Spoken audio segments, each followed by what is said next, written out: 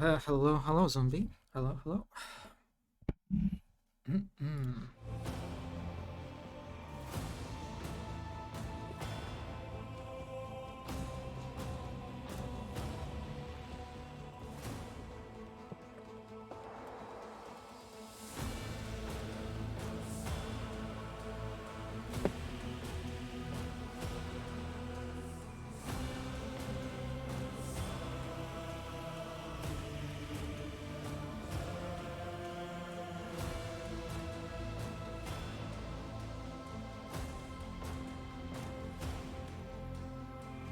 All right.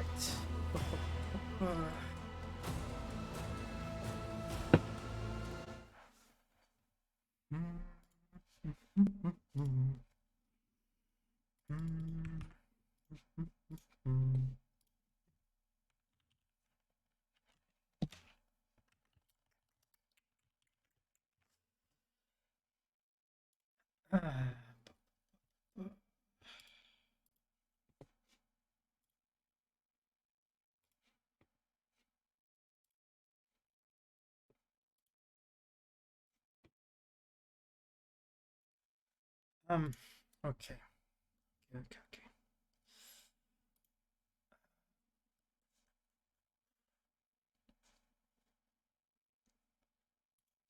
All right. Hello. And yeah, let's continue our Rogue Trader playthrough.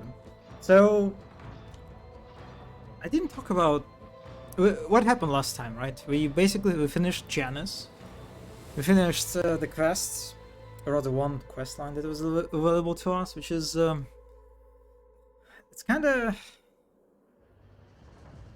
it is kind of interesting how mm, I'm, it is a tough one. It is a tough challenge to sort of to convey, I think, the experience of, you know, exploring the planet, right? I think like the Janus was a bit I definitely fell a little bit short uh for me in the sense of in the sense of scale, you know, the spaces that we covered, for example. It was like, I don't know, like the whole quest line felt very short, and like it was like the pacing was too quick. Um, and it kind of like started even with Iliad, I think, you know, when we kind of approached her and asked her to join our party, and she just did it. It was kind of surprising, right? And then like, what was the quest about basically? What was like all the thing that we did? We came to the planet, got ambushed, talked to the governor, then talked to Iliad. She joined our party. Then we talked to a bunch of other characters, and we got a new area unlocked, right? The jungle. We got to the jungle, had a bunch of combat encounters, then returned back, had the final fight with the governor. That was it, right? That was the whole planet basically. It's yeah. In the end, it's kind of, I don't know. It's kind of hard to sort of explain, but like just sort of, you know, for me at least, there's some sort of dissonance, you know, between sort of the scale that is suggested to us about, right, what we are doing. Like, oh yeah, we're exploring this planet, we're reclaiming our world, one of our worlds. Um, but it was just basically a bunch of encounters, combat encounters, and that's it, you know. And it's definitely was on the lower end, I think, in terms of like we're just thinking about encounter diversity, right? Like I think so far the exemplar area was electrodynamics Cenobium, right? We had all sorts of encounters, including non-combat one. Janus was basically all about fighting cultists, right? It's like these generic enemies that are just, I'll be honest, like at this point they kind of all mesh together, you know, like I kind of like I understand. It's sort of funny that all this time we've been fighting all sorts of different factions, right? We've been fighting like cultists, Then we were fighting bandits, like we were fighting cultists in Act 1. Then we fought bandits in Footfall. Then we fought like rebels on Janus. But visually and mechanically, we've been fighting the same humanoid, like brownish, grayish, sort of visually colored enemies, you know? And it's kind of, and Janus was kind of, I think, like just, most of the encounters were really, really repetitive, you know? The introduction of Eldars kind of helped in the jungle area, but the problem with Eldars that I thought about them, and they just, I mean, I think they help. Even so, mechanically, they're just basically a bit of a tougher humanoid enemy that we faced before. I think what carries them is that they are lore-wise the kind of new sort of faction, right, that got introduced. But mechanically, they're more or less the same, you know. And only the final, the Farseer, right, the Moron or whatever his name, he did something different, right? He actually like was creating this environmental hazards, the psychic storms that I actually had to like play around, so that was nice. But that was basically it. And then we had like the final area that was, I like the final counter, like that. I had no problems with that one. Yeah, apart from that, like, yeah, I don't know how I feel about it. It's the fact that our time on the planet was so short. Everything happened so quickly, right? And how the kind of it sort of like clashes with the scale, supposed scale of our sort of endeavor. And the fact that even so it was fast, the encounters were really just hard to say, really. Hello, Mono. They help by being hot spaces. That's true. Yes, that's actually, I guess, a good point. But they were kind of just in the end, right? Just in the end. Yeah, I don't know. Janus was definitely not that great, unfortunately, for like variety of reasons. And I think that's kind of interesting to think about, right? Since Janus is a planet where we get Iliad introduced to us, it's you would think, right, that if you introduce a new companion, and this companion sort of occupies a specific mechanical role, in that case, in case of Iliad, it's a sniper, like a very, very distinct sniper kind of character. You would want probably to construct encounters in such a way that it kind of like elevates that companion, right? It allows the companion to shine. And I think in this regard, it kind of works this way. Like the final fight was definitely carried by Iliad, that's for sure. The fight with Farseer, kind of, sort of. It's I don't know. It's kind of just interesting to think about, because you would think so, right? You would want the companion to shine and kind of like build encounters around them. But if the player decides to kill Iliad, there are so many opportunities to just kind of like either not engage with her or just leave her, or like just attack her, right? And it kind of makes me wonder how many. Yeah, I would be interested in kind of statistics. I hope that all cat they will release something sort of like what, you know, Larian do. How many people like actually got Iliad like in their party?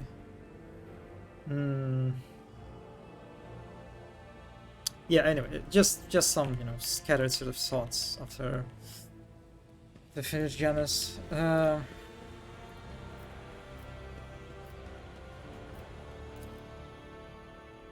Why am I here? What did I do here?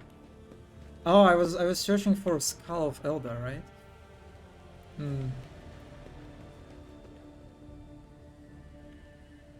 Like one thing that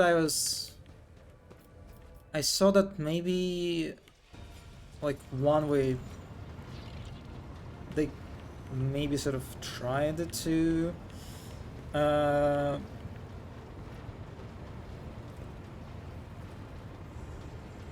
create this opportunity for Ilya to shine is by providing enemies that are pretty tough, right? Pretty bulky. And we definitely had lots of enemies that were pretty chunky in terms of their health. But at the same time, I don't know. I feel like that was kind of maybe appropriate. This level of sort of the kind of enemies we were facing, just because the planet. I don't think I was supposed to. Like, I don't think it was sort of the golden pass. In the in the designer's mind, that the player would just, after Footfall, not even finishing Footfall, the player will just like immediately jump past all the planets, right, straight to Iliad. So yeah, I'm not sure. Maybe the hells, like the buff enemies were basically just kind of like because the planet was sort of like in the middle of the act too, sort of. So Nikolai, I have excellent news. The average height of any Eldar is about 7 feet, so 330 centimeters. Oh wow, that's actually, I never really thought about how tall Eldars. Like they're supposed to be tall, but it's kind of like in the games that there are, you can actually see them, like all the RTSs, right? The Dawn of War, for example, series. You don't really have like a good opportunity to sort of compare. So they're actually quite tall, right? I'm glad. That's definitely. I like this news. And according to various online sources, it is about the same height as Space Marine, which makes me very happy. Oh, so okay. I for some reason kind of saw that Space Marines were taller. So are you? Wait, does it mean that Iliad is sort of the same height as Ulfar? That's actually. Oh my god, where is she? Let me check. Wait, she's in a different spot now. What? So companions can actually move?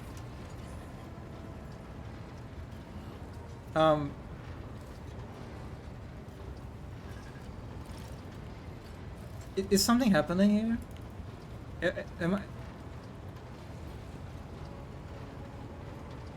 Should be, but I don't know if her model reflects that.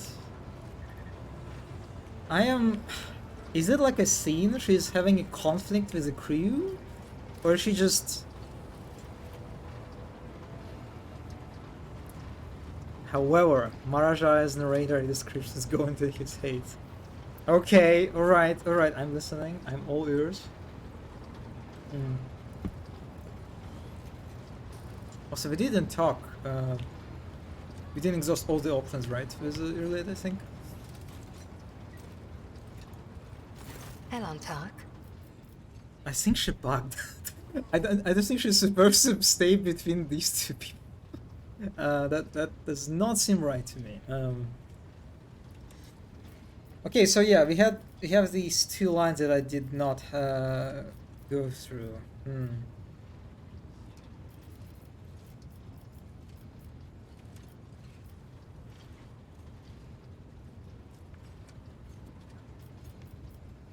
Think about war, right? Yeah. Strange and blasphemous things started happening during the first warp voyage with you on board. The crew are whispering that you may be the reason. Is this true? I don't think so. The minions of She Who Thirsts could sense my soul behind the thick walls and thin veil that separate your fragile lives from the roiling fury outside. A child of Asurian that dared to wander beyond the veil, within the reach of an outstretched claw, protected only by the barrier of unreliable monkey technology. It is too tempting a quarry for the monsters that serve Cylon Thresh. Wait, is she like a liability, sort of? Yeah, that basically means that she's we are in a greater danger because of her, right? Because like the attention of demons in the warp is sort of heightened to us because of her presence. Interesting. Our ships never venture beyond the Veil, and I never traveled the way you do, Monkey. Elantak, I admit this was a novel experience. Wow, okay. I lost composure, let dismay into my heart, and almost strayed from the path. This moment of hesitation drew the attention of She Who Thirsts. But I summoned my will and used the knowledge of meditation to achieve balance, and hide my soul behind an impenetrable wall of resolve. Future journeys beyond the Veil will still be difficult, but I will steel my heart and not let the hounds of Cylon Thresh pick up my scent ever again. Remember, Mono, you mentioned something about meditation, I think, last time. Like one of the scenes involving like meditation was earlier. Maybe I'm misremembering. Alright. I'm very curious about Marajai's reaction to warp travel. Well, I have been mulling over our conversation, and I can understand why you do not like people. But I think there is something else. Something that I cannot understand. Okay, wait, I forgot to check. Yeah, she's tall. Yeah, but is she as tall as Ulfar? I feel like Ulfar is just... Ulfar is gigantic, right? I feel like she's a little bit shorter than Ulfar.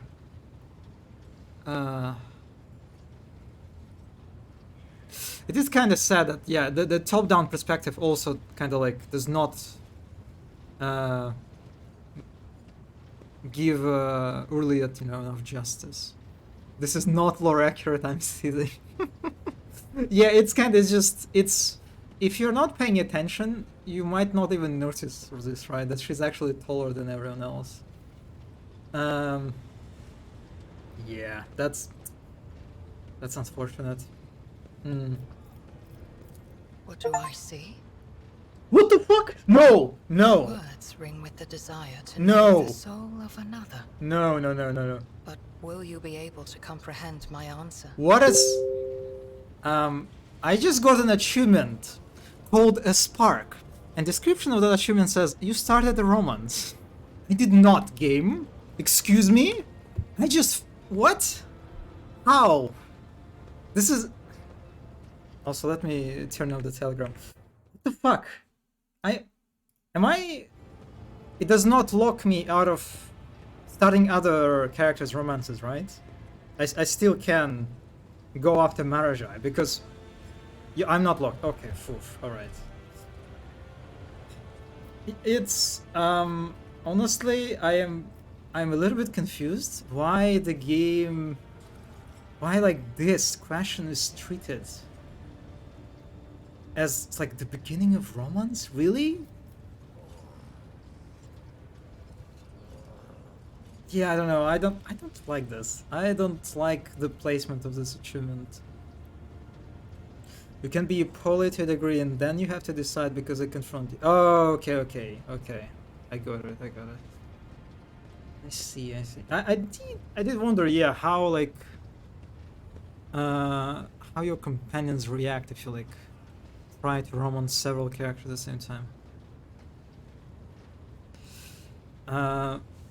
Also, this is great because there is a jealousy event with Marajai if you romance someone else that is needed. His best ending? Are you telling me I should actually go after Irliot? I don't know. I mean,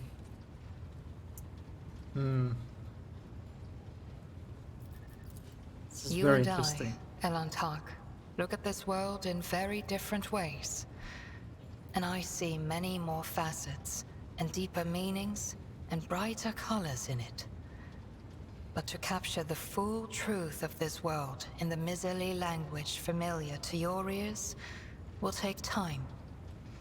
I will come to you with an answer later.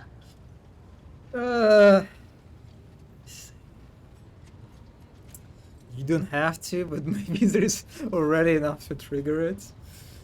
Oh boy, I see.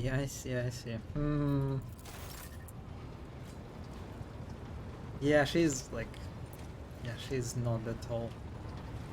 Definitely not enough. Okay, alright. Let's talk to other characters, right? Because now I think they're supposed to have new dialogues, right, for us? Because we are in Act 2. Abelard. Lord Captain? Yes, I see. There's something new. Okay, Oh, Abelard. I hear you and Cassia exchanged words recently. What happened? And who brought this piece of news to you, I wonder? Then again, I have nothing to hide from you. Of late, the helmsmen have been going off course with increasing frequency, and the reports are full of contradicting accounts. The problem continued, even after several demotions were handed out, so I took it upon myself to investigate. Oh wait, it's about... Oh yeah, okay, I remember, yeah, we had the last time, after we went through the warp, I got like a dialogue with Vigdis about Cassia, right? Okay, that's about it. It's not about Abelard, I mean kind of about him. I was astonished to learn that our Lady Navigator has been amending entries in the ship's log, and the officers have been keeping silent on her orders. I immediately demanded an end to the outrageous conduct, and I reprimanded Lady Cassia in front of the officers. She greeted my words with silence, and then quickly departed. I should not have acted thus. I never even found out what drove her to do it. Okay, and there is... Oh, wait. We didn't have this option in the first act, right? Can you just like... Does it mean that in Act 2 you can just kind of like ask any companion to leave? What? You tried this out? Why? Why would you do it? That... just to see. You say it before, okay. Wait, but wow! Wait a second. Abelard is a pretty important like a character in terms of like the hierarchical position that he occupies, right? What's happened? Like, he's so hurt. But is he replaced by someone else? Like, do you get like a new generic SNES show or something? Because it's kind of...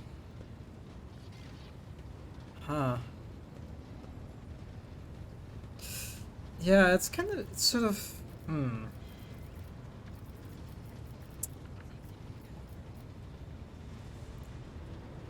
I immediately reloaded and apologized. I'm glad. As you wish, Lord Captain. What would you like to know? No, all the personal questions are all... Of course. A noble as you wish. Yeah, he doesn't really have anything new, unfortunately. Lord Captain. Alright, that's kind of disappointing. Oh, Abel! I want to talk to Abel. I want to talk to my baby. Where's my baby? On the other side? My baby.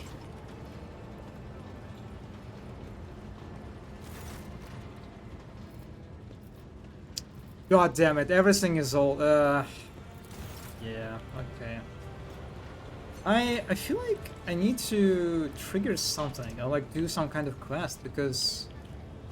Let's see, who else is close to me? Idira. She has a... what? She has a buff?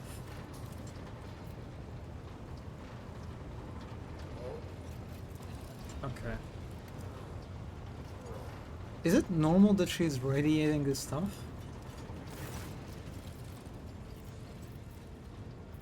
Yeah, I can also ask her to leave. Okay, yeah, I see. You can completely empty your ship if you want of any companions, it seems. This is very, I don't know, it's kind of... You can also hand her over to Heinrichs, Idira, or Irlid.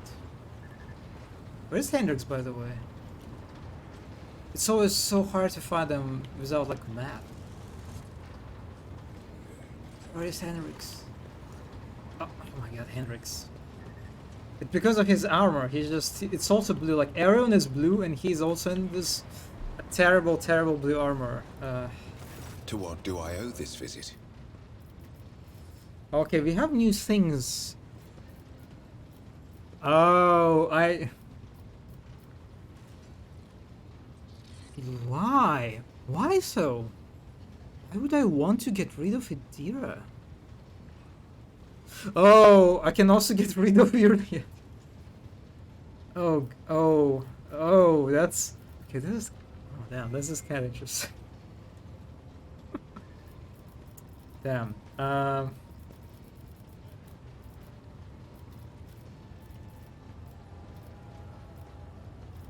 Alright, let's talk. Alright, Heinrichs, I want to discuss the card of the Final Dawn.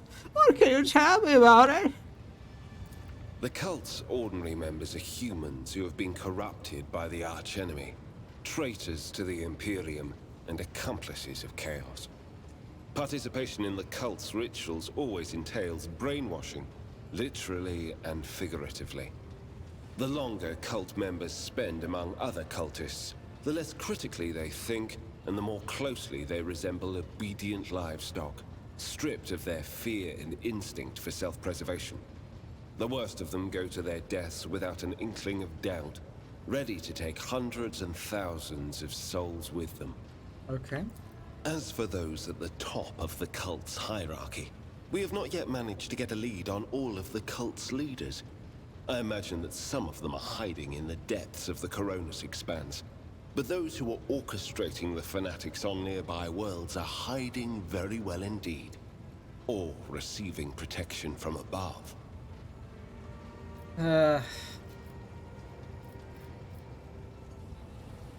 You seem to have been investigating this car for some time. We discovered the first traces of it as soon as we arrived in the Coronis Expanse. Since then, the more we learn, the better we see just how far the roots of this blight extend. Destroying individual cells is pointless.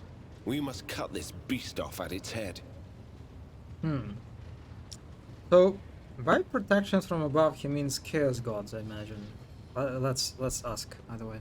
Well, what do you mean, protection from above? I know what you're talking about, but I'll still ask you because I want to hear your voice. Governors, commanders, rogue traders. Oh, okay. History is full of those who neglect their duty to the Golden Throne and seek allies in the wrong places. I expected like actual higher power, but alright. Rogue traders. I mean, there are only three. Oh my god, I wonder. Would Winterscale be a heretic? Since he included the rogue trade in this list. Because I remember in some of the dialogues. What is this? What is this smiley face? God damn it. Mono. Okay. Yeah, like I remember that dialogue we had like on Janus, I think, about Winterscale like doing a very shitty job of like providing an order on one of his worlds or something like this, right? Remind me, what's your mission regarding the cult? I need to confirm the reports from my agents. According to them, one of the cult's leaders is in the Kiava Gamma segment, an industrial world within the dominion of the Von Valancius dynasty. I hope you won't impede my investigation. Okay, we could go after... We could go on this world after Footfall then. As you wish. Oh yes, you wanted to discuss the nature of your mission? Yes, but not here. I wouldn't want our conversation to be gossip fodder on the bridge and in the officers' mess. Oh. Alright. Alright. No,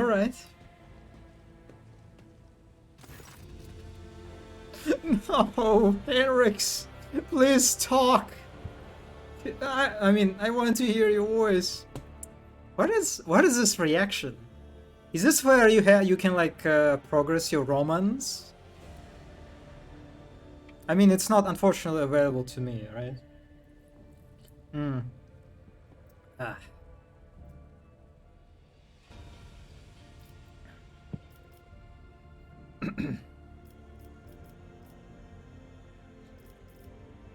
Well, I welcome. Okay, no, that's I didn't talk. I didn't watch. Thank you for finding an opportunity to talk. I trust now would be a good time to explain the reason for my return aboard your ship. Of course. I welcome the chance to assist the Inquisition with its inquiries on Galaxy. Lord Captain, your enthusiasm is commendable. The interrogator smiles, but his eyes remain cold. To business, then. The cult of the Final Dawn. The madmen preach their heretical doctrine among the denizens of the Keranos Expanse and instigate crimes against the throne and humanity. One such crime took place in your protectorate. The Lord Inquisitor considered it necessary to have one of his acolytes accompany the rogue traitor on the voyage into the corrupted region. I also need to meet with one of my observers on the capital world of your domain.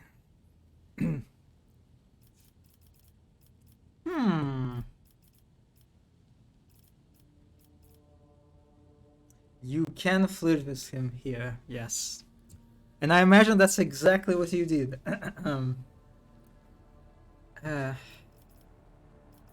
Wait a second. Oh yeah, I know the lore, Henrix. Why would Order Xenos agent investigate a chaos cult? You're well versed in how the Inquisition is organized, Taff. Yes, initially our arrival on the Keranos Expanse was dictated by the need to fight Xenos, but there is more. The cult is tangentially related to my main specialization. Perhaps I will be able to reveal the full truth someday, but right now I ask you to display humility and patience. I would never. Of course.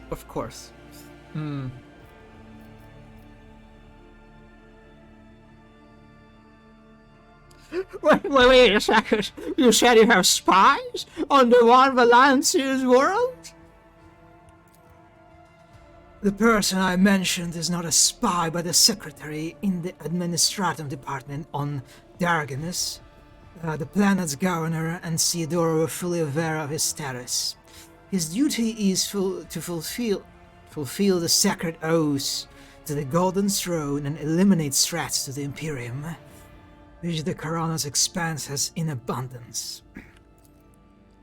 His name is Achilles Scalander.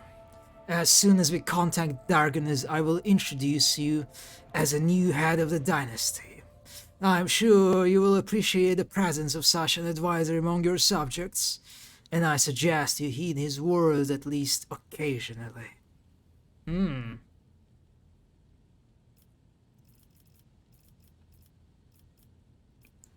Well, I mean, the Dark Inquisitor mentioned in his letter that he is willing to show lenience toward my actions that would otherwise be interpreted as radical. Henrix nods. That is correct.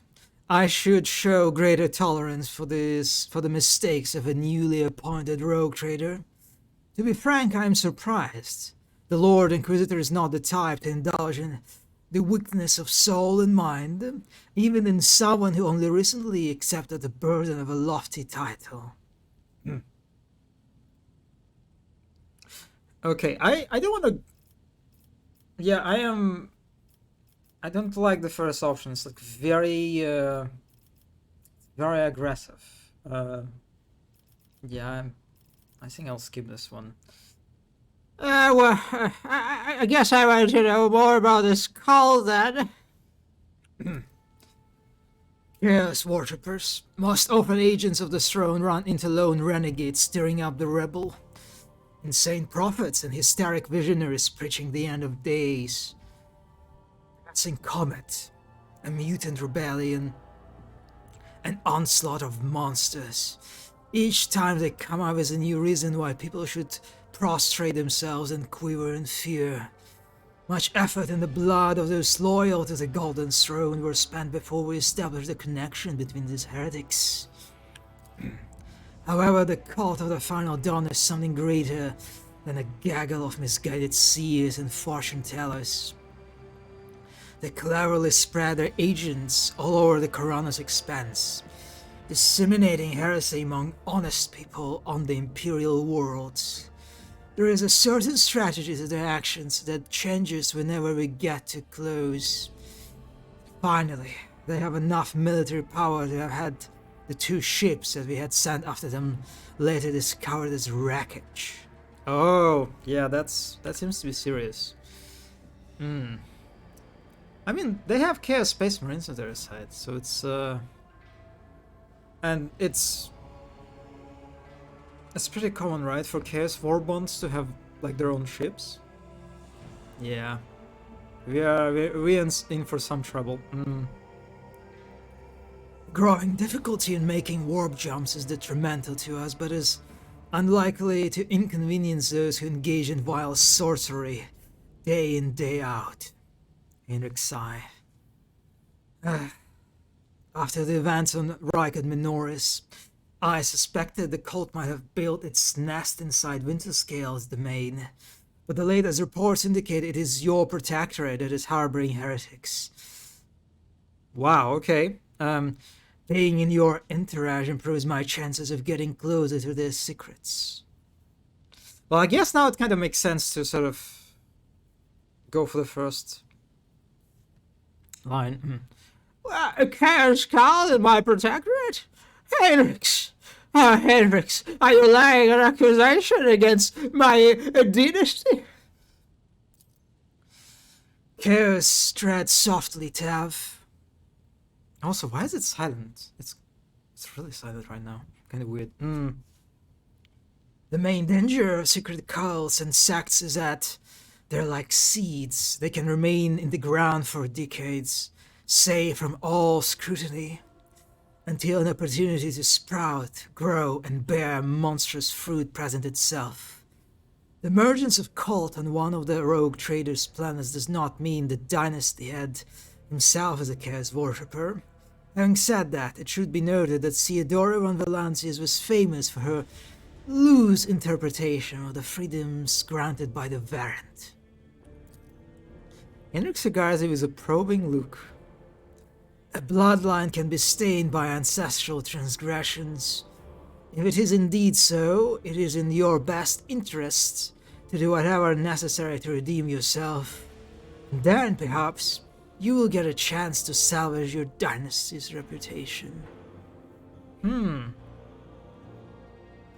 wonder if you can, like, reveal Henrik's inner puppy. Oh, I'm sorry, I mean inner iconoclast. If you not engage in a romance with him, like, let's say if you go full iconoclast, which I mean, I'm going to do that, right? Can you like get him on the better side? It's especially funny after you already found case agents on Janus, like your literal plan. Yeah, like, I mean, yeah, like literally. Oh, okay. You know, actually, I think that's just. It is a bit weird. It definitely feels like I was supposed to get this conversation before I landed on any of my worlds, you know? Right, yeah, right. Yeah, it is. It's like, yeah, that's kind of silly considering that we literally just killed our own governor who turned out to be a Chaos worshipper. Yeah, there's kind of, it definitely feels like, I mean, not very often, but there are moments when it feels like the game like would really benefit from just from a little bit of reactivity, you know, from bit of expectation, you know, that we can like if the player like tries to do something a little bit out of order, like to kind of sort of accommodate it. I think you can get him away from the Inquisition even without a romance. Not sure how so. You can get him away from Inquisition? Like him living the Inquisition? Wow, that's interesting. Huh. Well, I already agreed to give you a praise about my ship. What else? The rogue trader should deliver me to the system that contains the industrial world of Kiawagama. I will then accompany you to the surface and determine what the cult is planning and how it intends to use the resources that have fallen into their clutches, which may very well include the blessed engines of the Adeptus Mechanicus and even the followers of the Omnissiah themselves. No, oh, not my Mechanicus. Oh, wait, Industrial World. Oh my god, is it like another area full of Adeptus Mechanicus characters? Okay, I'm really looking forward to it. I honestly kind of want to go right now to the planet, but I think it's more like it makes sense to finish the Footfall.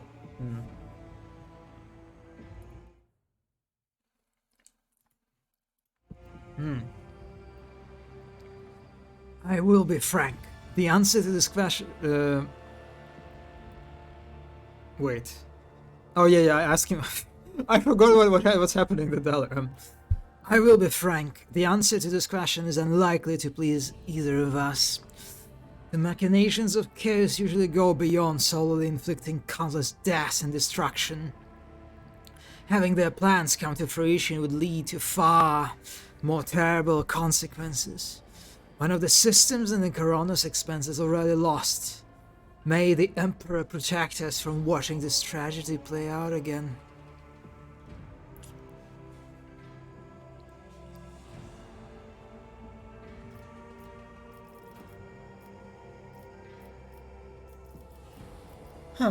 Well, by the way, remember that we met at Chaos Space Marine on Rykard Minoris? The Varese crowning into his brothers? Oh my, that reminds me. The Heinrich's reaction to that fight. How like he basically like immediately prepared to just die, right? In that fight. That was so funny. I have no doubt it will happen sooner or later. Tav, Chaos Marines siding with the cult is very, very bad news. Most likely they kept away until recently, pulling their puppet strings from a respectable distance. These traitors seldom show up alone. The best we can count on is having to deal with just a squad of Chaos Space Marines in Coronis Expanse, and not an entire company. You know, that now that I think about it, that Chaos Space Marine fight is kind of weird because that guy was carrying like a heavy bolter, right? So it was like a guy who was sort of like specializing on the range combat. But the way he was, he just kind of like attacked us, like literally sort of jumped on us. Was, I mean, I guess it was a Chaos Space Marine, so to some extent they abandoned reason and tactics. But yeah. Okay, that is another discussion about the arch enemy servants. Let's talk about hot space elves. Henrik winces. The Drukhari, one of the branches of the Eldari and ancient and vicious Xenos race. Those creatures are a living terror to ordinary people who fall prey to their raids. For the simple reason that the victims are not killed outright but instead become their playthings. Just as you and I err to survive, The Drukhari acquire psychic energy born from torment and pain, which they extract from their captors with uncanny expertise. Oh, it sounds fun. Their ships, which are difficult to mistake for any other, arrive suddenly and undetected. Their stealth technologies greatly surpass the capabilities of standard Imperium auger arrays. The objective of their raids is never to capture world or ship. No, they are only interested in fresh victims. After filling their holds with living captives, they disappear into the webway, a different dimension which conceals their greatest stronghold, Komora. Komora? Komora? I don't remember. The dark city of the Drukhari, from which no one can hope to escape. None can hope. I wonder. Yeah, the foreshadowing. Yeah. Okay. Hendrik studies your expression. I do not know why the Drukhari stole Rykard's son, brought about the fulfillment of the cult's prophecies. Perhaps the Xenos themselves have played into the arch-enemy's designs, or perhaps Aurora's divinations, in fact, describe the Drukhari's actions. There is only one thing I can say with absolute certainty. There is no alliance between the cult of the Final Dawn and the Xenos. It is simply impossible.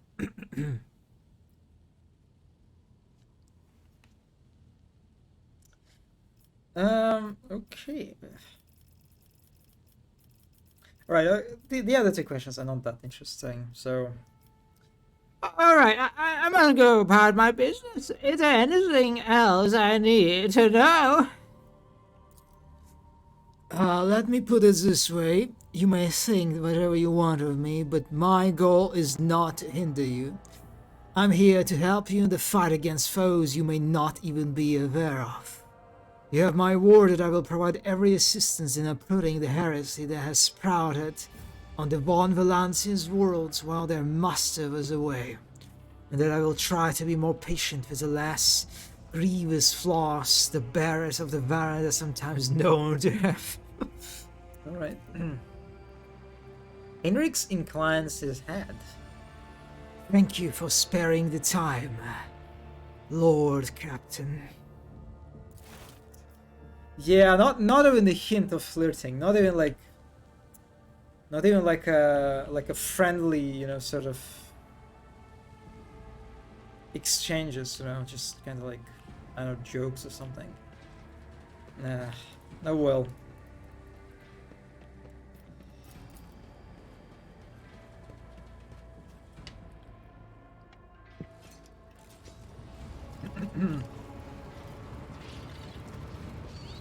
Okay, we also have... We didn't talk to Argenta, right?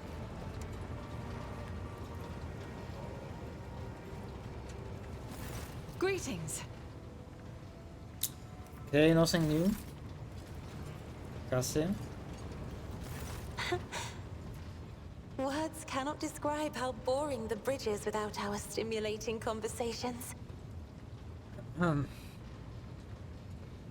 Okay, yeah, let's check out on Cassia. What's happening with her? I have heard rumors that you are not getting along well with the crew. Panic flashes in her ruby red eyes, and your heart starts beating a little faster while your hands go cold.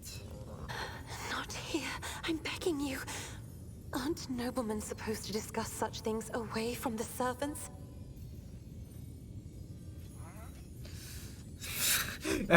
Wait, my study.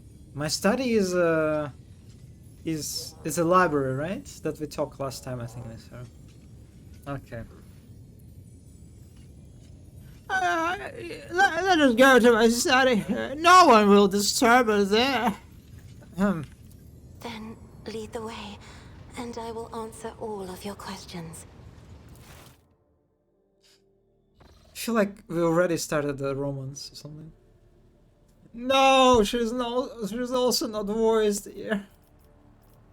God damn it. It would be so nice if, like, at least all the dialogues on the barge, on the ship, be voiced.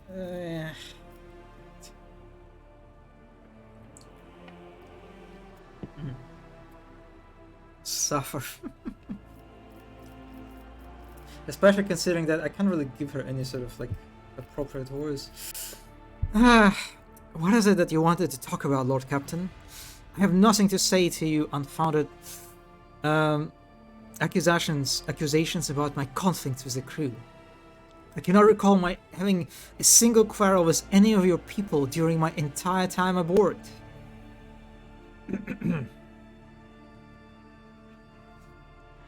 We need to mention Abelard, I think, right?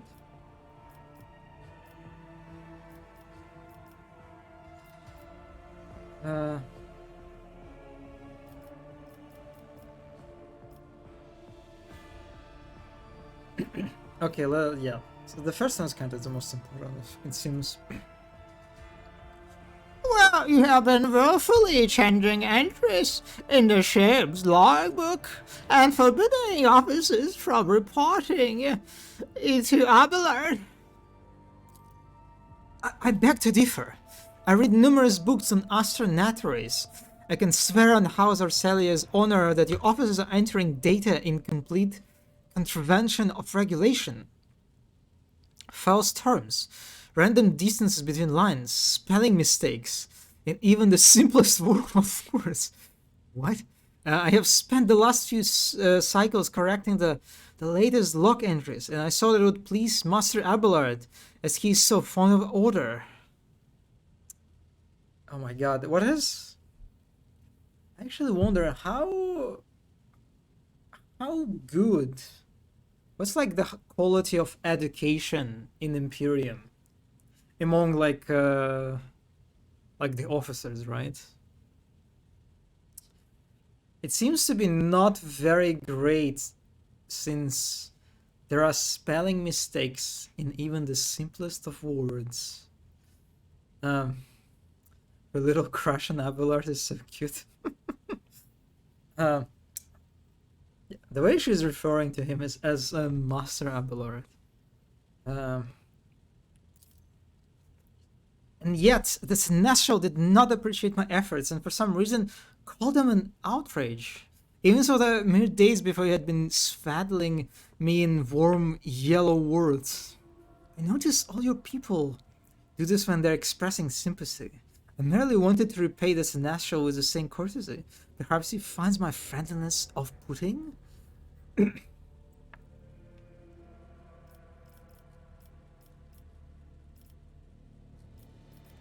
Damn it. I need to bully Abelard after this. I need to confront him. Well, the messenger you rebuked butchered his own family and then killed himself. What about that? I haven't rebuked a single errand boy on the ship. Cassia ponders this for a moment. Well, I think I remember. A kind young man with a shy smile and skillful fingers with too much rotten ochre on his shoulders. I grew tired of the disgusting color and advised him to lighten his burden by casting the weight of his shoulders. He did not come the next day or ever again.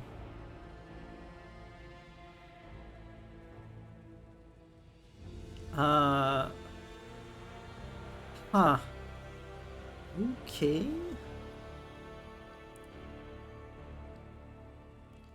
Well, I mean, I have more. Well, for example, during the warp voyage, you gave the wrong orders, which led to the vessel shifting off course, and then Servus Bay being destroyed.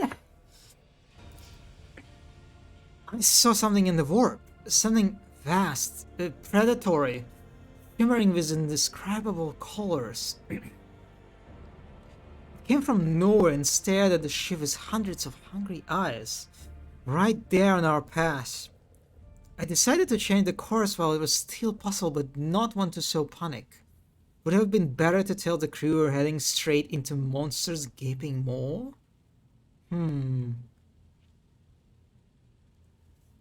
Damn, she's countering everything I'm throwing at her.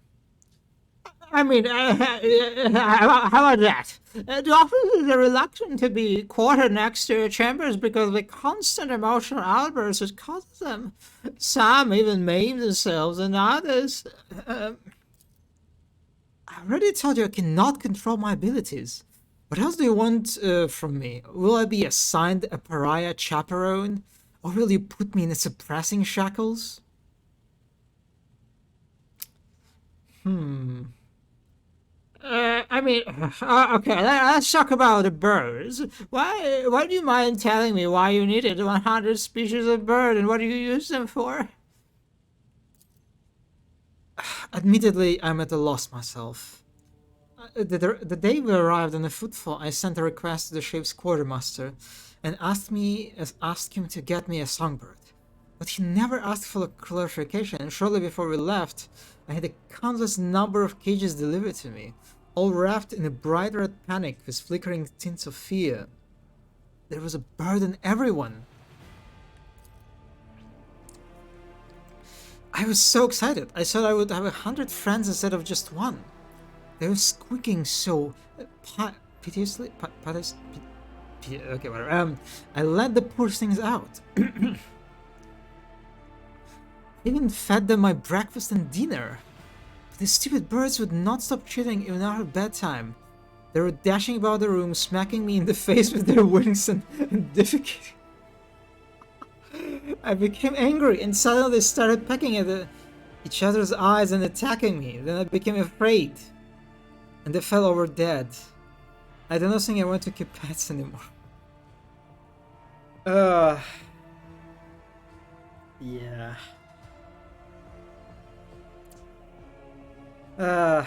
Yeah, she is just a kid, basically.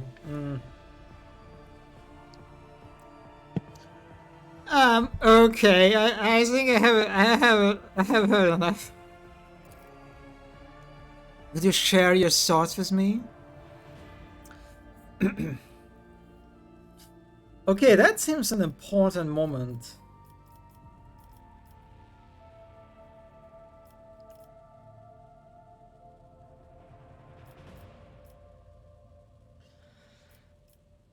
Oh my god, okay, like the second option about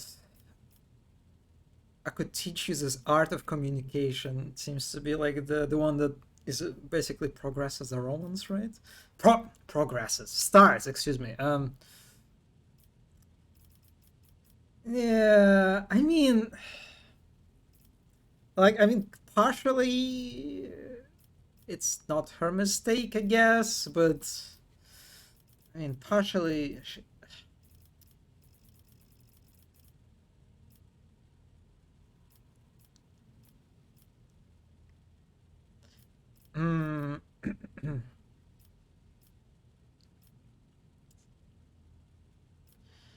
all right. Whoa, dog, your steps, but we will find a way to defeat them. I promise. Your kindness knows no bounds, Tav. Castiel lowers her silver eyelashes. I will endeavor not to cause you any more trouble. Very well. Since we're done with this misunderstanding, I would like to change the subject. It would only be fair for me to ask you a few questions now, wouldn't it? Cassia hesitates and continues in a less confident tone. Do not mistake me. I'm not going to accuse you of anything. It's just that you're the most worthy interlocutor on the entire ship. You're always so busy. I'm sure. Why would you like to ask? I read a treatise by Paisius Demobius very recently, who claimed that subjects would never believe their new ruler was better than the old one, unless the old one had been a tyrant. No matter the circumstances, the low-born rebel become deluded about their prospects and rebel in favor of their base desires. What do you make of that?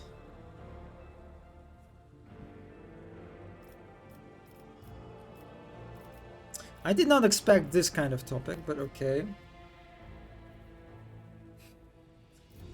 Okay, alright, this one... Okay, this is a romancing option.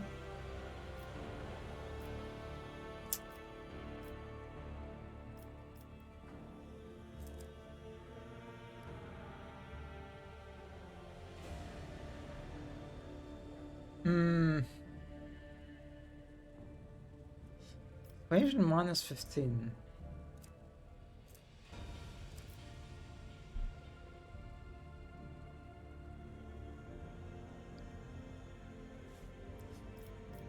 I mean, the first one makes sense, I guess. Yeah. Since we succeeded on that one. Well, on the contrary, the loyalty of the subjects can be bought at a pittance. Lower a tax, throw them a festival, or feed the needy. A gracious gesture once every cycle will exalt you in the eyes of the rebel, as if it were his own blessing. Cassia thinks for a moment and then smiles. Indeed, I was not wrong about your merits, or your ability to hold a conversation. I hope my second question does not confound you either. According to the 20 tomes penned by the preacher Oistak Istefan the Forgotten, mercy and cruelty go through the world hand in hand, but people flock only to one pan of the scales. Would you rather inspire fear in your followers, or be magnanimous and choose Ave?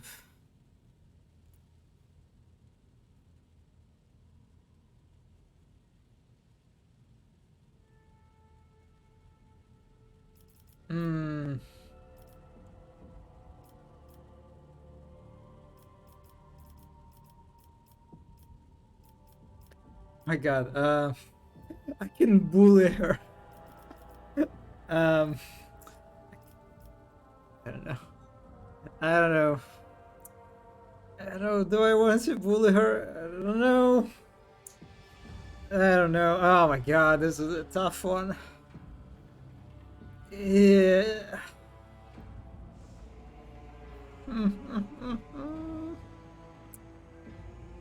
Yeah, god damn it. God,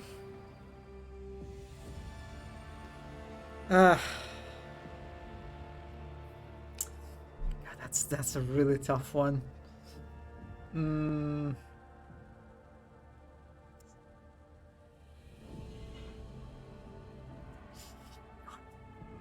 God damn it.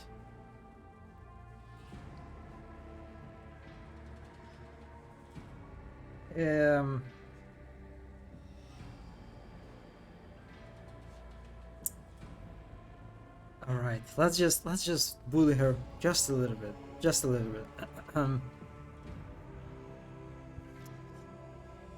what would Gortash? Was it Gortash? What would Gortash do? I mean, I don't know. Gortash. I cannot type when it glows. Oh wait! Oh, are you're painting your room right now?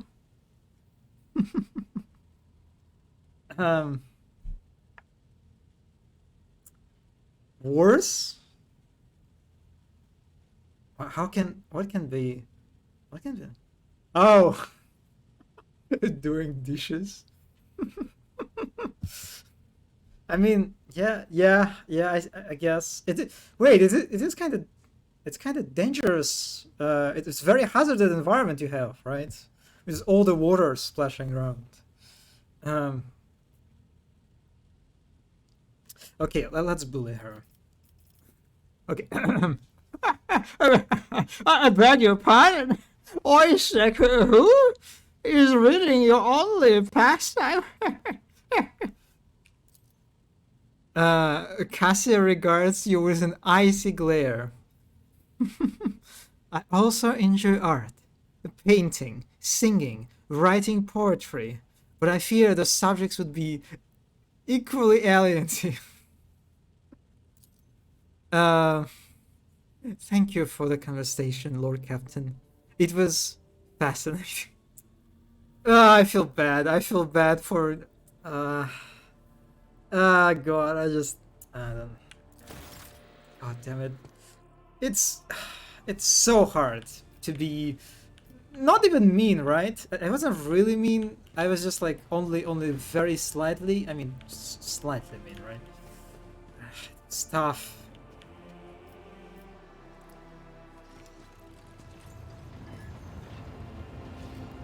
Okay. Argenta, yes. No, Argenta didn't have anything new. Who else? Oh, Pascal. I imagine he probably doesn't have anything for me. Wait, how do I... Wait, huh? I am... Okay, alright, I couldn't close map for some reason with a keyboard. Button... Where am I?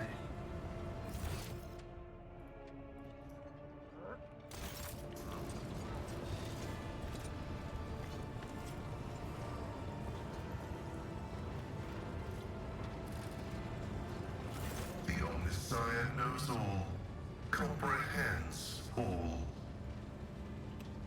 Okay, strange messages. I don't remember about this, but let's talk about this, I guess. Strange messages have been appearing in the ship's log. What do you know about this error, Pascal? This statement is true. Algorithmic violations have been recorded, as a result of which I twice performed an offering to the cogitators of corrected data vows and ruled out the possibility of sabotage. I hypothesize that the violation is a consequence of the discontent of the ship's machine spirits. I recommend a procedure of placation of the honored spirits for the glory of the Omnissiah and the steel angels sent by him. Okay. May your labors be effective. I kind of feel bad for leaving him out of the party. Alright, let's go. Let's go to Footfall.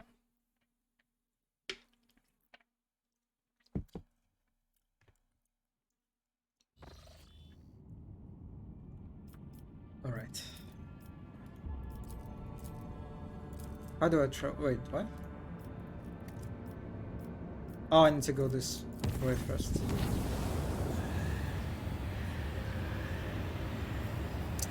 Oh my god, what's happening? Read this. Lord Captain, I bring dire news.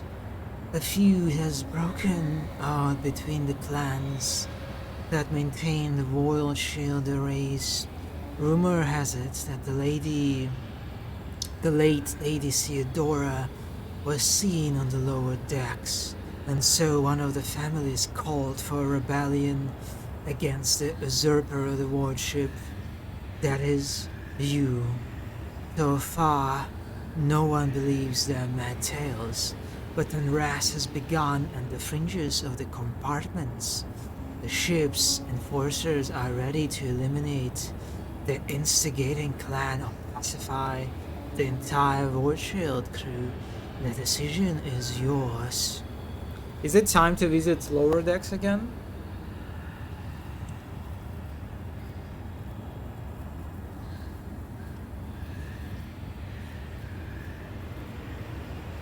Oh, that is interesting. What's the story about the Lady Theodora?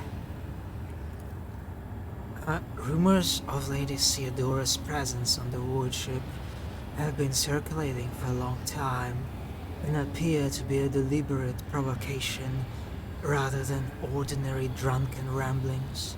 Perhaps someone is intentionally stirring up the masses to rebel against you, or perhaps it is the influence of the warp. Enforcers are already investigating, but right now we need to stop the conflict from escalating any further. As long as the unrest continues, the Wardship's shields will not be operating at the full capacity. That reminds me, we never like completely cleared out every heretic, right? every cultist in our ship. So there is still a good chance that like a bunch of cultists still like hanging out somewhere, right?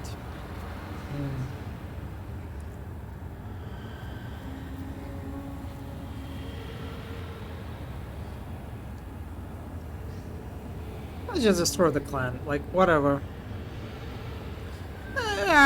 You'll destroy the rebellious clan and find a replacement among the neighboring crews.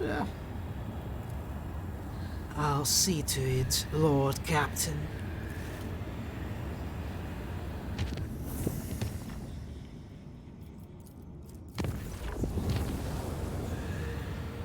Oh my god. Oh, okay. Ah, it's the same thing. Okay. Lord Captain, we have an emergency. We have received a word that there's been a sighting on the lower deck. The Walkmaster's voice breaks. The Walkmaster. Sighting of Lady Theodora. The messages we have received are incomplete and vague. Little more than yelling and hysterical claims. There are reports of casualties and unrest. The compartment in question has already been sealed off, but I thought you might want to look into what's going on for yourself.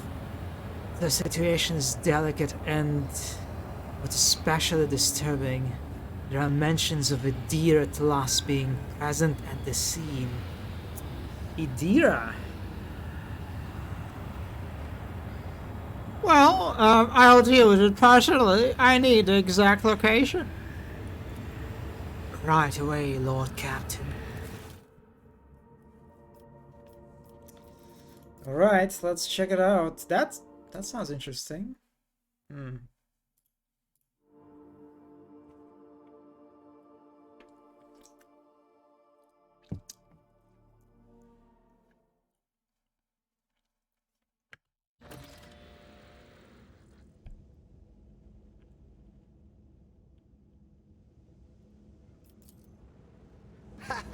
Applaud my brilliance. One step I just think we were at a here time, last time, right? Oh, amidst the there's a bomb.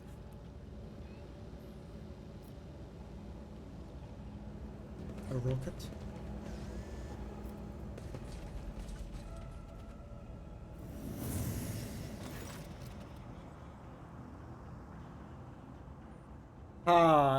Interesting. And who now deigns to grace us with their presence? Another gaggle of heretics and traitors thirsting to get their due for what they've done? Or is it the leader himself who has finally grown tired of hiding behind others? Theodora von Valancius is before you, and she looks grotesque. A hole yawns wide in her chest. Rusted hooks protrude from beneath her skin. The lump and inflamed scar cuts across her throat. The figure flickers, and so it is dropping in and out of this reality. She looks at you with whitish eyes of a corpse and smiles venomously. It would be kind of cool if her portrait would reflect this, but okay. Rogue traitor, we meet at last. I had grown tired of waiting for you to pay me a visit. Theodora's look is appraising, and her mocking tone turns to one of distaste. Indeed. Centuries of selfless toil and effort, and everything I left behind has gone to this non-entity. Argenta's eyes spark with fury. Warp illusion, begone! Argenta, my dear. There is no need to make such a fuss. Why don't we sit down over a cup of recap like we used to? I listened to your rapturous tales of sacred relics, portents, and your special pass. You must have been so lonely without me here. No one else is willing to listen to your ravings or help you with your childish treasure hunt. Theodora laughs melodiously, almost without a mockery. At the sight of terrifying Theodora, Abelard's face turns sickly pale. own spares from the cursed operations of the arch-enemy. Is that what you're truly praying for? I can hear how fast your heart is pounding, Versarian. I think deep down you hope this operation never ends. Wait a second, I think we're already met. Of course, boy. Don't call me boy. Of course, boy, for it was I who gave the order to bring you here, to my ship. Oh, how I rue the decision now, and how I regret heeding the advice of my seneschal. Abelard whispers hardly to you. How can this be? It is the same vision as on the officer's deck, and yet entirely different. Why does it not remember the meeting? And why does it remember what the real Lady Theodora did? Alas, my glorious voyage through life was ended in the dullest possible way. By death and nuisance I staved off as long as I could. But I do not weep for me, my boy. I am still keeping an eye on my property and punishing all those who failed me. Theodora bares her rotten teeth in a snarl, her laughter piercing.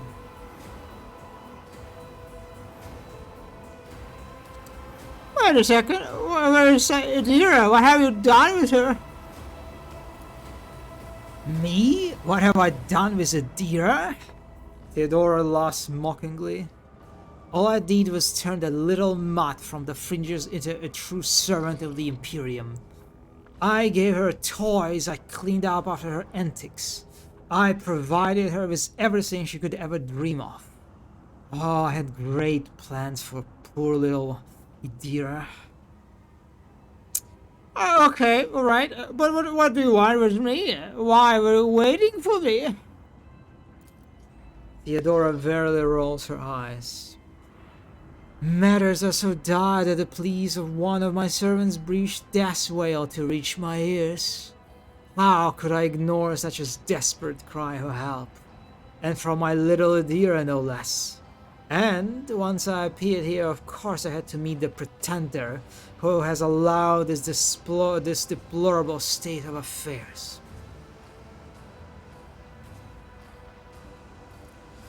Well, I'm sorry we could not help you, but you just do not belong here. Read the room. Theodora tosses her head back and laughs.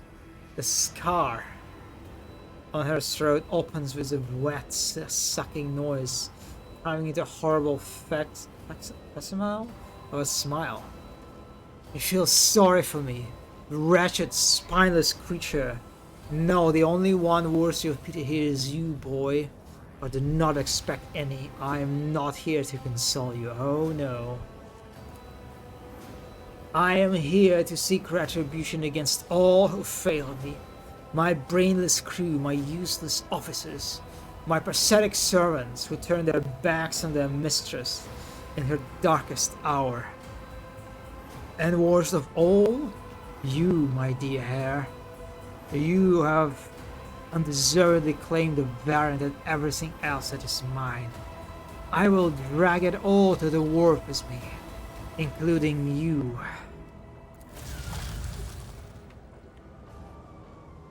Okay. Alright. People's remains have been hideously mutilated. The flesh seems to have melted at the edges, and is sickly coated in stinking mucus. My warp sight reveals something. I won't try to break through the wall. Okay.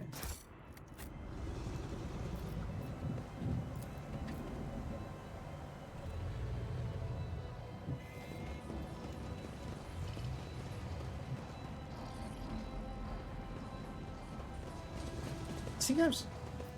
Too hard for a simple monkey? Okay. I would think that I'm supposed to go this way because of the holes in the wall. Maybe not. They will see. Oh yes, they all will see.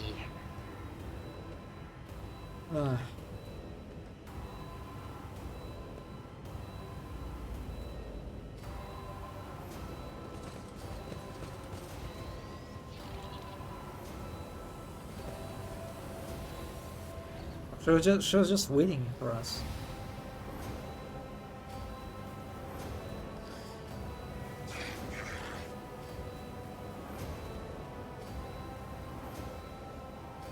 Alright, Idira is just chilling here.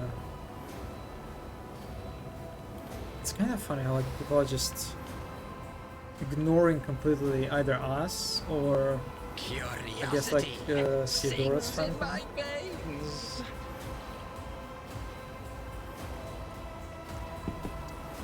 Ah, there you are, my little coward. Why don't you look at your captain, Idira? It's wrong. It's all wrong. Look at her, boy. My little Idira is utterly trapped in her visions. No matter, I will allay your doubts. Lord Captain? Idira turns her head to you, but her demented gaze only rests briefly on your face before sliding away. Up close you can see that the base of one of the Idira's temple implants has blackened and melted. No, wait, Lord Captain, Lady von Valancius. Idira raises her eyes to Theodora, who stands before her. Tears stream down Idira's cheeks. You came back. Theodora clacks her tongue in sympathy, reaching out to tenderly stroke Idira's hair. Poor little Idira, there. How could I not come? You were crying for me so desperately. Your pleas carry to the very depths of the warp itself. The smile suddenly drops from mutilated face. Why didn't you save me? Why didn't you warn me? Answer me, you insignificant wretch, or I'll drag the answer out of you myself. Theodora's finger dig into Idira's scalp, meeting no resistance. Idira lets out a soul-chilling howl and tries to grab the end tearing into her, but her finger passed through Monster's flesh. I didn't hear anything. I didn't hear anything that could have done anything to do with you. I'm sorry, Lord Captain. I failed. Idira breaks into a strangled scream, and you feel air around you grow rapidly colder. Time for toxic cure. Alright, she took some damage. Not a lot, so. Argenta wordlessly swings her weapon up and aims at Idira, who is struggling in the monster's hold. Sister Bada looks at her without an ounce of doubt of mercy. So, is Theodora just basically a demon that was kind of like lured by Idira's thoughts or something? Okay, so it seems that like the demon, right, is, I assume it's a demon, is immaterial. So shooting her is probably not a good action here. Yeah, okay, yeah, let's stop her. Argenta, stop! Don't shoot her! Argenta weakens her nose at your shouted command and lowers the weapon by a few centimeters, but she does not put it away. I can kill Idira here. I mean, I guess it's one way to solve it.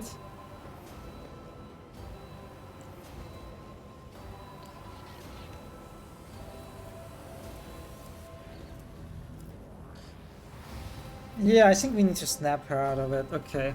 Idira, I am your captain, not her.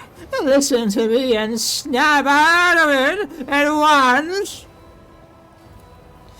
Persuasion has succeeded. Idira shudders and goes limp, then she blinks, disoriented, and looks at you. Lord Captain! Damn it! Theodora shows the sucker away with a low snarl. The rogue trader's body begins to change, losing its human shape. Chaos will devour you. It will devour everyone responsible for my death. Die! Die for the delectation of my lord!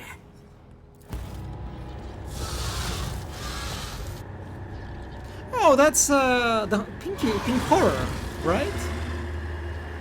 It's a Tzeentch demon, I think. Well, it says it's just a war beast. It looks like a the pink horror, which is actually, let me. I think actually I don't know. It's kind of a hard contest, I think, because I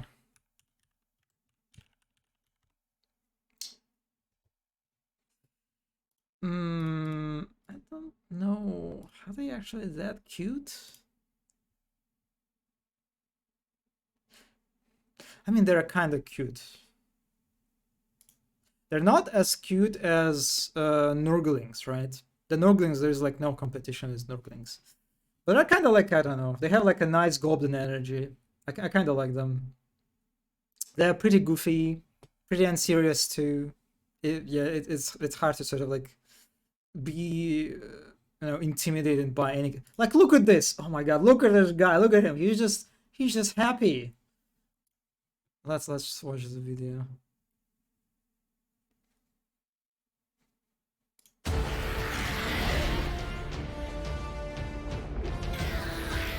Look at them! Oh my god, look at these guys. Vicious minions! Look at how vicious they are. It is Warhammer Fantasy, but the 40k has like basically the same demons. Yeah.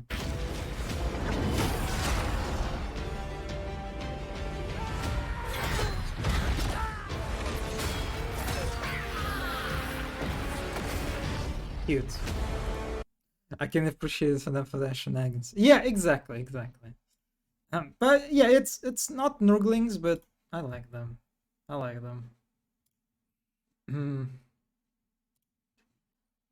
You definitely can go for like a very cute direction, like right here. Yeah, just little guys.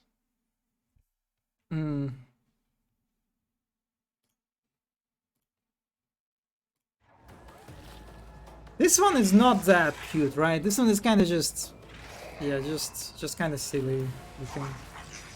And this one is oh wait. Oh, all the workers are turned on us. Interesting.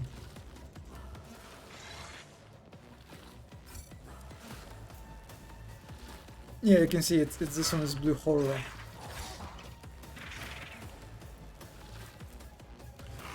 Oh boy, okay, so this guy's actually has 200 health. This one's at 86, 70. I mean, these guys are they're unionizing. Is it how like capitalists see the workers when they start any sort of endeavors toward unionizing? They just like this is how they see them. Okay. Alert. So these guys warp firebolt. Okay. This one can actually. Oh, is it like this? I mean, it's kind of confusing. The firebolt. Is it like similar ability that Idira has? Very likely. Yeah. Manifestation. Whenever the demon enters combat, each party member. Oh, we had this before, right? With demonettes. I mean, we go with Iliad as usual stands somewhere here. There are like a bunch of guys behind us, so we need to go with Abelard here, I think. Yeah, Abelard needs to go after Warbeast, I think.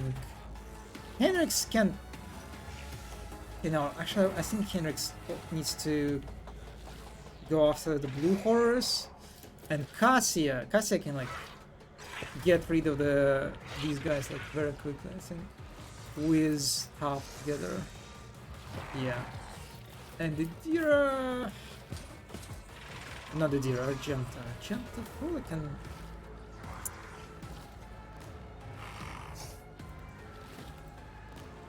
I guess. I think I would like to focus these guys with Argenta first. So let me buff Abelard.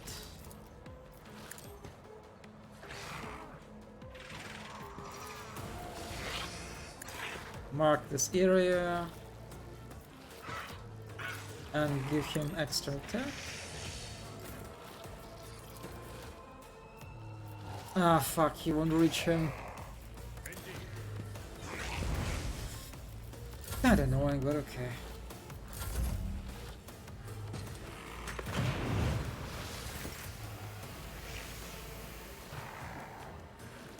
What is this?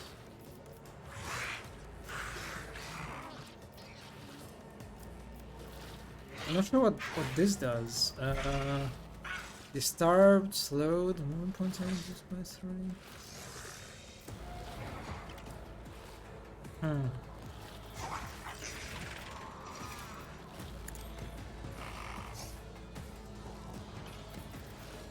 Alright, so I think I'll try to get out of that. Yeah. And then I'll just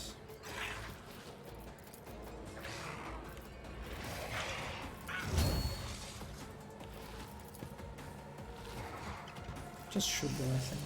Yeah. Okay, alright. Look at the what did he just trip? What was that?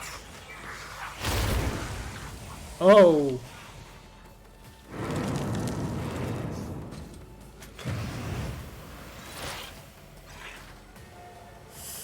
I mean,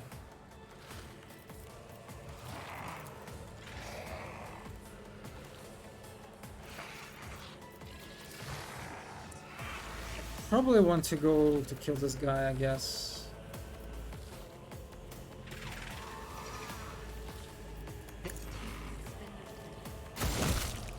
$52, nice.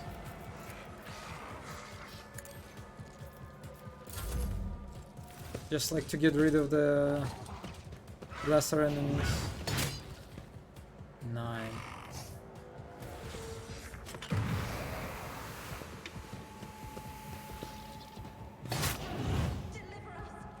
Yeah, I did not have a good placement for Cassia.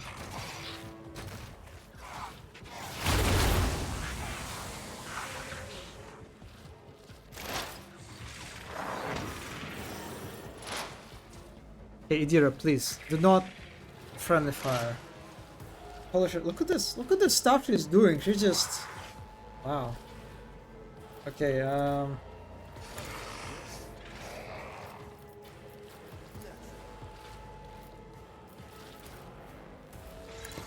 Yeah, Hendrix will just focus this guy, I think. 24 damage, nice. Okay, let's see.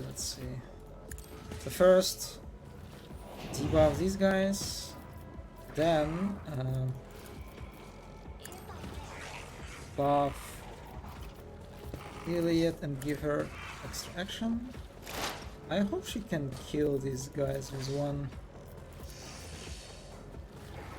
Please kill them both. A miss on the second. Okay. I'll take it. Sure.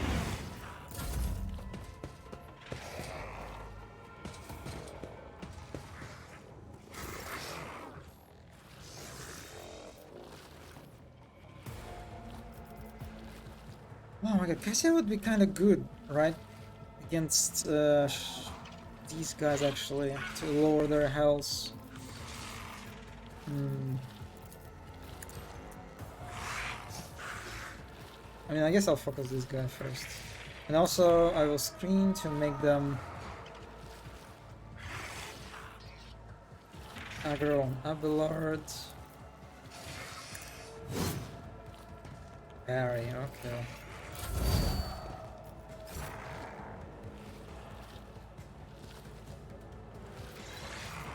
So, I will buff Hendrix.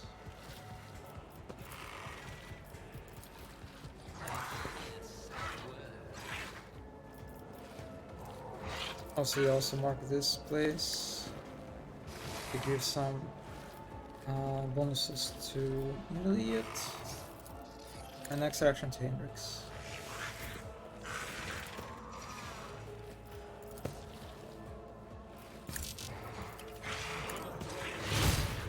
$39, nice. Okay, that guy's attacking Abelard. Good, good, good. High momentum. Oh no, Elliot. God damn it.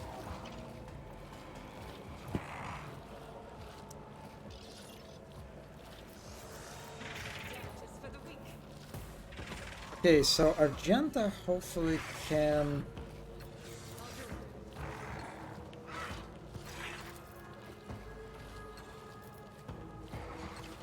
I wanna. I will hit Cassia probably. Yeah, 15 damage.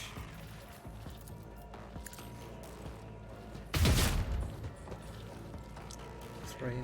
All right.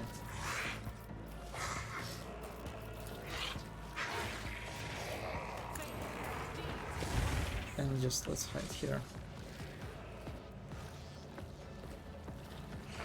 I finally know what the Hammer Maiden voice says, by the way. High momentum, it informs you that your bar is full and you can use your... Oh, yeah, yeah. I knew this. Wait. Oh, you saw it when you're referring to Pascal voice. Yeah, I knew it. I kind of like... I don't know, just... I noticed it like, I don't know, maybe a few streams ago. That it's when it says high momentum. I understood this. I mean, I don't know, I think I just kind of like coincided maybe. That I just kind of, I noticed that like, okay, there is this voice. Because I was curious about this voice, because, right? During the combat, like what exactly it means. So kind of like I was paying attention to it. And yeah, I noticed that it's about ult. I was trying to figure out for wits.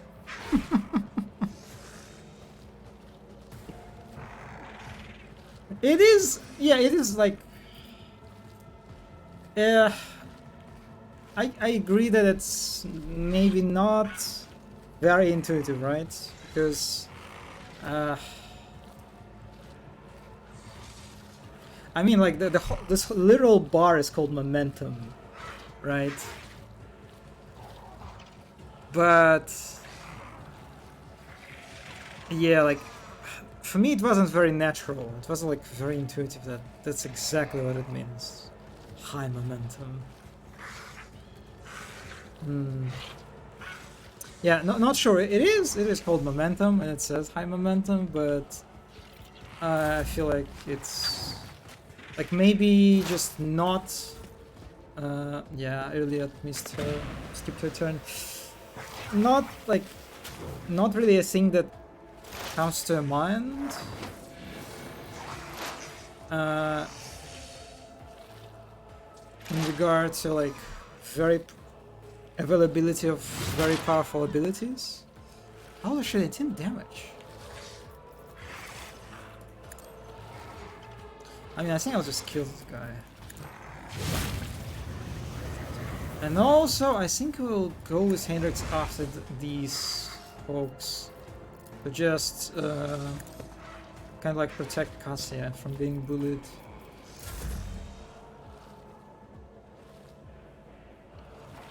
I legit did not understand the words. I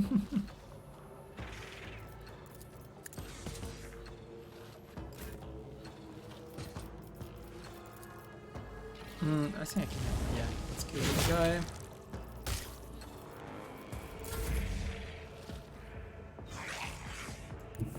Okay, so Karsi, I need to debuff these guys.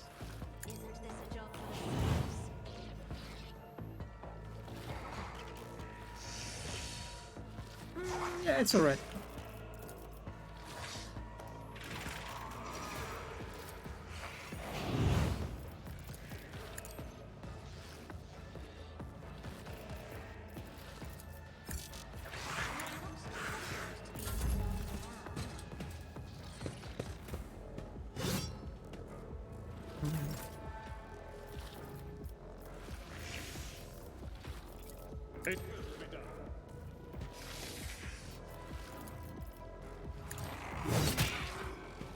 I should have targeted that guy instead of...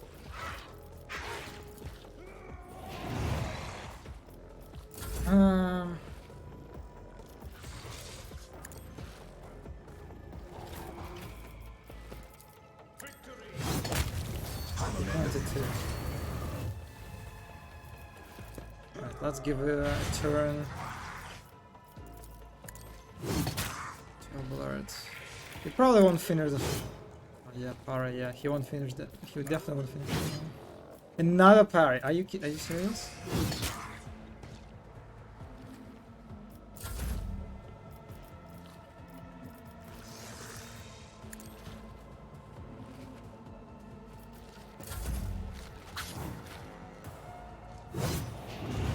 And parry is parry. Alright.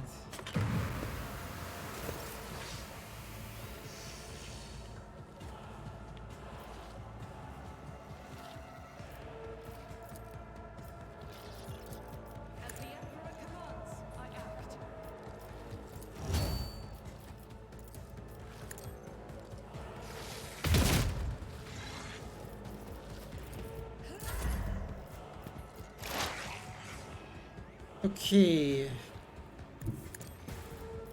I understand your intent.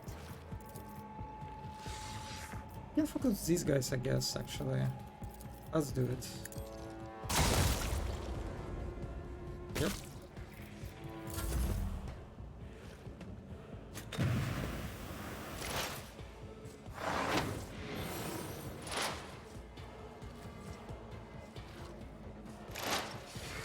Ice crystals appear in the air? What? What does it mean?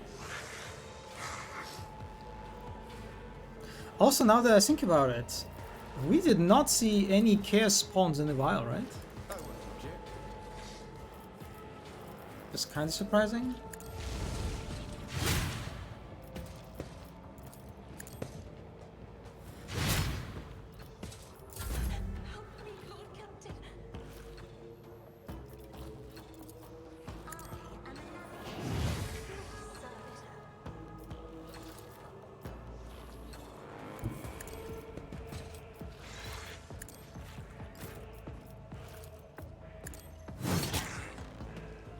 Okay, next turn, Abelard will probably be able to finish him.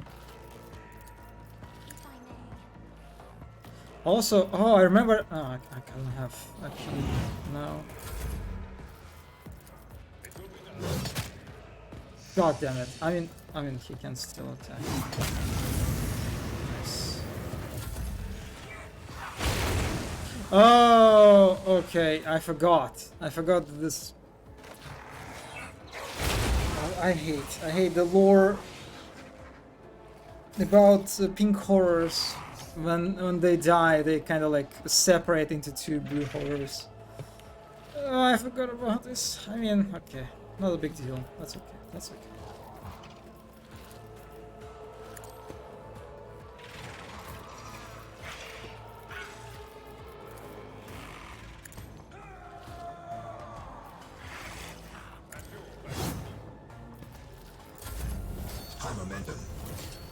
Okay, let's give X a turn to Idir. I misclicked and gave additional turn to Idira.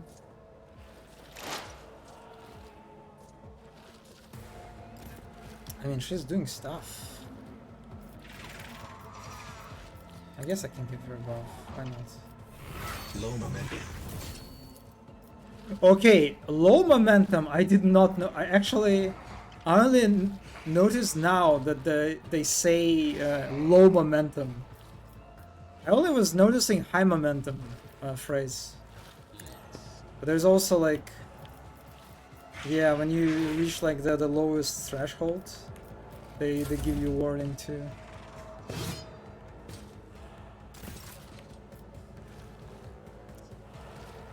Yeah.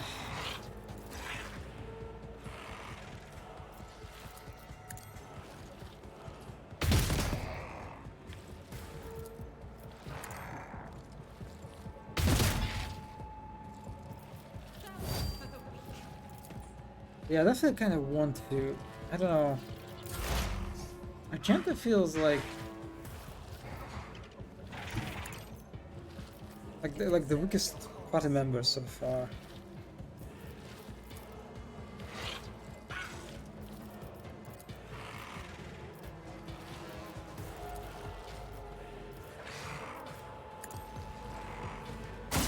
High momentum.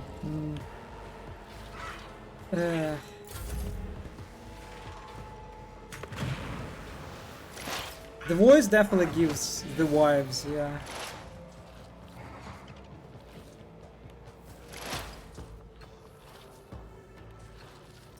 Some kind of Eldritch Beam, something.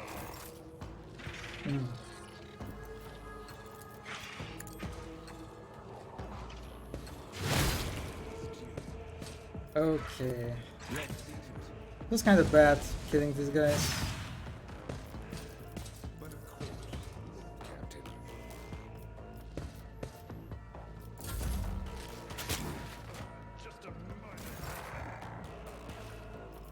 I guess it's also kind of like a...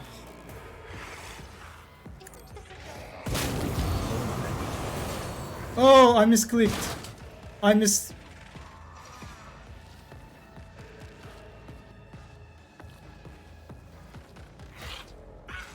Someone already thought it was Pascal Sim. How romantic.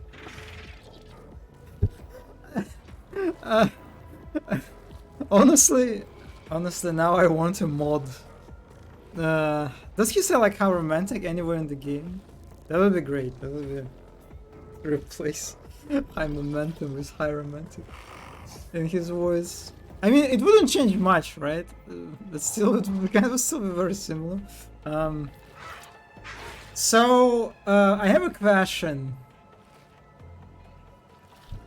It is canon in my head.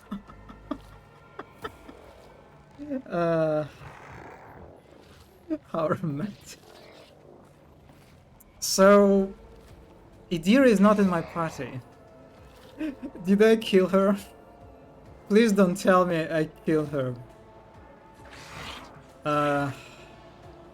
Because if I killed her, I don't remember saving any time recently.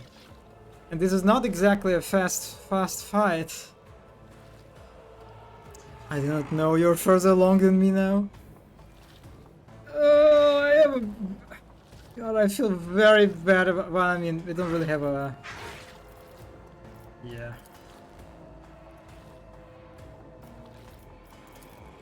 I did not like how the...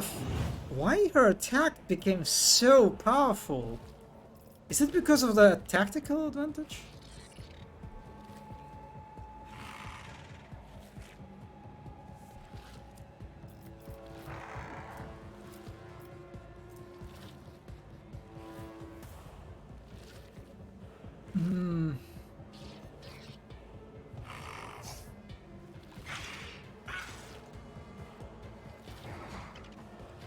Yeah, I'm not sure. I don't know.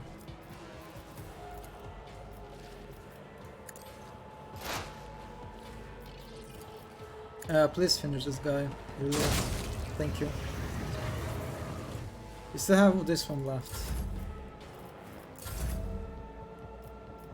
A wicked thought. She cannot. Whatever.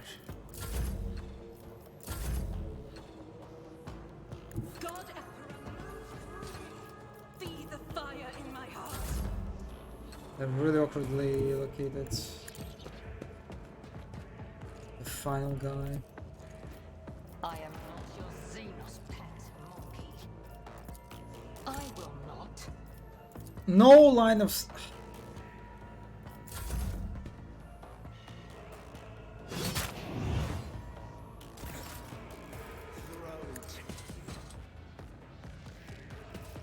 I mean, Henrik's probably the one killing him. I won't object.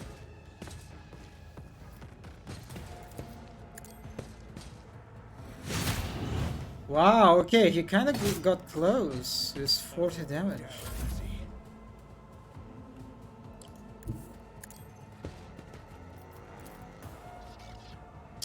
She cannot give unavailable. I have read terms of military tactics.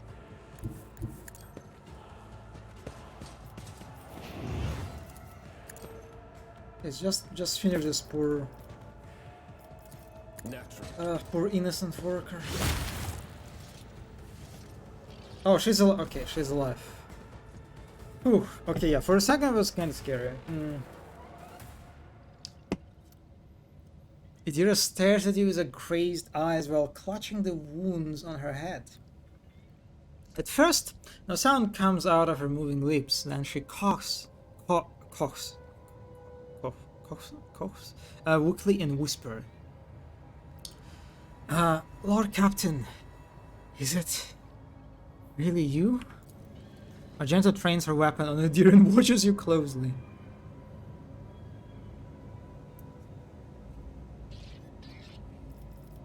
It's funny how like there are two dogmatic options, but that basically is all about the same thing.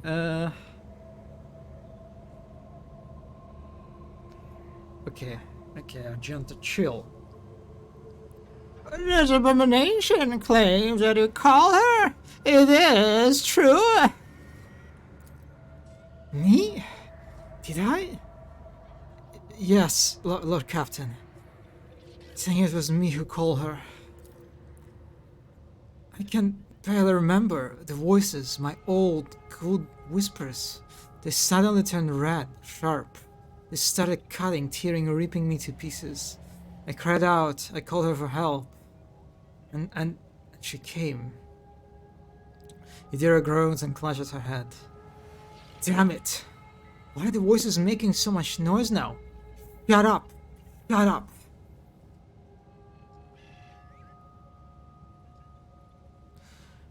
Well, the previous rogue trader has been seen on the ship recently. What that you're doing? Yes, stuff. I did it a couple of times when I had too much to drink. At the time, I said I heard a voice among all the whispers in my head. The voice was so sad, so clear. I couldn't help myself. I answered. I hoped I could reach her there. Idira bites her lip. Since she died, since I first heard her voice in my head, the whispers have gotten louder, clearer, harder to resist.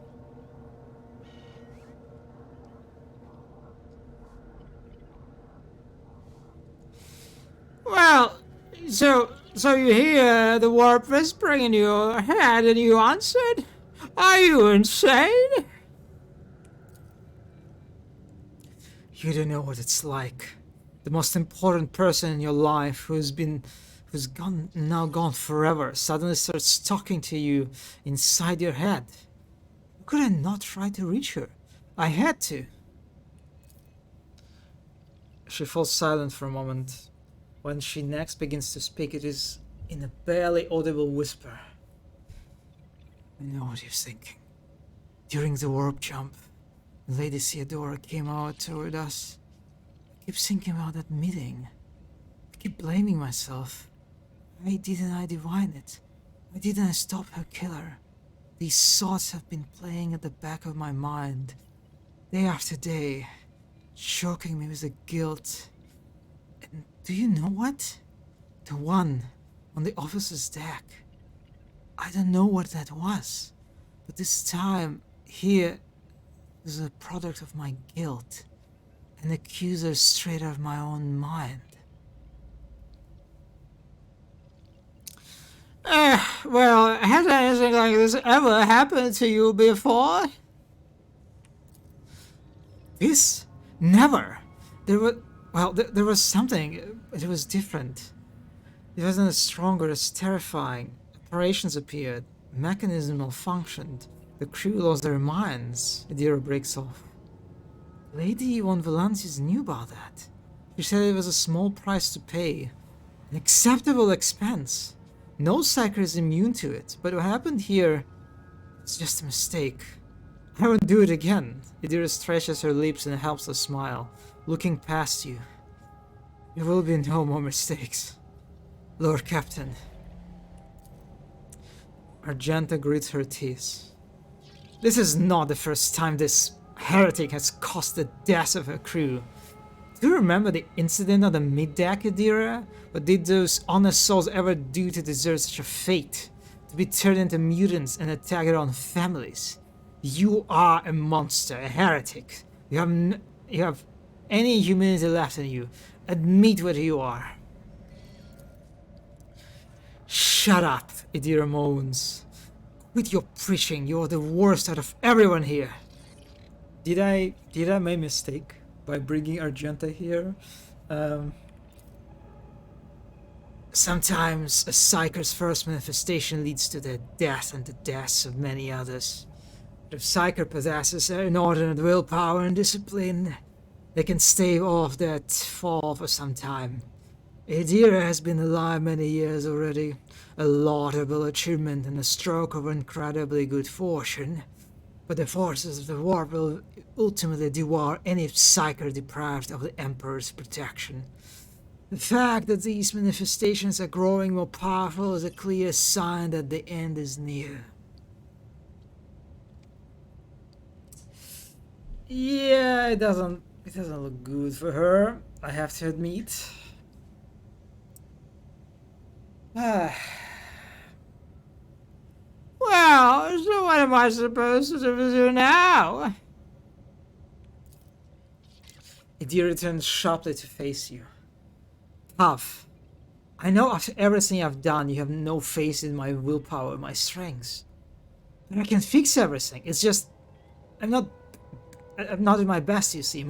Maybe we can find a way to replace my implants or some other remedy, a better one. Lady von Valancius said that such a thing could be found, not here than elsewhere. We just didn't need it before, but we just need to find it. We need to figure out where to look for it, and we'll get it. And until then, I'll keep myself on a tight leash.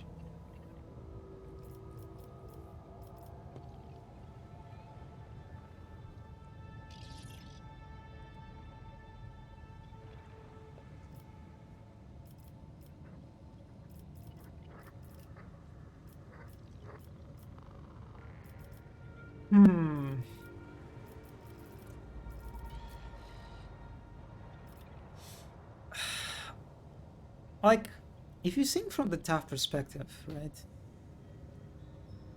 Idira is clearly dangerous here. And it's not like we have a lack of psychers. I mean, I'm literally a psyker myself. Not that I use any psyker powers, actually.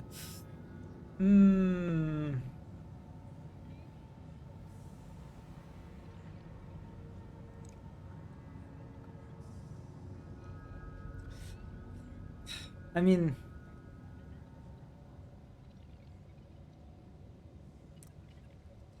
kind of like the thing that is a bit annoying here, that since she's a companion, right? And she has like I imagine pretty long and substantial quest line and all the content, right, that is connected to her. Just like on missing out of this on this is just, I kind of dislike that, like, that, you know, my reasoning is impacted by this, you know, sort of external, right? sort of constraints, you can say. That are not really connected to the game. Not like part of the like story or role playing or anything like this. Yeah, because like, I don't know, I want to keep her, but it also seems very reasonable to just get rid of her.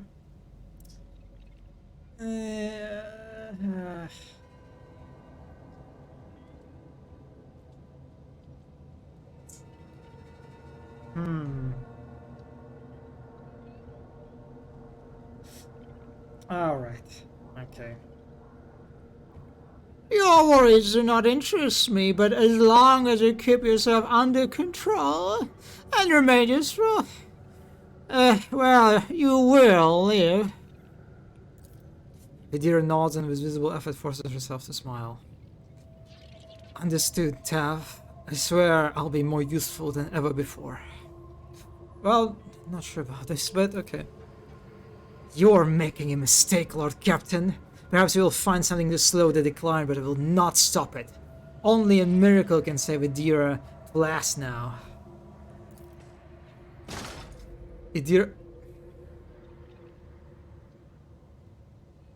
Okay, that was...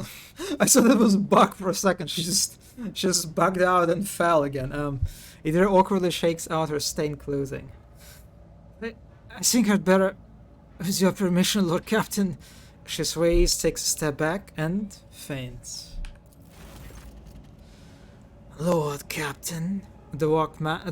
Oh my god, I keep calling her Walkmaster. The Vox Master's shaking voice comes over the comm pad. I received a report that the shooting on the lower deck had stopped. I presume you have brought the situation under control, awaiting further instructions.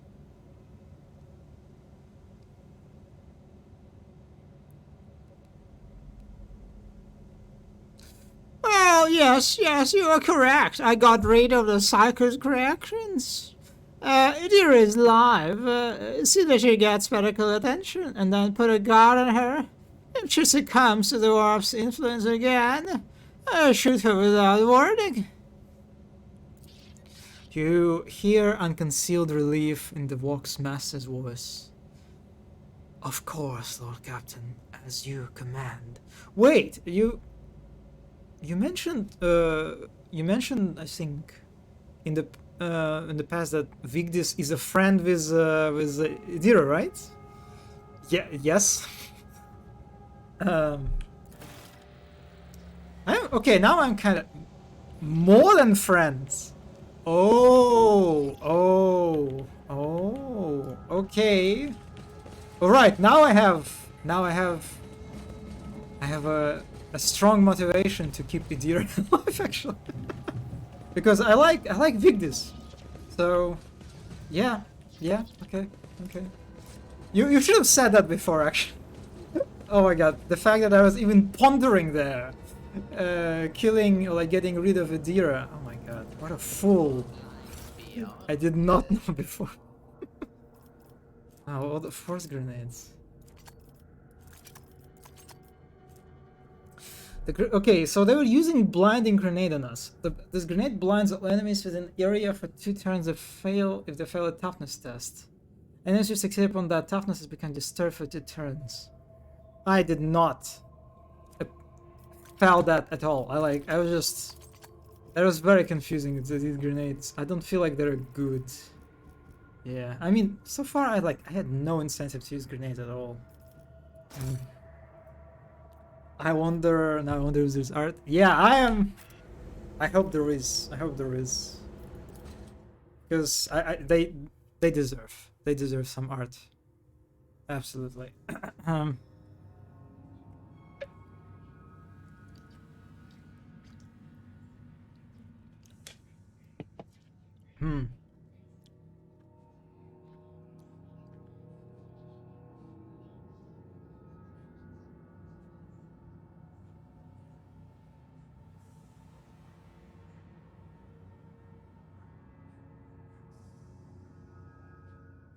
I noticed... Oh, okay. I skipped. But on the loading screen screenshot, there was no characters present. There was a kind of like empty bridge.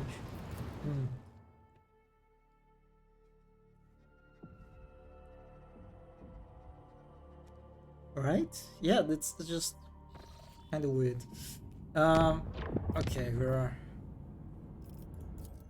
finally here.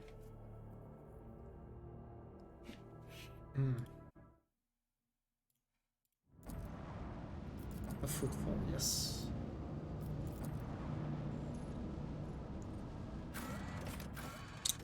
Okay, yeah, we have a bunch of quests in the Atrium and the Shadow Quarters. I think the Atrium is about confirming the fact that we, like, provided Footfall with food, right? I think? Let's do this.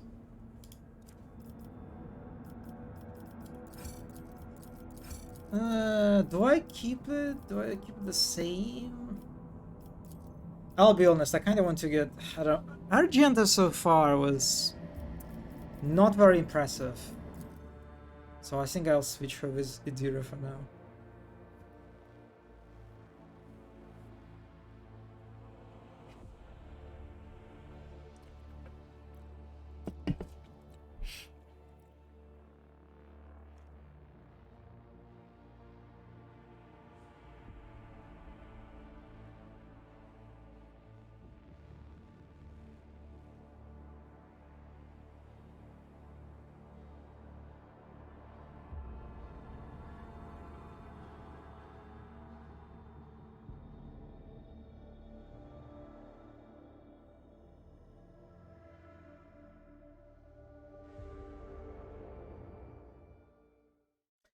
I do like how in that encounter, right? It was not just that we sort of like developed further Idira's, you know, story arc, right? Her quest and stuff. But we also got like tutorialized basically with the new enemy, right? The new enemy type, or even like actually several new enemy types. The blue and pink horrors. So it kind of like was nicely, you know, elegant, I guess you can say, in terms of doing a bunch of stuff. It's just like one little encounter, right? Okay, so let me see the rot. Wait, no, that's a different one.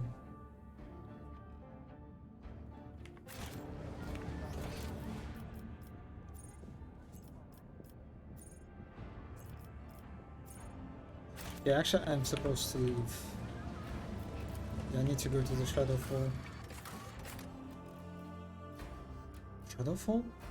Wait, was it? Shadow Quarters, oh my god. Shadowfall.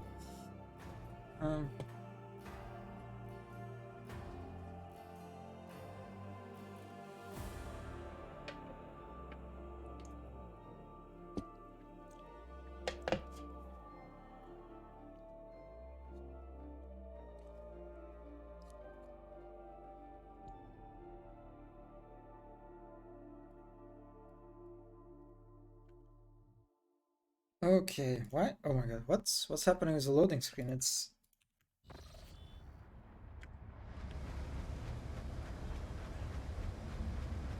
I kinda got stuck like for a second for some reason. Okay.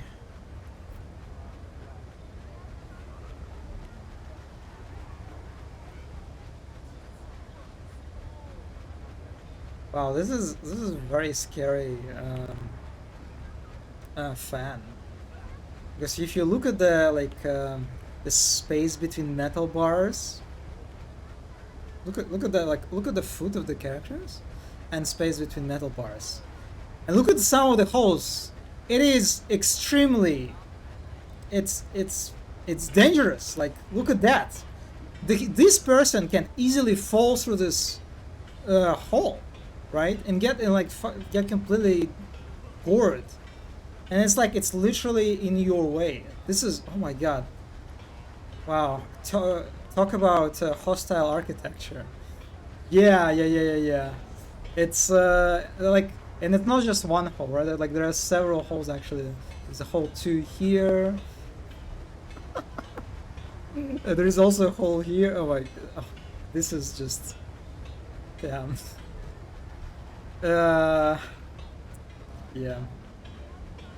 And of course, these gigantic statues. Look at them. Yeah, very nice. But the most important thing, it has a skull. right? The fan has a skull and has like a cog on it. Yeah, I mean, Mechanicus clearly care about safety and stuff. All right. Okay, actually, all right. Let's before we proceed, let me take a very short break. I'll grab some snack, and I'll be back in a minute.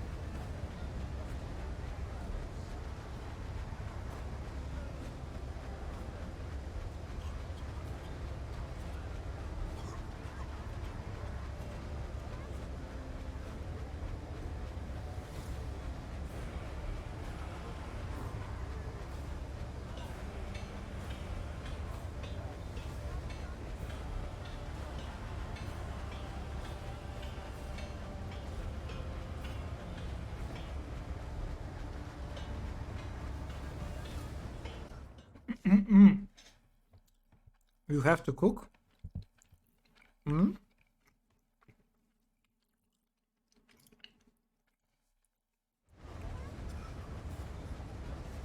Is it bad? I mean, I hate cooking myself. I don't really cook,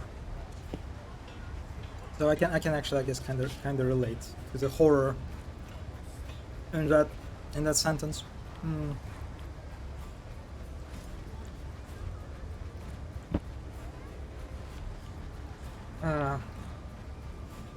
Putting stuff in microwave. That's basically like the extent of it. The extent of my abilities.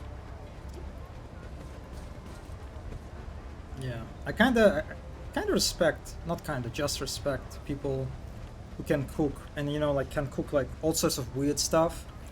Not weird, but just stuff like, you know, search for new recipes, experiment, you know, instead of just like cooking, let's say, like a few things that are like, that are pretty simple, you know, like actually doing something different, cooking something different constantly.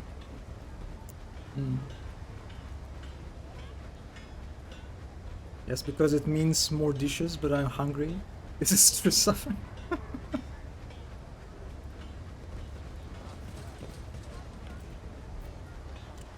Yeah, that's like, I think, one of the reasons, right?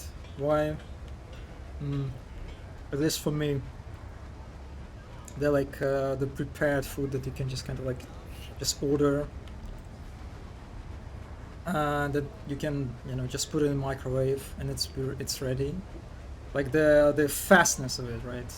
The fact that like, oh, you're hungry, well, wait for like 1 minute, few minutes, and now you actually have something to eat instead of putting stuff together. What is this? Is that a chaos symbol? What? That looks like a Genshin stuff, maybe? I'm not sure. But it looks very chaotic.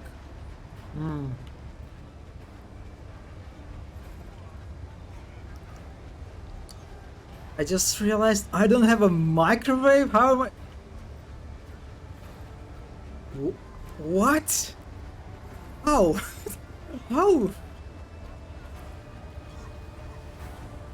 Also, what the fuck do you do when you're hungry in the Imperium? Other Imperial supermarkets?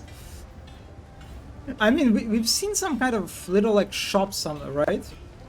In the previous area. Actually, I'm not sure if those were shops. Maybe there was like there's probably at least some rationing, right, for like workers, I think. But if you're rich, oh, they're like, okay, there are a bunch of corpses here. If you're rich, you probably can buy stuff, right? Like, remember in the docks area, we saw like this sort of like a cafe or restaurant area where you kind of like people were chilling out, and you saw like a bunch of kind of like serve yourself sort of thing, I think. It's a bunch of alcohol and other food. But yeah, for normal people, I'm not sure if there are supermarkets.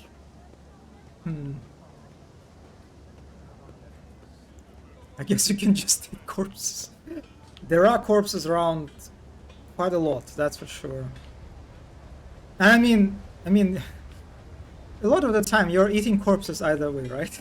Either through, you know, corpse starters or more radical means. What happened here? What the fuck? There is a statue collapsed and people... What? Wow.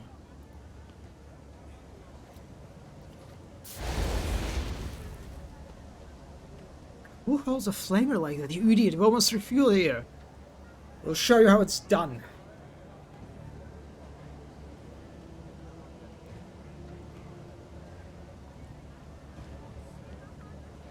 I'm just not feeling it anymore, that's all. The guy's pretty much a cinder now. There's a lot more fun when he was alive and thrashing about.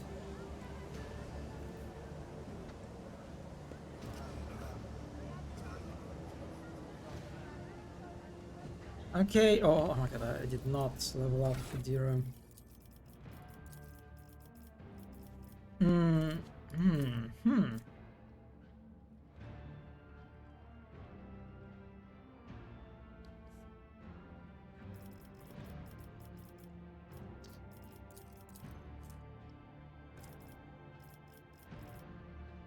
Oh, I can protect and smite allies. Does it mean that like the lightning attack won't hit allies? I will go for it, absolutely.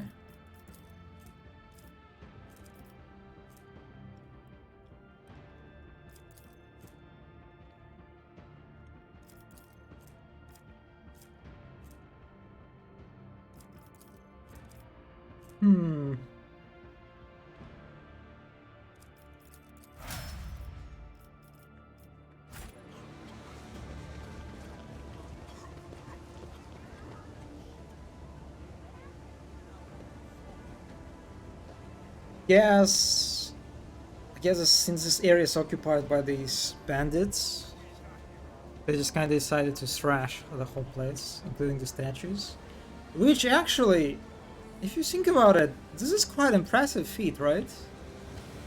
To topple a statue like this, you need to have some real like firepower. Is it a bleeding wool?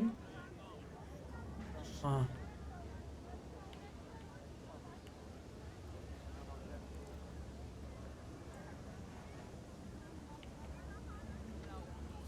Also, it is kind of funny how even so the statue is collapsed, instead of like fixing it, people just started putting candles around the ruins of the statue. It's, I don't know, it's like, imagine if your house like collapses for whatever reason, and instead of like fixing it, you just put like a, I don't know, candles too, instead of doing anything. Oh well. Yeah, that's a competent candle, of course. All right, yeah, more of these guys that are. What are, I don't remember who they are. Whatever.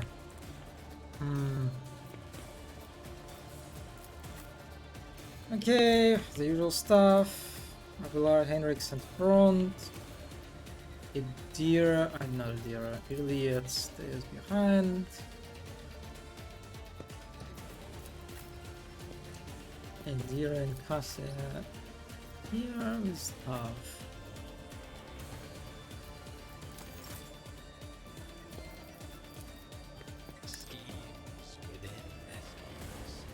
Okay. Well, I mean, there's like one tough guy, and then like a bunch of medium toughness guy.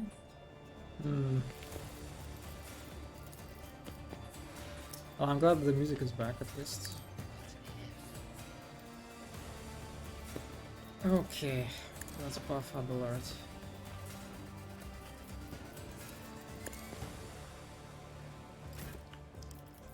And let him go after this guy.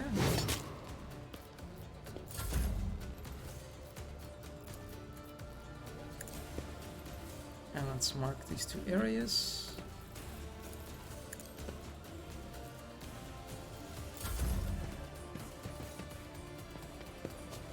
Not a stun grenade, please. Stun grenade.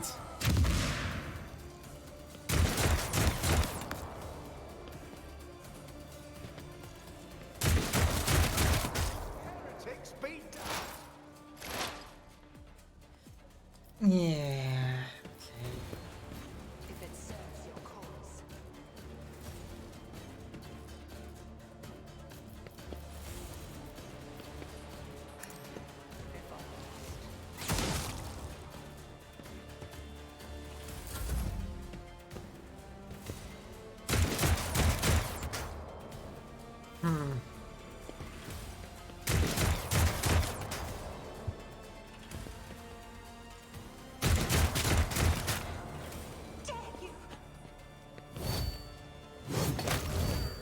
Yeah, that was a stupid movement.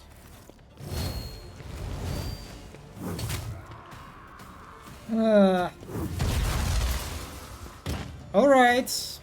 Tava's down.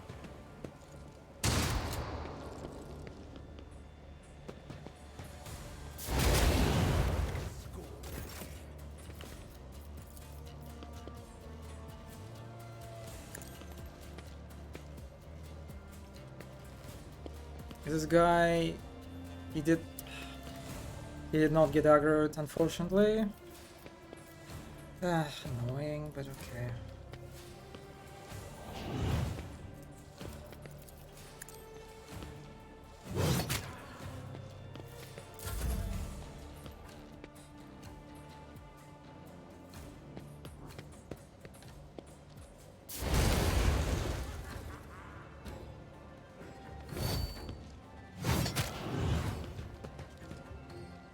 Not another. Okay, it's not the stun grenade.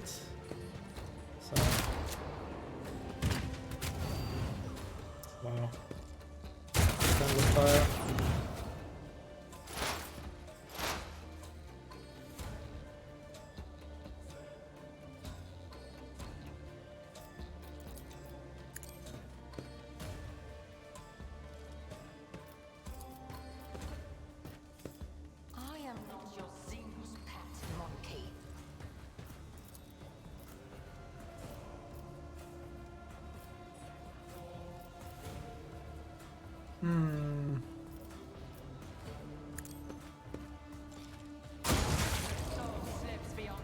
Okay, double kill, I'll take it.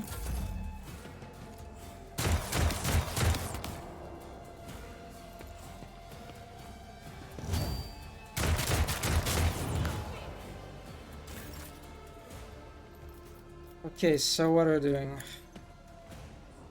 We're lowering. Oh my! I keep misclicking. I did not want it to do this.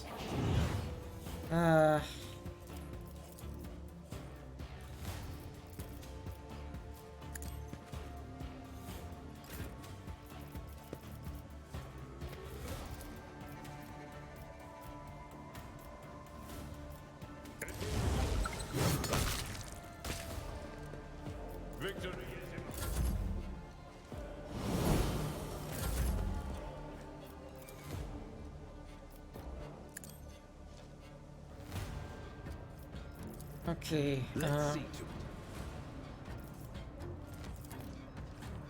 I feel like Hendrix will just go down in the next. I mean, okay, he could die in that moment.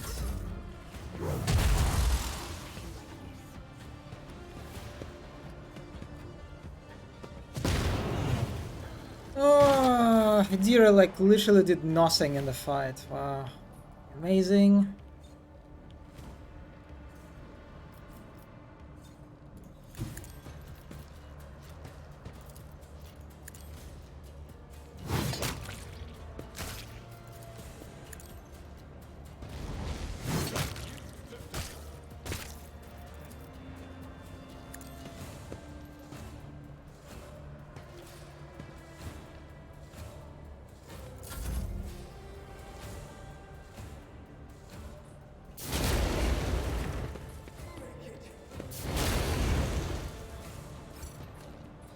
Hendrix on 5 health.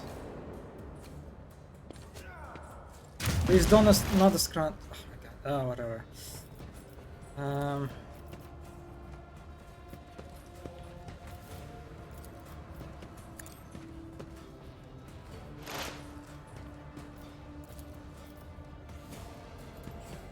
Am I just killing this guy?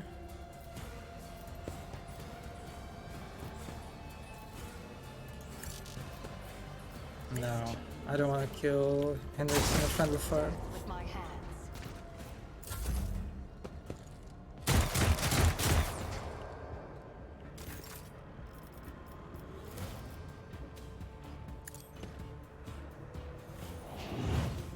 $79 health.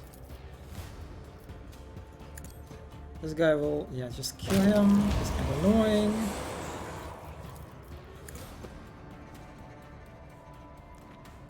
Okay.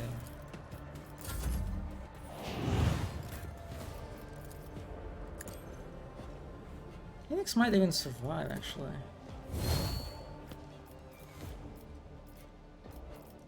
For the throne's glory. 20. Another 20. Okay, he finally decided to pick up Abelard. High momentum. And Abelard can, I think, finish him with ultimate. With high momentum.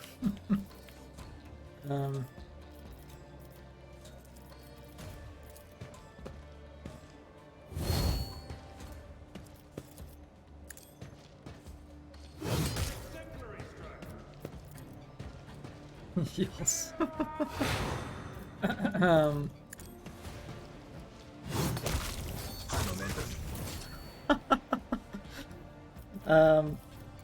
Also, how did I get high momentum twice, like, so quickly? That's kind of weird, right? Is it because I killed the... Because I killed the boss? It still does not sound to high momentum.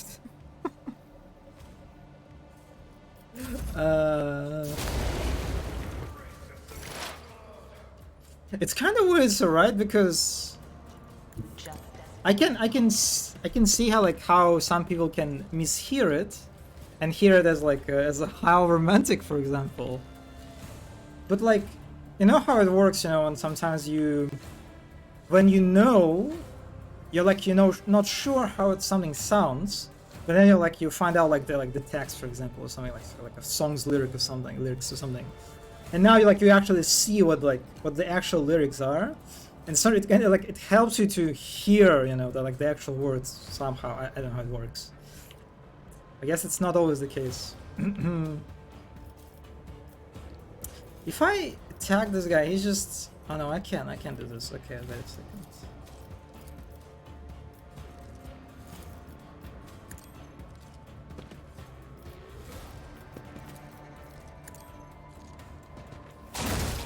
$79. I mean, it's not 100. I'll take it. Enver's... Okay, let's see what I have. Enver's note left from Cinder's crew. He's waiting for you. You know the place, so be there on time. The turn can be seen from the entrance to the adapters. Make sure some gawker doesn't see where you're going.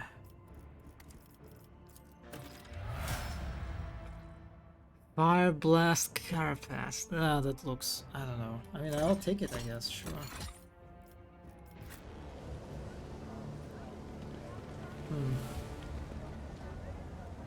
We're all leveled up.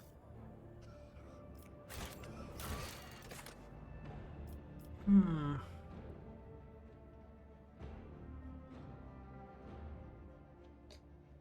my god, do I actually have to find the place myself? Hopefully not.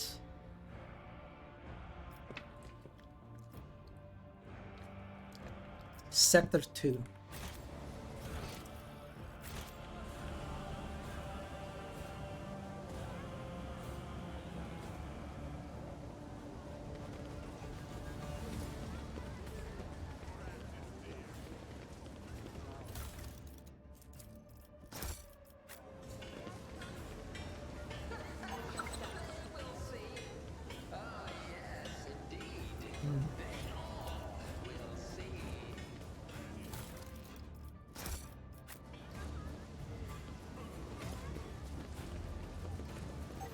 This is Sector 1. Okay, that's wrong.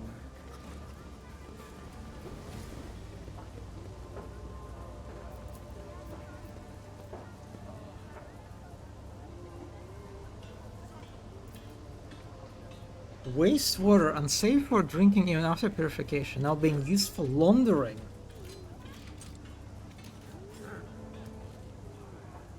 Yeah, alright.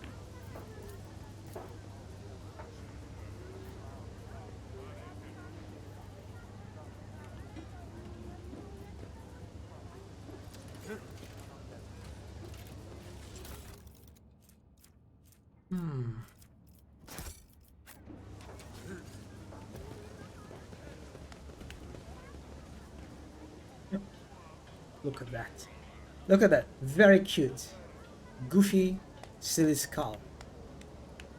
That's the heretical symbol that I can accept.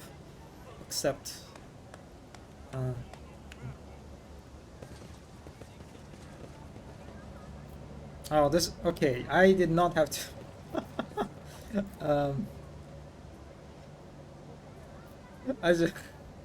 I just love how the hideout has like a literal red lamp flickering over it. Wow, guys, you are not great at this, it seems. Anver is such a good name. I'm biased because of Enver. Oh god, imagine if these guys were actually called Enver instead of Enver. God, one letter away from being my favorite nameless cultists in this game. I mean, both of these are nice names, yeah, true. It's just kind of cute how they put this graffiti, painted this graffiti over the Aquila symbol. Yeah. Feel the spirit of major rebellions. Let's level up. I feel like there is an encounters coming. What? What?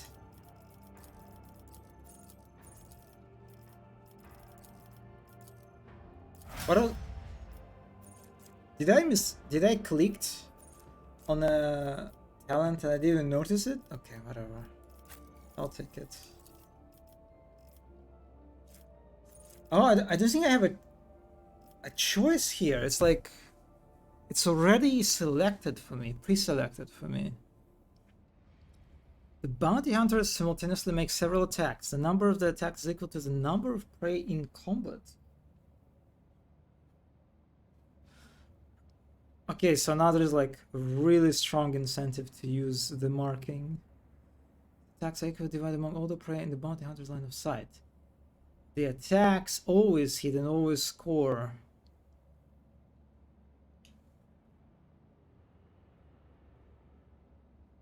So it's like a high momentum, basically. High momentum thing. An ultimate. The Master Tactician selects 3x3 zone on the battlefield. All allies, including the Master Tactician that have line of sight to enemies inside the selected zone, make an immediate single attack against a random enemy within this zone that they can target with their weapons. And if my companions have only melee weapon and they're out of range, I guess that just... yeah, that seems to be... is my party maybe not that great? Yielding guard. Until the next turn, the one guard attacks each enemy that attacks one guard's allies in the 3-cell radius around the one guard. Additionally, until the next turn, the one guard always retaliates when attacked.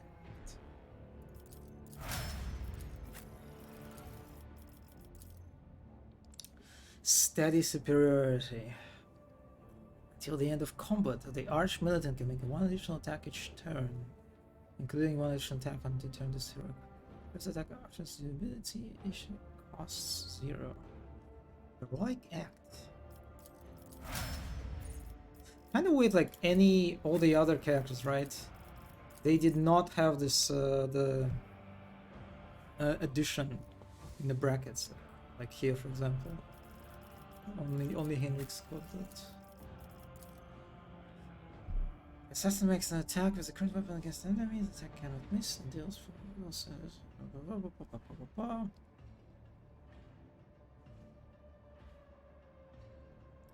Okay.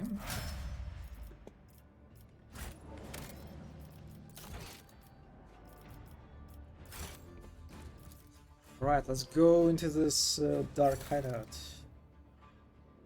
Let's collect everything.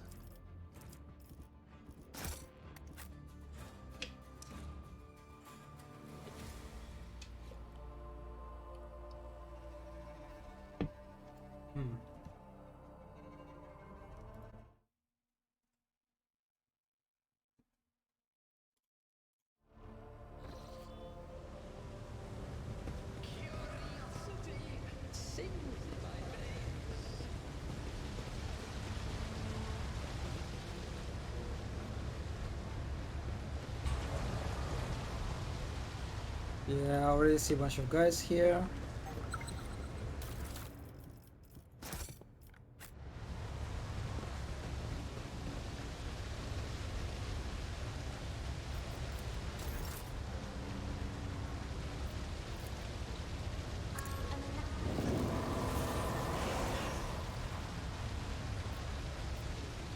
Fuck, I can no longer use it. Fuck, I triggered it. Alright, let's do it without cheese. Anvor Kingpin. Who's game, can you like select a better default angle, please? The man with a shaggy mop of a dark hair is dressed and armed about as well as everyone else in here, and yet he is unmistakably the leader. He takes a step toward you, he chuckles, he spreads his arms wide in a welcoming gesture.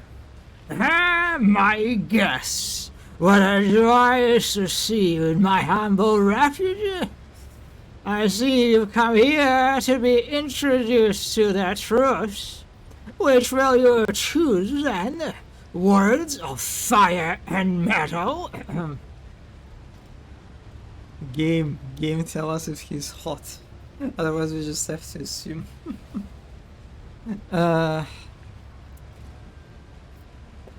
Like, I like that.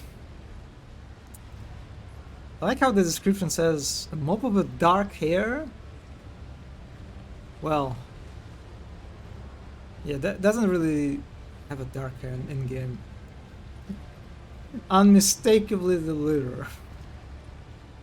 He uses tries to use treasure.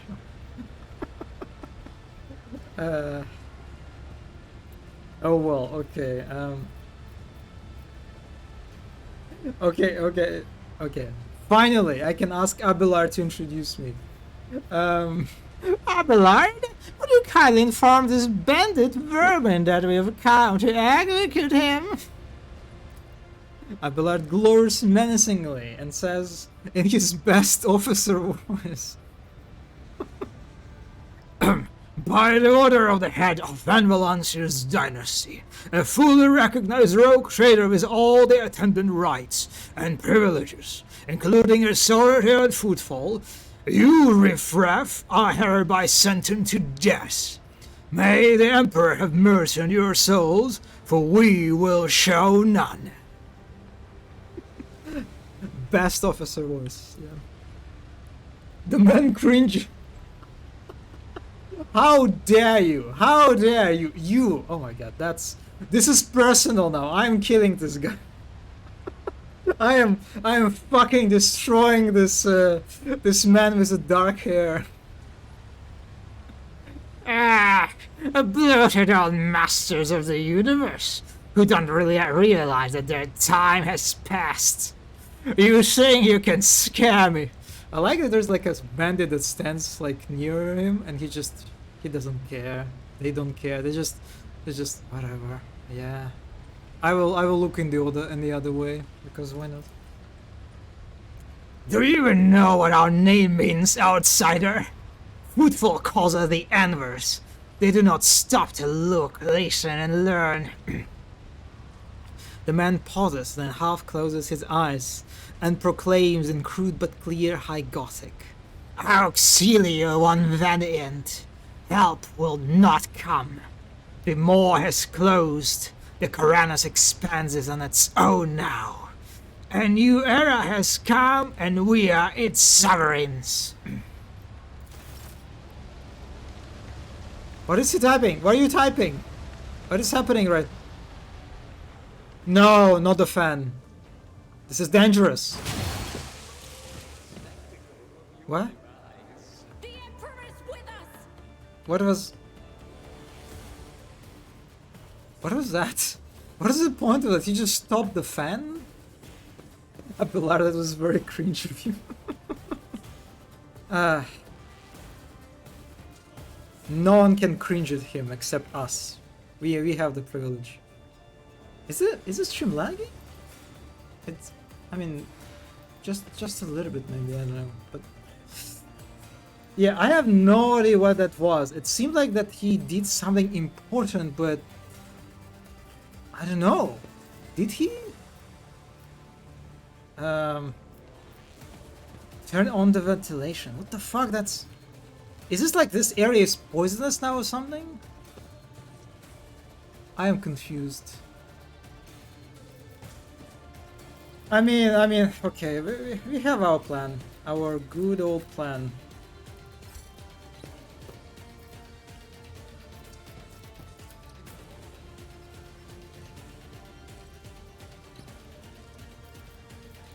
Oh, the music is really nice.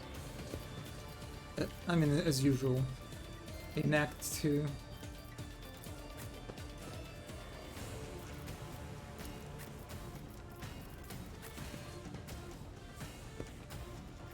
So the first one is tough. I think I want to give... I cannot give extra... Yeah... Action 2... Okay, so what's happening here? Toxin. This is very useful description. I love it. Just... Source Hendrix. Duration permanent. That's it. That's all it has to say. Nice. Head trauma. This creature's intelligence, perception, willpower, and fellowship are reduced by 50. I love that the text calling Hendrix this creature. Oh my god.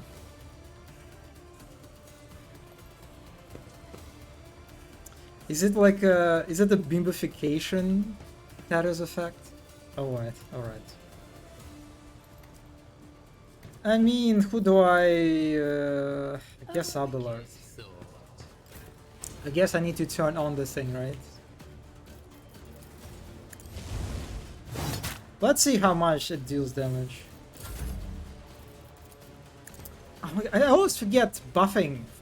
Buff first, then give the extra action. Fucking idiot.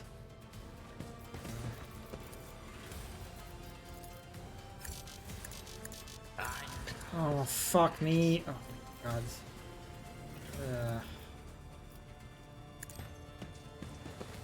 Hendrix, stop being toxic.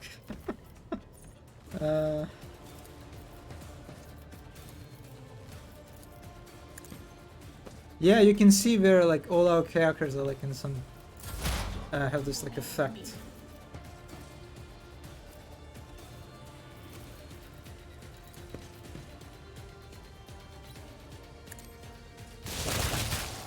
Holy moly! God, Idira, I'm sorry for even thinking for a second of removing you.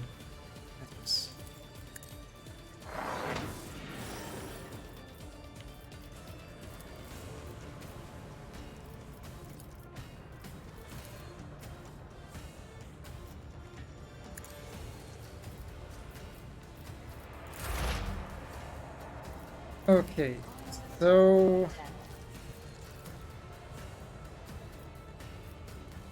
is there anyone I can like? Can I make a double kill on anyone? Wow, they're all kind of weak actually, apart from this guy.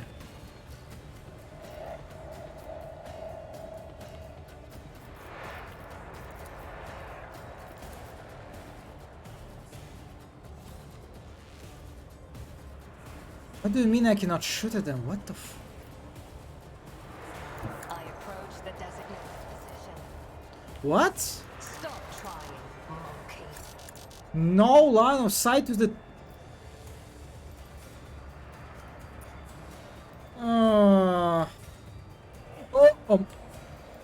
Oh. Did you see? This game. It's because there is a wall. Do you see the wall? Now there is no wall. Now there is a wall. I saw there was no wall. I thought it was like an opening, just like, yeah, like I could... Yeah, sometimes this happens. Okay, alright. Yeah, now I can actually target them. Except for that guy. Fucking... Whatever.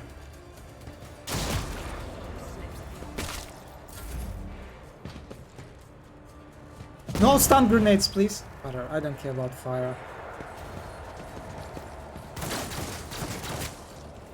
4 damage, sure, whatever.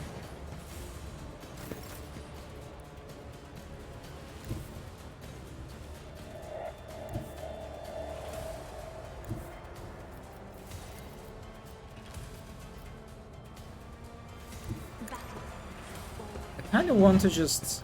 Oh my god, not... I want to debuff them, right? And then I want to... blast them. It's 44 damage, good. How much has health? Sorry, wounds. No, I'm not sorry. No. No wounds, health. He has 57, good. Remember he had like a 150 like a moment ago? Oh my god, Cassia.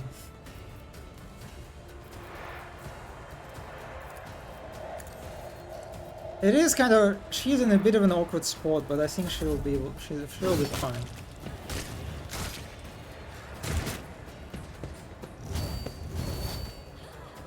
Please, no. Okay, dodge. Phew. High momentum.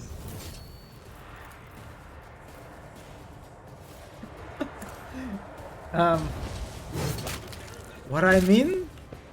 Well, what is it? Oh, that's a thing, right?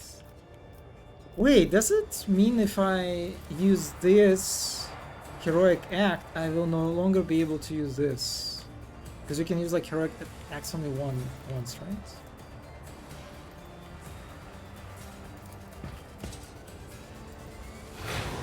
Yeah, it's kind of like, I guess, a more of a long-term sort of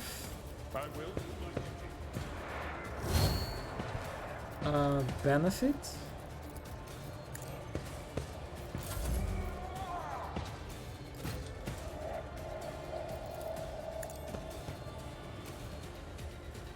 Oh, this guy's chunky. Okay.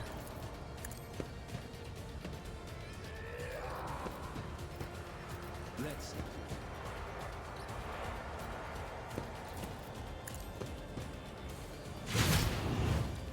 I feel like I need to check what kind of weapons I have and give Hendrix another weapon. He's falling a little behind Abelard in terms of damage, I think. Retaliation? Almost killed.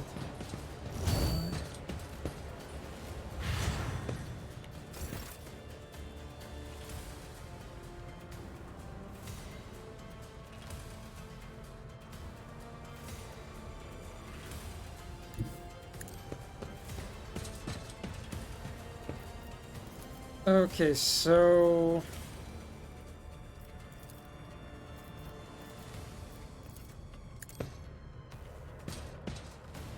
Okay, actually let me heal Hendrix. Yeah, he got some damage.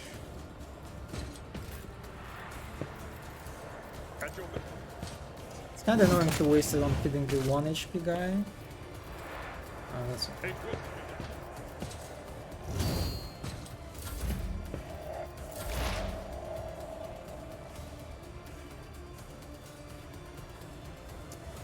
Yeah, that fire area is kind of annoying.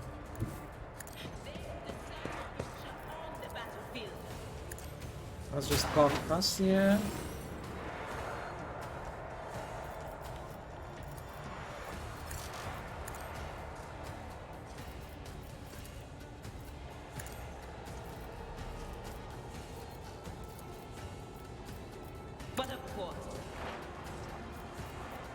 Okay, I wonder if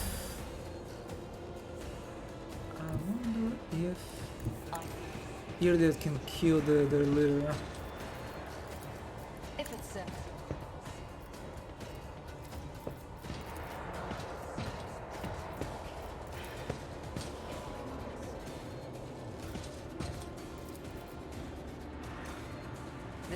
Come on, you can do this. 50. Almost.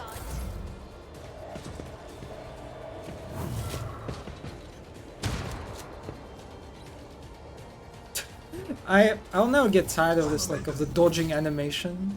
The character just like they're just like moving away from the shots.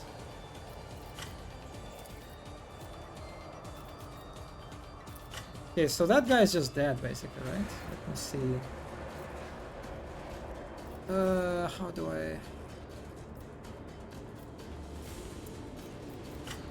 can't. I'm just killing him.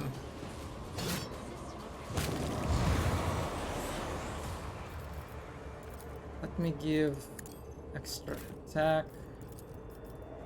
Overlord. It is kind of, okay, I kind of like it now that the game introduces like a choice when it comes to your high momentum. So it's not just like, okay, I have high momentum, and I'm just clicking this thing and become stronger. Now they're like just a little bit, but decision making to do.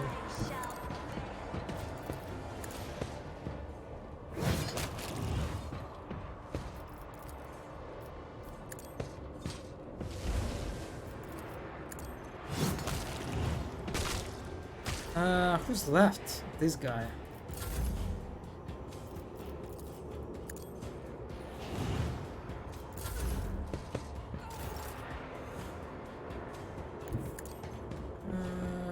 Will Abelard reach? No.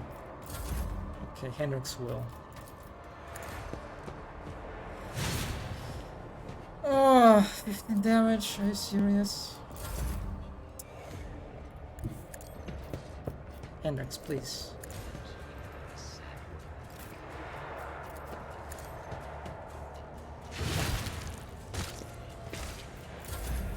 High momentum. Oh, okay, toxin. Yeah, that's...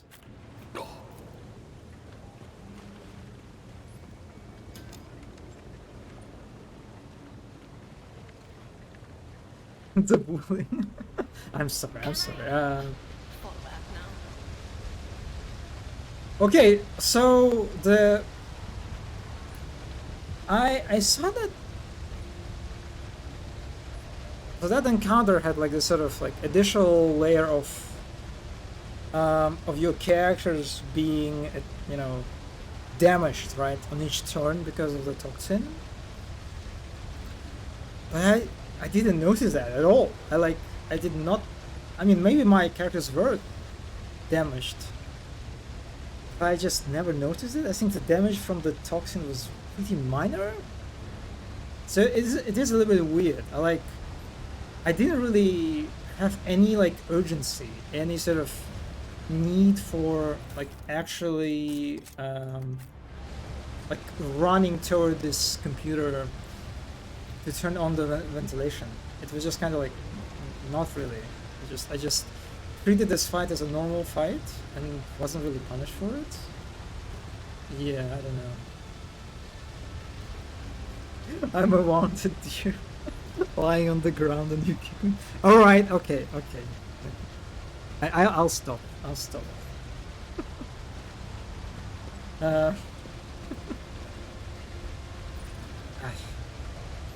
It's just, you know, I think it's the games, you know. Games maybe, not maybe, but they are not really capable of making you violent, right? Of like creating violent urges in you. But I think they definitely can. If a game is full of bullying opportunities, it does sort of infects you with a specific, you know, bullying mindset, and it's very infectious and it spreads on anyone. Yeah, not my fault, basically. Completely not my fault. Yeah, weird encounter. I kind of like expected, like the previous fight was actually easier than this. No, harder than this, right? Because the previous encounter had like actually that one enemy, the Ember, was like pretty tough, and I should have focused them. I think I made a mistake by kind of like ignoring them at first. None of the similar thing happened here. Yeah, kind of weird.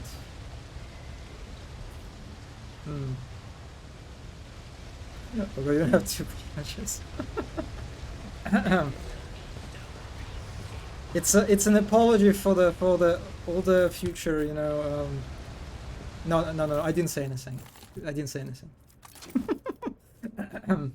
Ember Chainsword. Okay, all right. Let me give.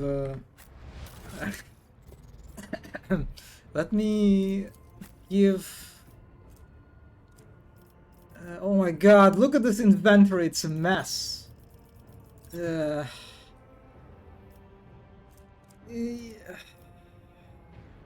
You know, when I saw it, when I picked up the filter, right, of sorting everything in type, I thought it would sort ranged weapons apart from melee enemies. Oh my god, melee enemies, melee weapons. But that's not what happened. Like, it's still a mess. What? Oh, does it like does it sort because of the stats? 2016. Oh, I wish I could give. Oh my god, I wish I could give Heinrich's Eldari sword. I mean, yeah, it seems like it sorts through like the best weapons, basically. Which is, I mean, I don't know about this.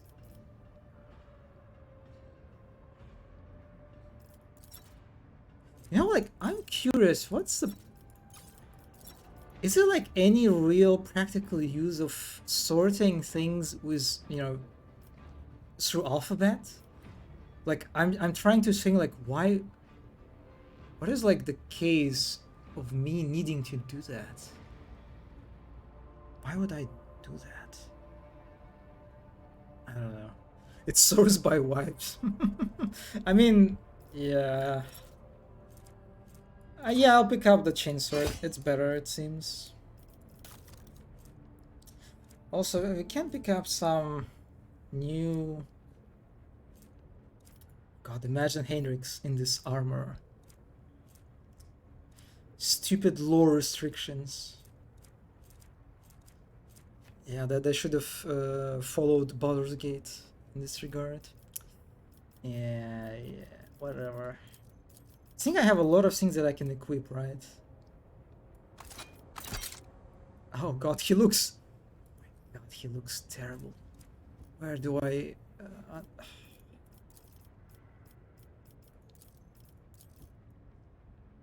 Yeah, what do you have, Henry? What can I give you?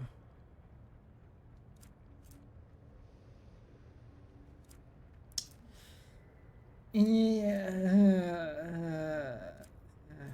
Power... Oh, alright, I forgot. I wanted to give these to... Yes, to Abelard.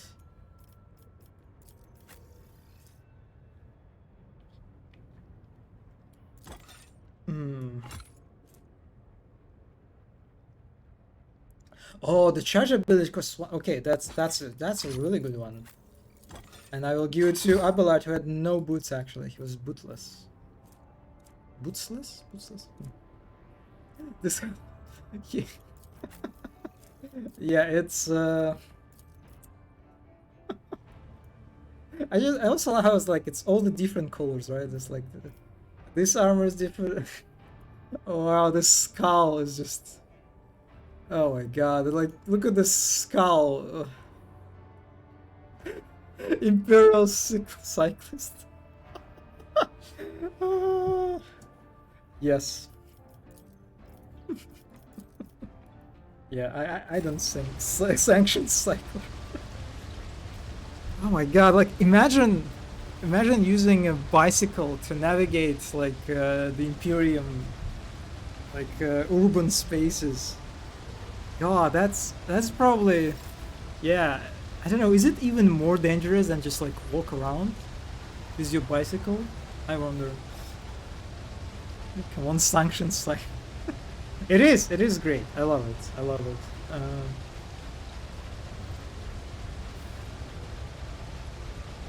Are there cycles in Imperium with little skulls? I kind of wish there are. I kind of wish there's like a selected, like a, I don't know, a privileged class of people. Kind of like psychers. No, I mean psychers. Kind of privileged, I guess, in some regards. Okay, let's see. Wait, that was it?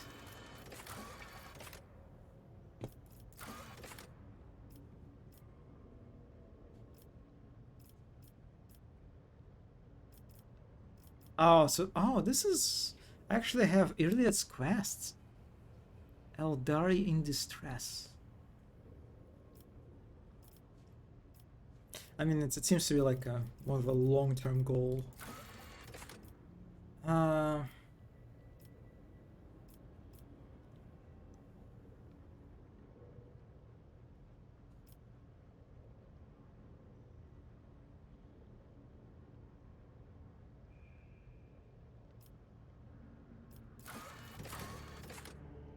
Did I not complete it? Or was it like another heretic then?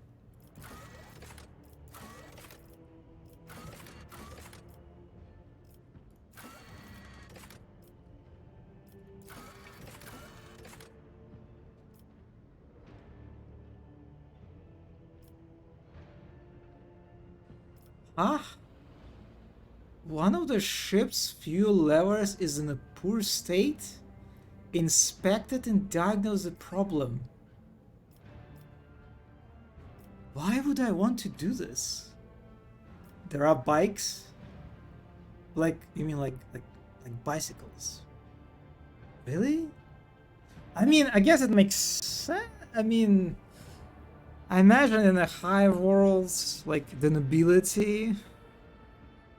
I mean, yeah, it's probably. Oh, you mean motorbikes? I mean, yes, there are bikes. Yeah. I mean, like Space Marines have bikes, for example, which are very like they're very silly looking. I don't know. I always, whenever I see them, I don't know.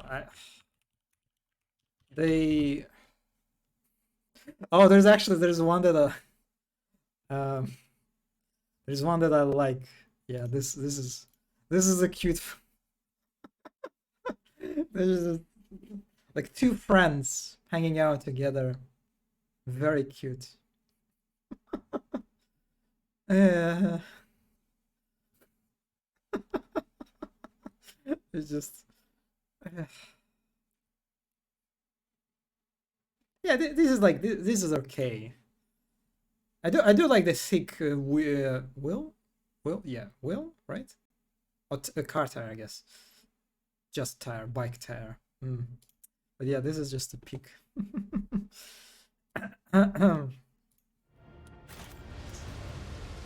Okay, let's see. Oh, there's a door on it.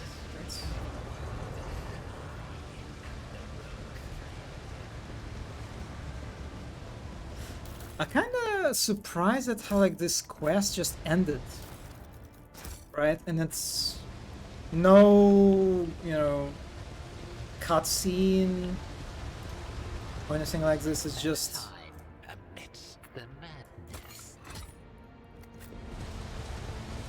we are done here and that's it.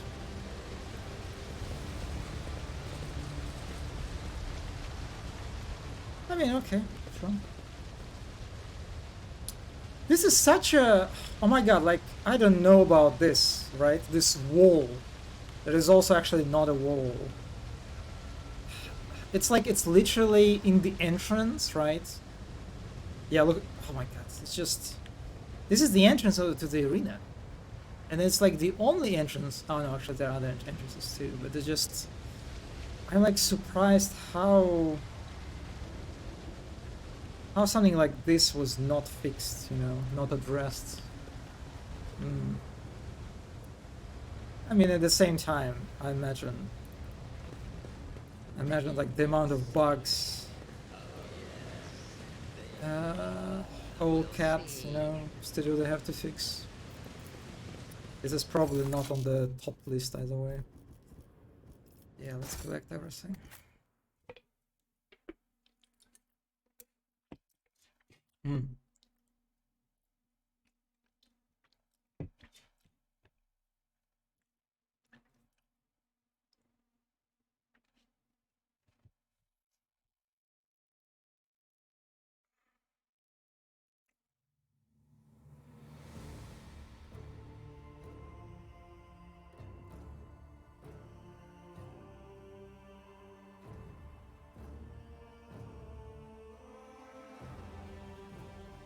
Initiative determines how quickly your character reacts to dangers and challenges. Characters with low initiative act later in battle than others. This is such a like weird and vague sentence. Initiative determines how quickly your character reacts to dangers and challenges. What does it mean? Like, just... Does it just mean, like, that it determines turn order? Yeah, I don't know, that's... I feel like this sentence can be a bit of a misleading. I mean, maybe I'm wrong, but as far as I know, initiative is it just determines your turn order. That's it. But maybe there's more to it?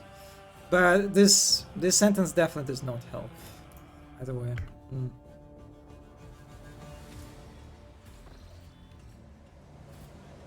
Okay. It would be kind of cute if the lamp turned green after we exited.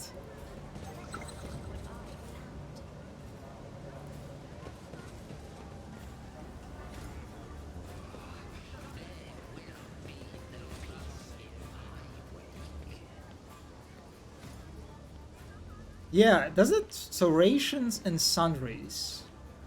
Does that mean it's a no? Does it mean it's a shop?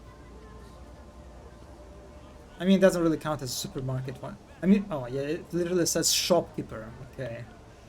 Yeah.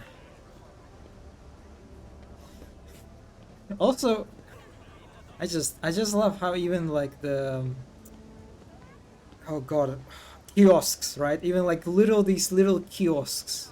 These little, you know, metal boxes have arched windows. Even kiosks in Imperium are, you know, very, very gothic. I wonder if the rations from Janus already arrived. That's actually a good question. Yeah, I kind of was thinking about visiting the... oh my god, look at that guy. He's doing his best. I thought about visiting...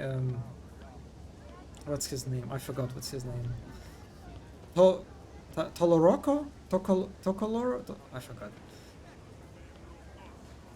And if you're gonna get yelled at by Incenda, the Chorda woman, yes, the Chorda, the rogue trader. I mean, all I know that she apparently appears in the end of Act 2, so, like, I guess like as a part of a sort of like a critical pass, like a critical quest.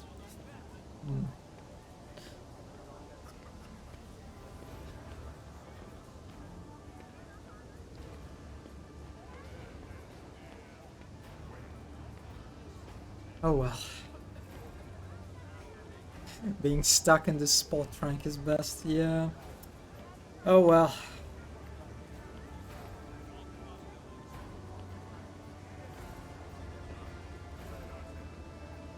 So it's kind of weird how you can see that like the animations, it's like they're kind of laggy, right? I guess it's for optimization purposes because there's so many characters here, but it creates like a kind of weird. Yeah, looks a bit weird.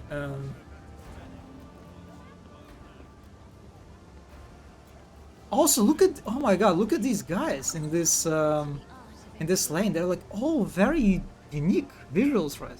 Look at this. There is not a single no, there's like one copy pasted. Character. Apart from that, no, I see two more. But damn, these guys. You would think they're like important or something, but no, they're just. Yeah, they're just some generic guys.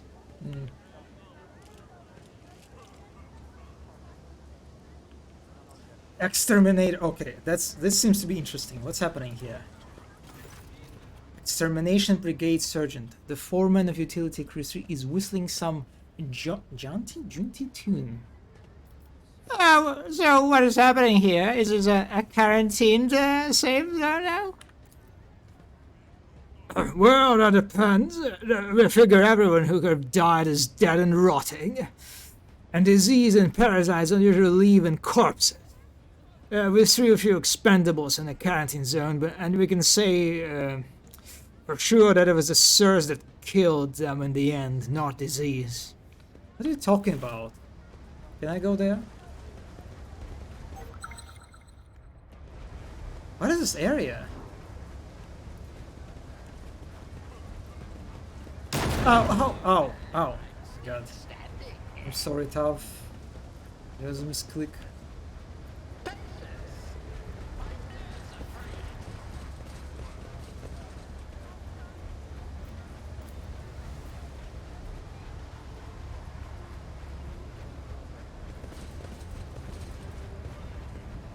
Oh my god, this fan is even more intimidating.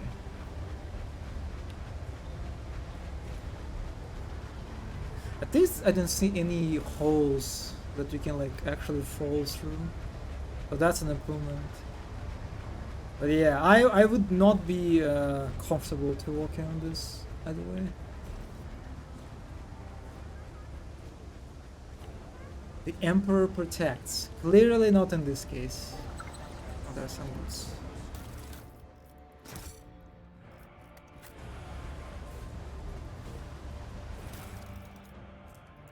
Right, a note to read. A Reverend Hieronymus teaching on the path of Saint Drusus. This thin pamphlet exudes a faint caustic smell, likely that of a fresh inscriber ink. Our being is stabbed in degradation, and no longer can we imagine existing outside it. Are you capable of perceiving the depths to which this heinous miasma has rooted itself in our lives? Pompous aristocrats indulge in despicable revelries behind their tall palace walls, and planetary masters via to possess the greatest luxuries, while you and your family choke on your corpse starch slop after a grueling work shift. Millions of soldiers die in the dirt to combat xenoprofanity, while their commanders, their duties forgotten, squabble among themselves, saying every death is nothing more than a stone in the monument of their own glory. Scholars pursue forbidden and mind-twisting knowledge, and righteous break their oaths and spread lies. Erbites thieve worse than any criminal would, and you are sullied by vicious degeneracy which you are not even aware. The pernicious rot is all-pervading, for there is none who has not succumbed to it. Does it frighten you to be in their midst, in our midst? Will you carry on calmly living in this impious loathsomeness, hiding your gaze from the world and hiding the world from your gaze? Will you become like a mindless servitor, or will you honestly realize the sheer baseness and repulsiveness of creation? And then you will renounce your former life, and you will accept your new self, and relinquish your worldly affairs, and follow the road that was paved for us by Saint Drusus, warrior and conqueror of sectors uncharted, and leave behind the sacrilege-ridden world, and, as is our mortal emperor's will, join our sacred crusade to walk the path that leads out of the murk of apostasy and irreverence, and into the darkness of the unknown and unfathomable. It is in this darkness that we will light the candles of true faith, for only in their fires can we still find motes of light. Alright, this guy is actually like criticizing the Imperium, right? I mean, to a certain extent. Just kind of surprising.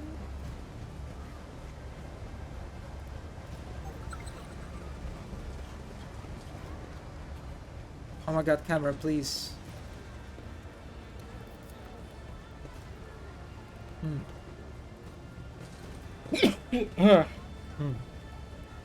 Excuse me.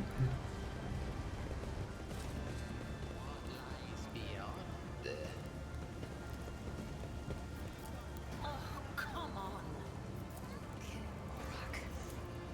As it should be. Thank you, Cassia.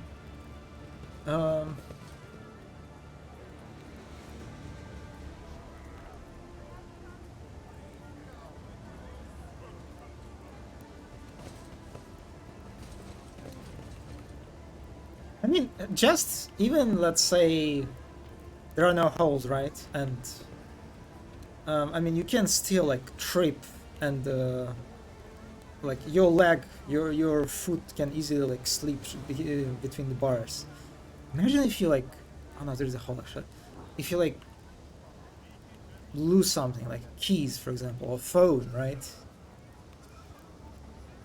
If it falls, God, it's just... I would be so paranoid in a place like this, being constantly scared and anxious of like losing items, and for like to fall through this. Yeah, it's a nightmare, no matter how you look at it. Oh, rats! Rats!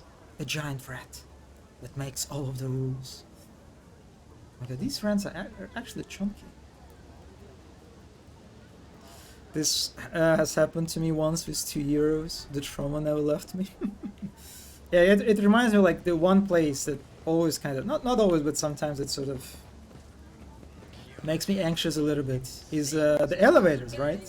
When you're like, when the elevator's doors open, there's like these gap in between that you, like, I think my father once, he actually lost his, I don't remember if it was keys from his car or keys from his apartment, but he lost his keys like that.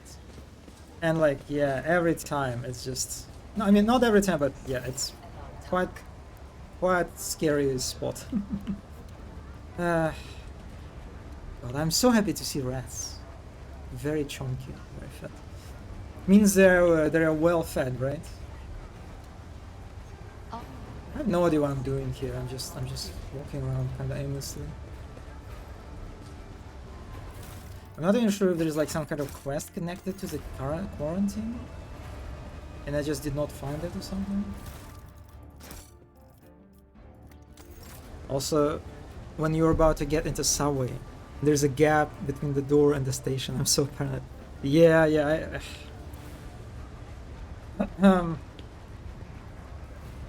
Life is... Oh my god, walking was only Iliad. Life is full of dangers.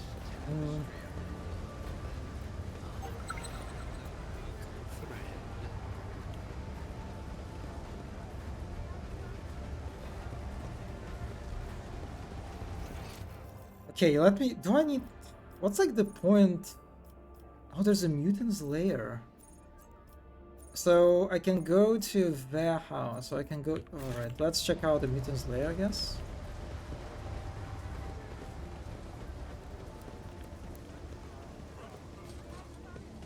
Oh yeah, oh my god, I did. Yeah, it was like, the icon was different. It was like a magnifying glass, right? So I guess, yeah, I assume I had to like investigate first or something.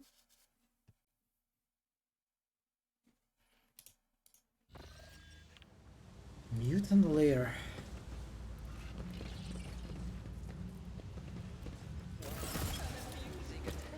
Really? You will fall. You're not even letting me like talk? I mean, God.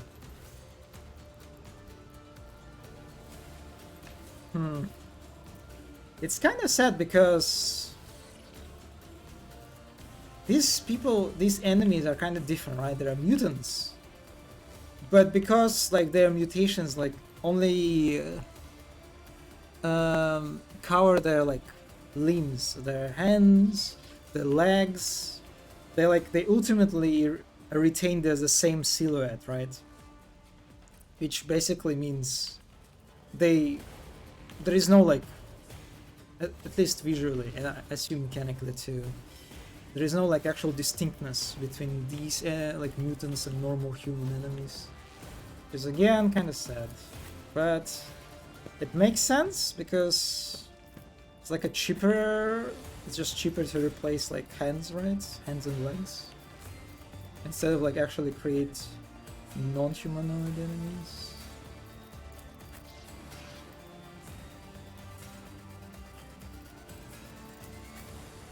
Okay, okay, let me check.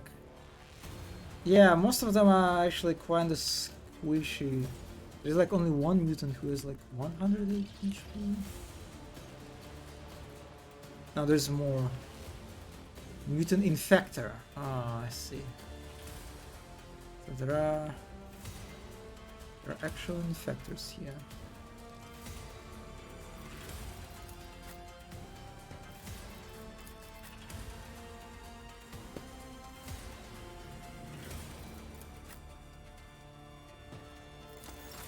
Okay, so let's see, what are we doing here? What are we doing?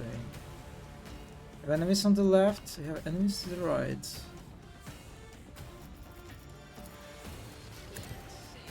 I forgot to buff. Ah, it's alright.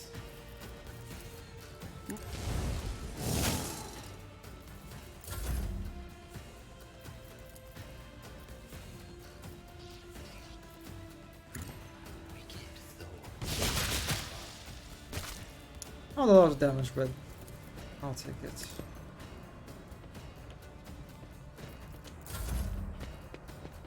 See what they can do. They have like, a lot of them have some kind of like greenish particle effects. So maybe they're like toxic or something. Yeah, okay, it seems they are toxic.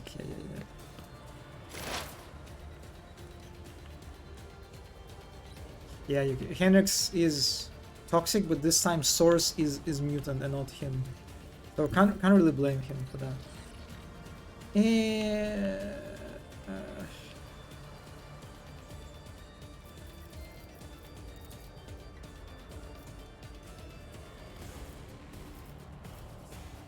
Wow, Illid cannot shoot at anyone here.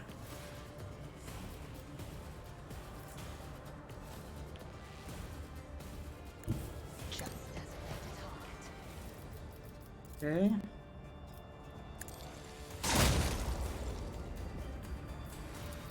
If it serves your cause.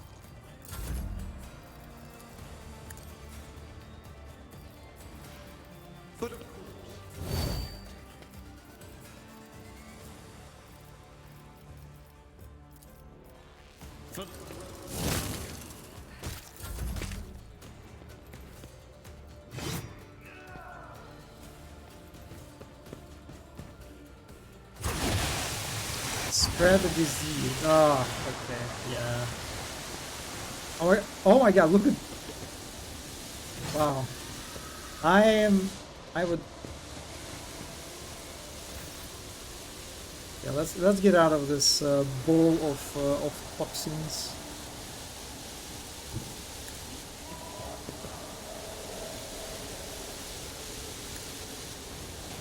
So, am I going to kill...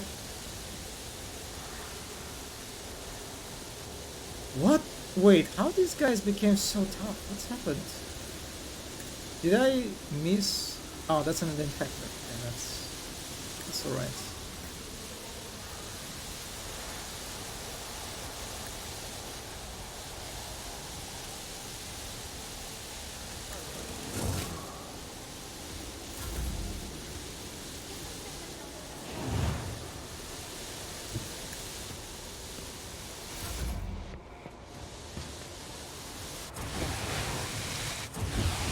No, stop! Ugh. Like the worst part about this effect that now that it damages, right, my characters, and it's kind of painful to look at. That's like a bit too much, I think. Oh my god.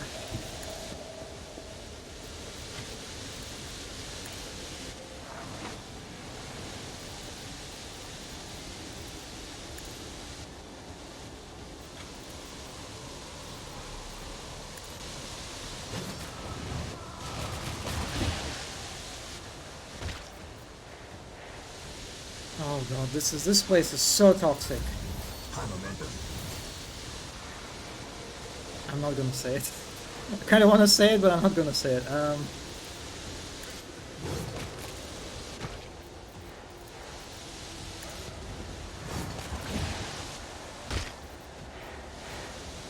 Do I use an yielding guard here? Do I?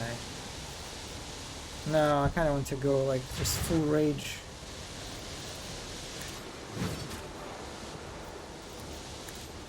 Like, what's happening here? I see nothing. It's just everyone is obscuring some kind of shit.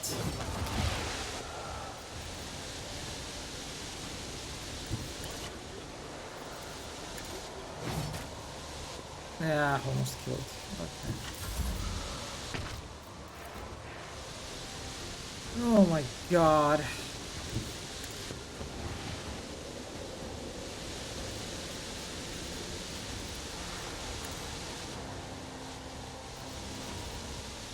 I was waiting for it.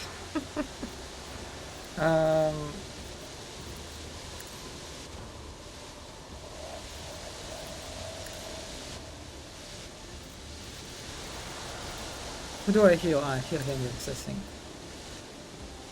Okay.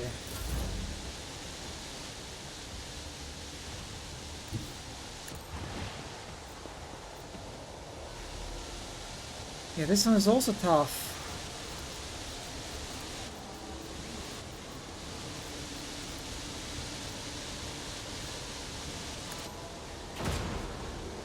$28 damage, another one.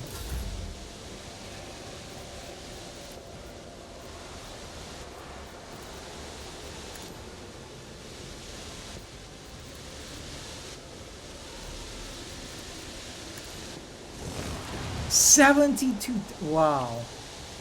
Wow. Okay.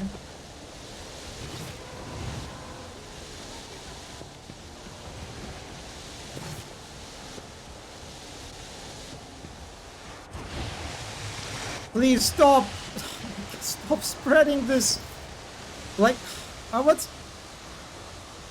It feels like the stream, even the stream struggles to, like, yeah, I think even like on the stream, it kind of like suffers from all these toxins. Oh my, I cannot see.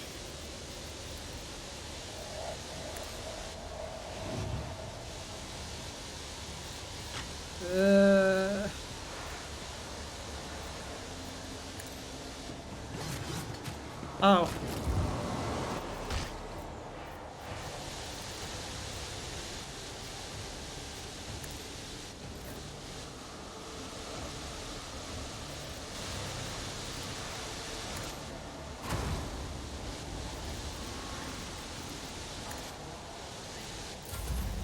High momentum.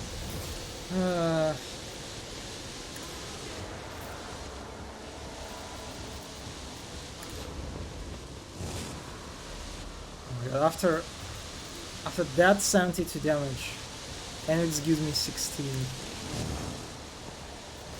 and misses. I feel like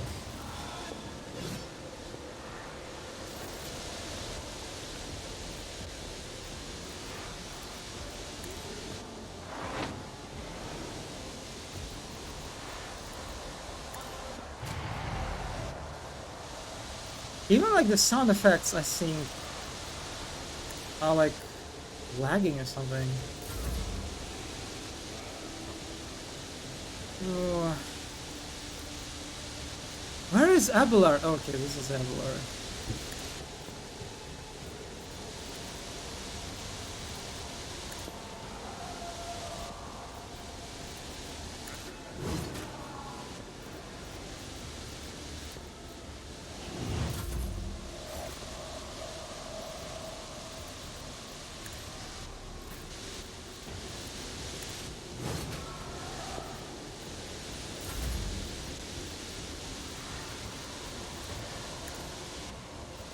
Ah, okay.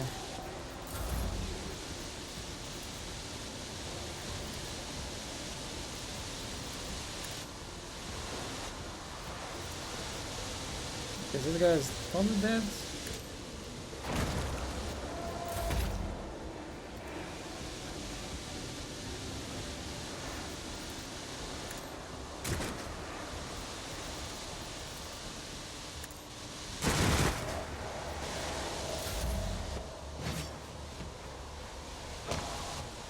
There's the one last mutant.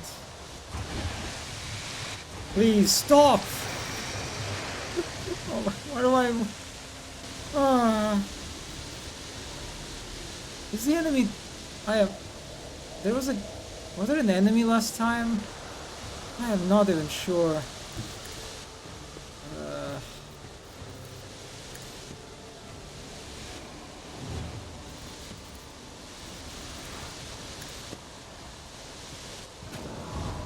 Sound damage.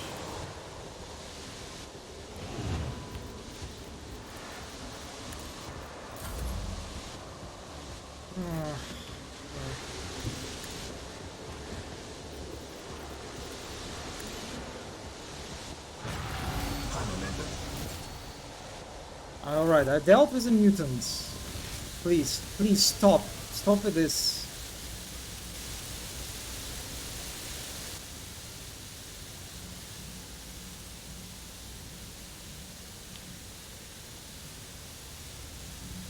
Yeah, they're not even thinking about disappearing actually.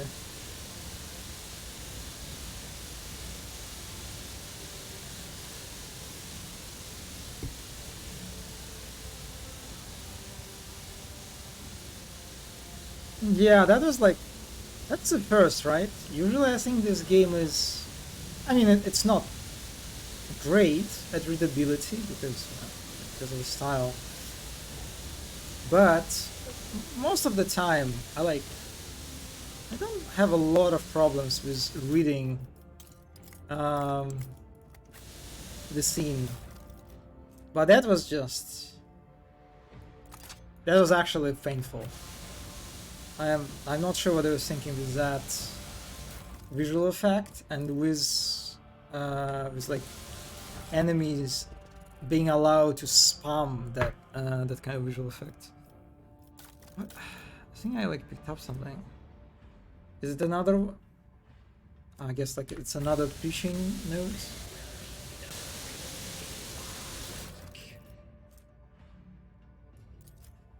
Interesting, the mutants were into that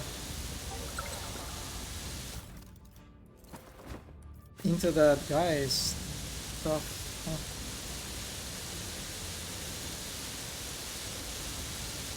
Okay, it's a journal of one of the locals. The handwriting is barely legible, but it appears to mark the births and deaths of the inhabitants of the small community of mutants. There is no one to add the last entry.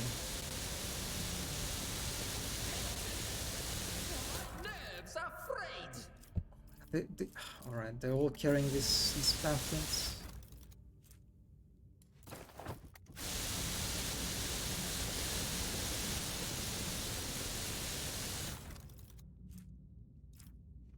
The fact that these effects still do not disappear is kind of...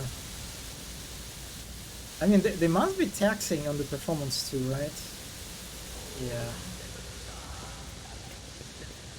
Yeah, we're leaving. I don't want to be here anymore.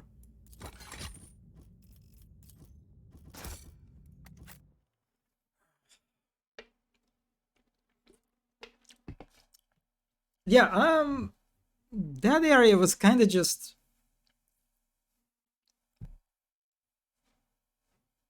kind of confusing. How there was no, I mean, I completed a quest, but I don't even remember taking any quest for this.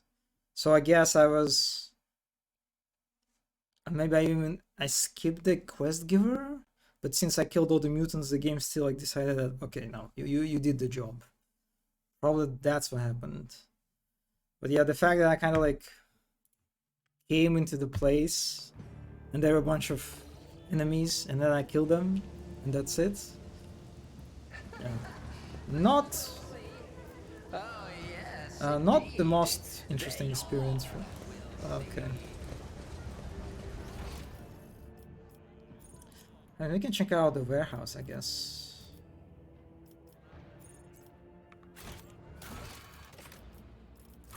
So, okay. Stray.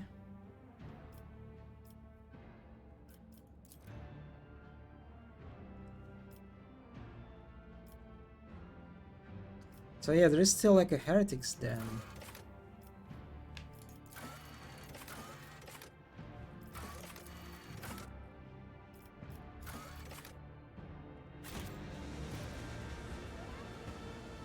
Where am I?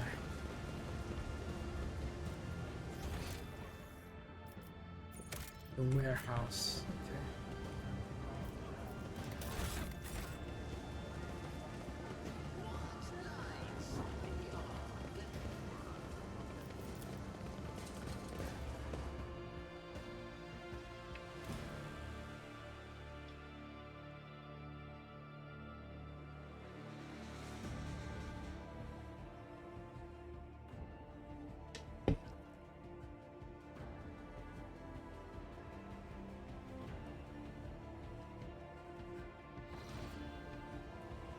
Let's see if there is anything interesting here. Again, I just stumbled on this upon this place because that's the only one I can go into. Oh, okay. This is kind of scary. The amount of these explosive barrels makes me just a little bit nervous, and the fact that there is no one else. Surely it's not a trap.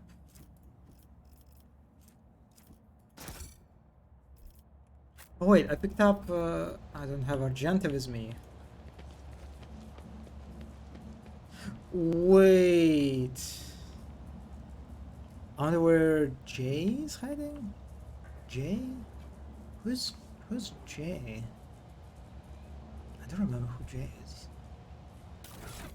I forgot I did not bring Argenta, right? So that, maybe that's a problem? That I am...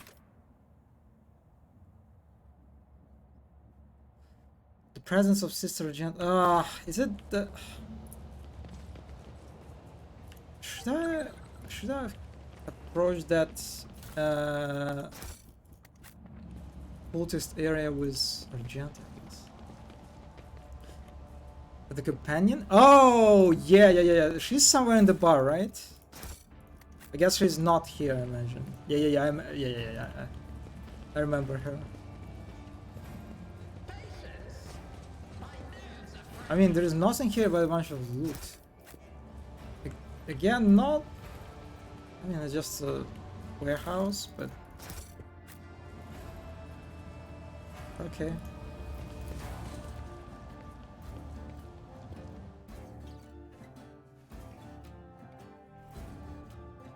Yeah, let's just get out of here and actually I guess let's find Jay.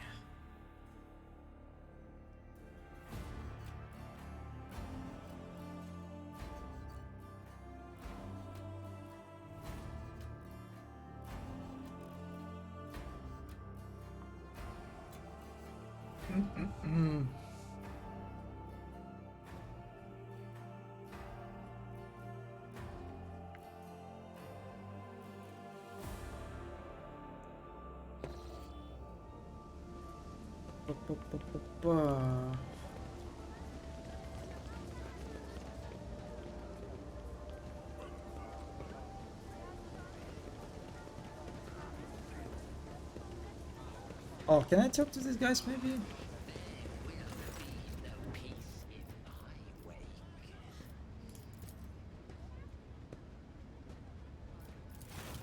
Okay. Nothing really interesting.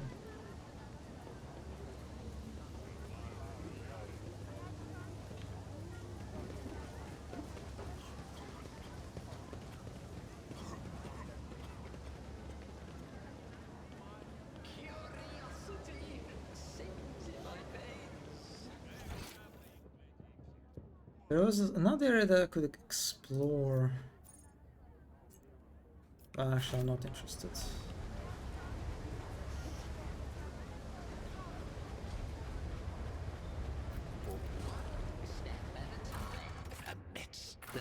Oh, I have no quests left. I guess we can just go after Jay and then go to the Kiavagama, right? The industrial world. Mono, do you remember how to reach that planet? Because it was not in the same system as Janus, right? It was in a different system.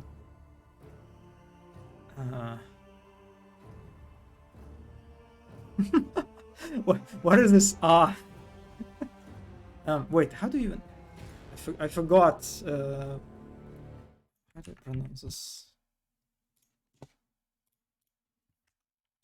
It's okay. It's a German sound of confusion. A. What? No, that's not German. E. Is it the correct way to pronounce this? Okay, let me... No, not okay. Yeah, this time Google doesn't really help.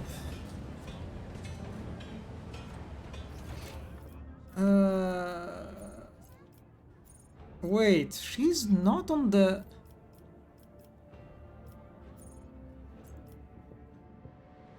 I am confused.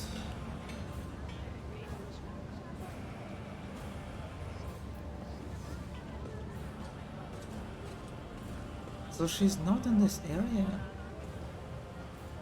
Huh. Too much air in this air? Okay. Oh yes. No, okay, there is a quest. We'll see. Ah, that's because...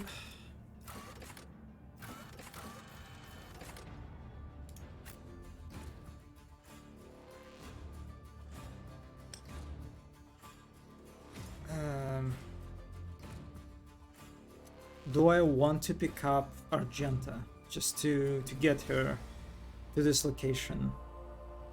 Do I? Not really.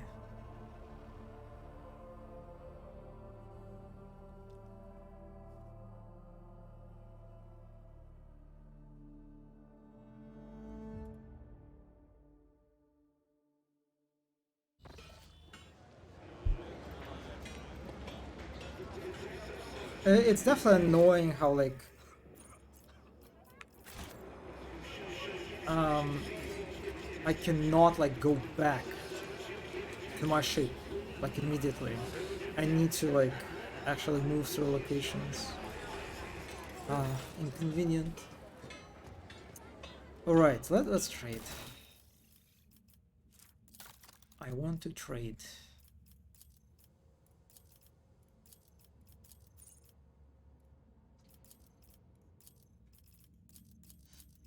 Yeah, the UI is... Please cooperate.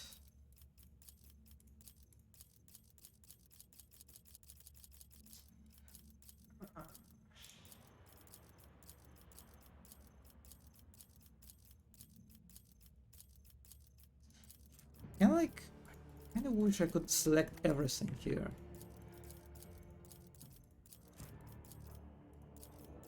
I mean, like, in theory I can. If I click on a bunch of stuff, but in reality it's... please.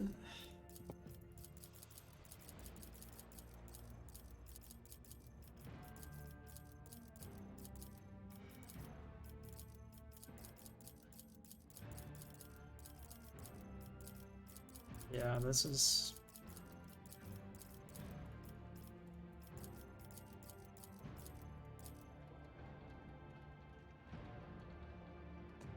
Apparently you want somehow trade with all traders you encounter from your ship?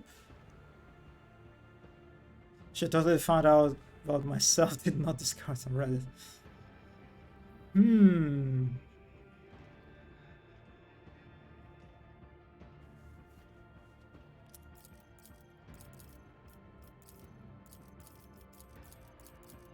I mean... Whatever. Yes, I'll stop. Let's pick up 11 large medkits and the plasma pistol. And what is this? Okay, whatever.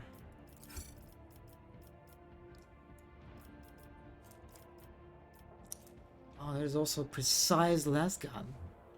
That sounds kind of fun.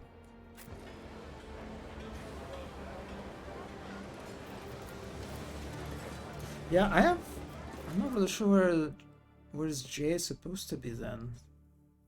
Or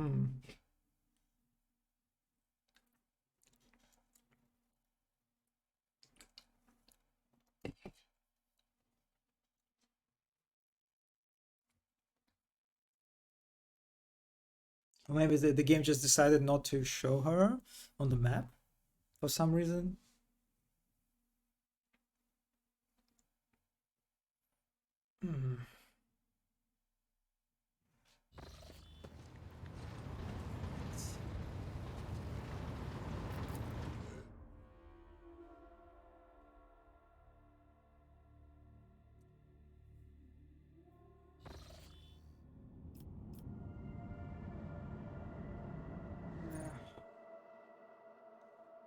I love to get hit by like 3 consecutive loading screens. Never can get enough of this. Alright, so is there actually any like hints? Industrial world cargo browser Kranach. Oh, am I? Was it? All this time it was like a fucking Tanis. It's like it literally shows you the system. Oh my god. Okay, where is Kranach?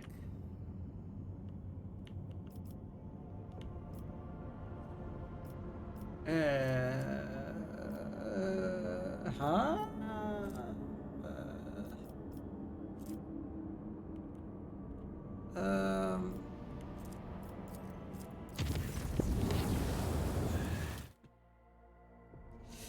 I forgot. How do you unlock new places? Also another loading screen.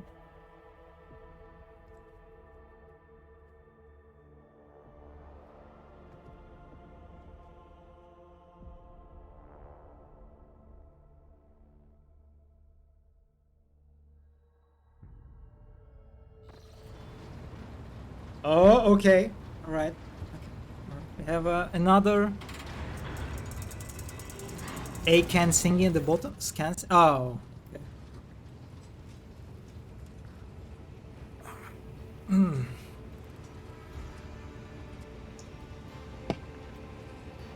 You posed the question to me not long ago, Elantak. And now I'm here to present you with my answer. With fluid grace, Iliad emerges from the shadows of the captain's bridge. Her face seems to glow under the luminous light, her expression slightly more pensive than usual.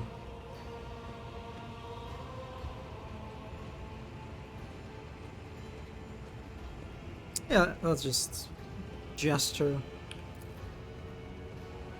And listen closely to my answer, Elantak. You may struggle to comprehend what it is to be said, being accustomed to reveling in your own might and skewing the world to suit yourself. Pitch your understanding not toward my words, but the sense that lies hidden in the shade of their sounds. Iliad half closes her eyes, her words unfurling slowly and melodic. You try to split the world into pieces, to fragment it into light and dark, truths and lies, self and other, but I see the world as a single whole, and in this lies its simplicity and complexity. It is not enough simply to see the world and hear its voices. You must understand it. Think of the Lilithan, the world on which our paths crossed. What is it truly? What is its essence? The Lilithan's magnificence comes not from the green of its vast forests or from the depths of its waters. Its beauty is in the word, in the way it dances on the tongue, and even you, Elantak, can sense it. Try, say the word slowly, delicately, casting aside those stray thoughts. Feel, perhaps you will see. God, I hate that fucking word.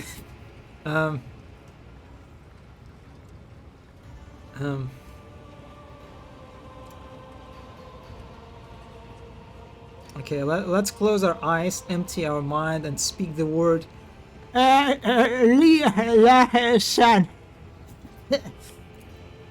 World around you fades and your perception instantly narrows, coming to a single point of focus on the tip of your tongue. Lee, your tongue delicately tickles. I'm sorry. Lee! Your tongue delicately tickles the roof of your mouth. The sound slips along your throat with incredible silkiness, warming as it goes like a sip of fresh recap. Lie! The tip of your tongue touches the same place again, and air softly rushes from your chest. The sound like the susurration of leaves as the wind weaves through a forest canopy. Then your tongue taps your front teeth, and a gentle vibration spreads through your body, sending a shiver along the... What is happening here? What is this? I cannot comprehend this text. This is so funny with this one. Yes, Tav is absolutely perfect. Guarded interest gleams in Yrliad's eyes when your gazes meet again. Oh, yes, I think I'm beginning to understand. If your words are sincere, Elantak, then you are capable of saying more than you do now. Instead of a lifeless clamor of a monstrous mechanisms, the roar of engines, and the discordant voices of your followers, I hear and attend to silence. It arises in moments of spiritual serenity, and in that stillness we become witnesses to the transformations of your own inner world. Monkey lives pass so swiftly. You rush through them for the sake of a chosen goal, but thoughts of transience and loss frighten you, and so you drive such thoughts away and drown yourself in the daily tumult. But it is from the fleeting moments which enter our lives and quickly vanish from them that the soul's fortress grows, moments blooming and hours wilting. The splendor of each lies in its ephemerality. So too the memories of those who have left our side and no longer walk the path with us. And in you, Elantak, I see much more than just another Monkey. Your true essence lies in your will, which is capable of changing the world around you. And within you, it lies in your ability to create and to understand your creation, and in your ability to destroy. It lies in what your kin's minds cannot grasp, what their primitive sight cannot behold, but I can see it. I'm crying into my noodle.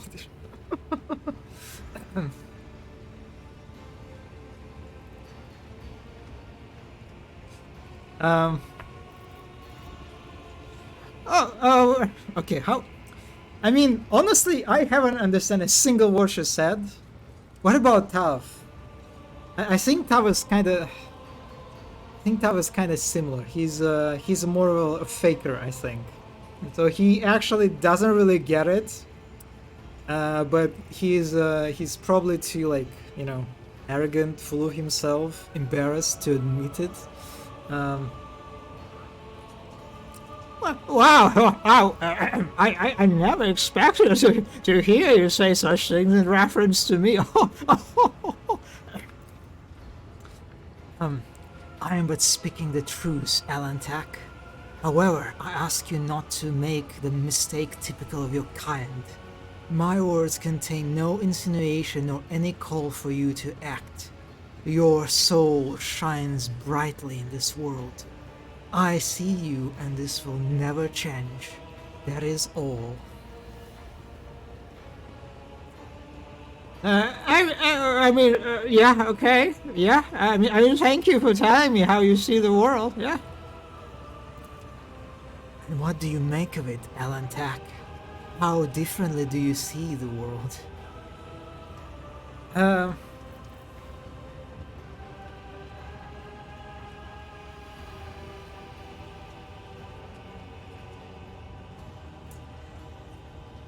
Well,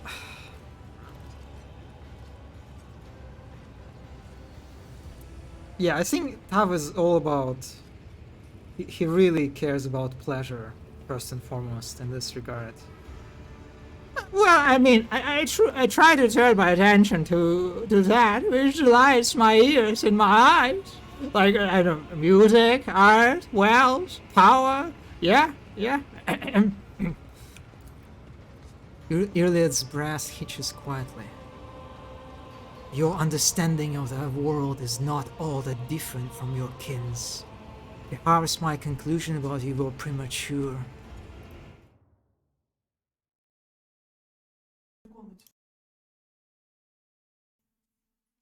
Wow, what was that? Okay. All it took for her to see how brightly his soul shines was he trying to pronounce it. Yeah, that's... And she's like, she's immediately regretting this. She's like, it is kind of funny. The Eldari turns away, but before she leaves, she looks at you once more. Do not take my words to heart. There is no shame in thinking as others of your kind do. It is much more difficult to follow a different path from the rest. God damn it. God damn it. Yeah, I disappointed her in the end. Alright.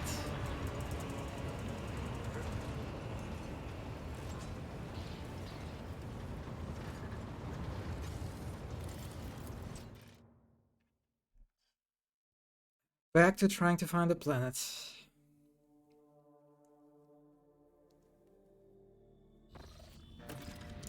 Okay, so you said this...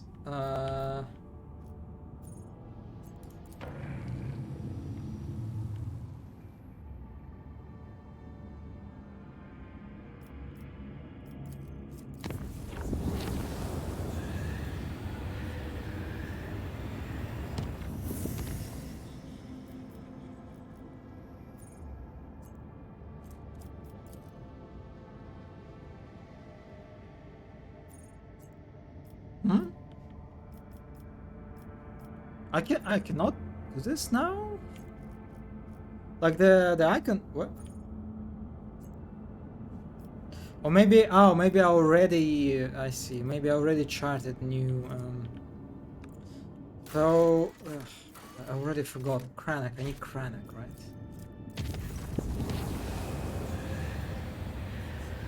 Lord Captain, I keep receiving reports about malfunctions among the various ship systems. This time we are dealing with inexplicable temperature fluctuations. Thermal control failures were observed not only in individual compartments, but even in the soldiers' protective equipment. Several crew members have suffered from burns and frostbite. The Arch Priests are performing the rites of machine spirit pacification and remain convinced that the issue were caused by the spirit's obstinacy and defiance. Their reports claim the incident remain well within the scope of expected performance parameters. Over the last few days, complaints about malfunctioning thermal controls have dwindled, but the crew members have started whispering that our vessel is haunted. The Arch Priest's assurance that only the machine spirits Emperors are to blame are doing nothing to dissuade these ridiculous rumors. Okay.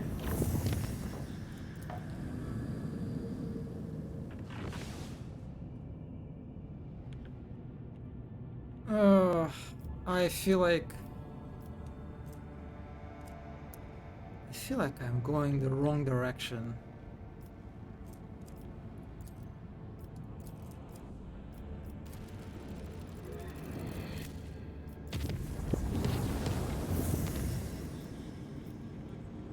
Lots of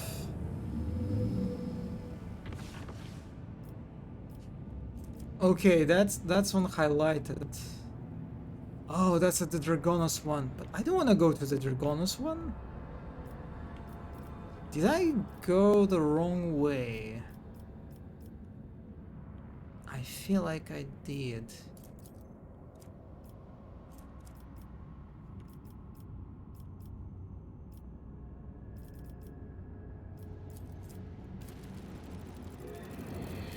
Well, maybe I shouldn't have wasted 2 points.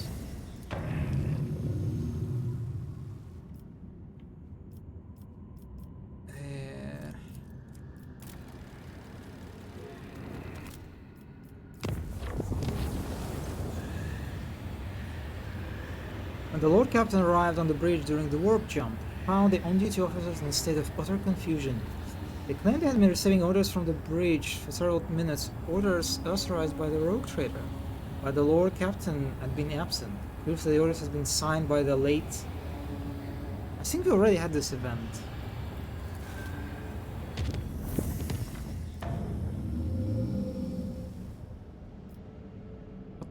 Huh? How do I visit these places? I'm confused.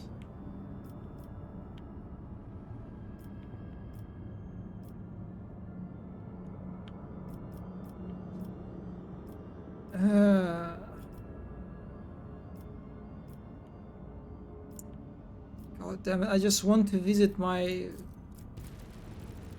sweet Mechanicus.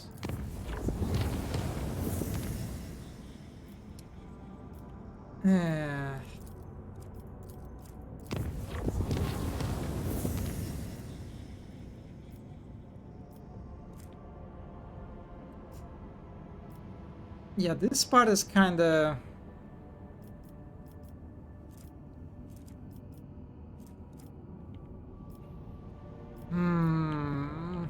I mean, like, suppose maybe go this way, to the left?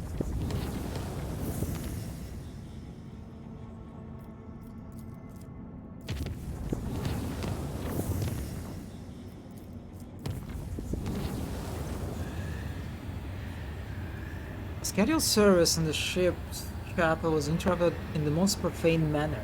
The images of saints and martyrs depicted on the altarpiece started to move and step down from the canvas.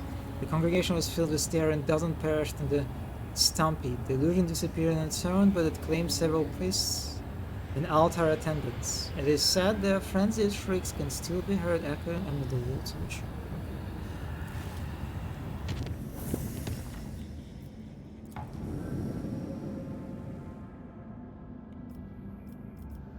Fuck, that was useless. It's fucking useless.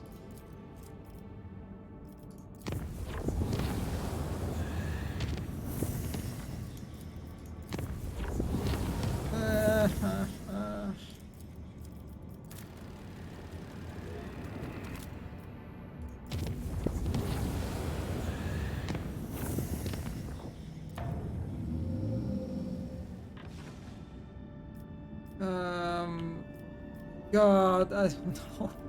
I don't know where to go. Okay. I think it's time for some unholy assistance. Yeah, I'm surprised how much there are. And like, yeah, let me see. What was that again?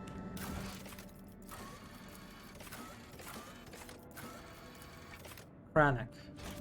Where the fuck is Kranach? Rogue Trader.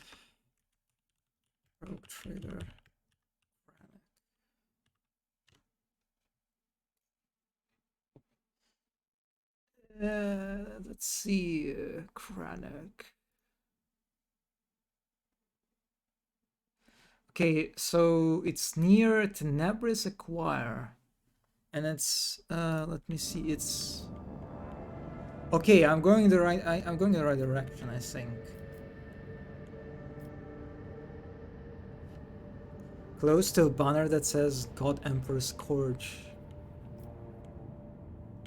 Aha, yeah. Okay.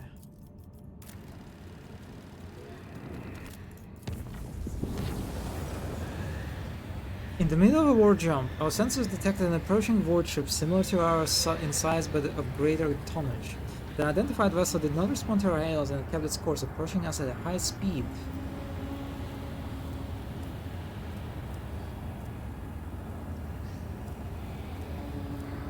Yeah, that's really it. The shell hit its target, the identified ship held its course for a moment longer, and then it vanished, leaving only flashes of light in its wake. Singapore was not after a search of that size. What's more, our ship collided with no debris. Interesting.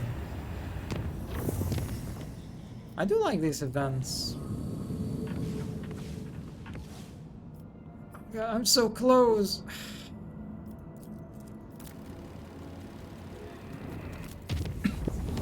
I feel like I'm really not supposed to go this way for now. Okay, there was a malfunction in the engineering chamber during the warp journey. The accelerators and cogitators stopped being the tech-pists, and for a few precious moments the ancient machines were left to their own devices. The crew managed to avoid serious breakdowns or accidents. Several acolytes of the cult mechanicus were turned into servitors as a penance. And the bosun gave out several tripod watches to the woodsmen who dredged up the old rumors about the cursed ship.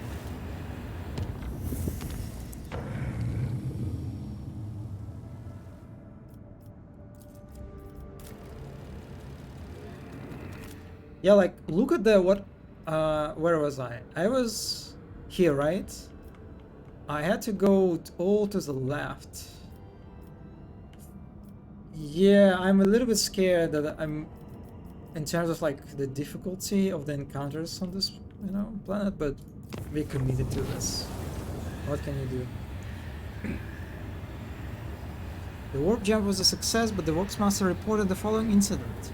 Beautiful blossoming vines covered the deck and bulkheads on loading bay 6. 2 workers had bent down to take a better look at the flowers. The vines had devoured their faces before strangling them. The bay was then sealed and purged. Oh. Alright. Finally.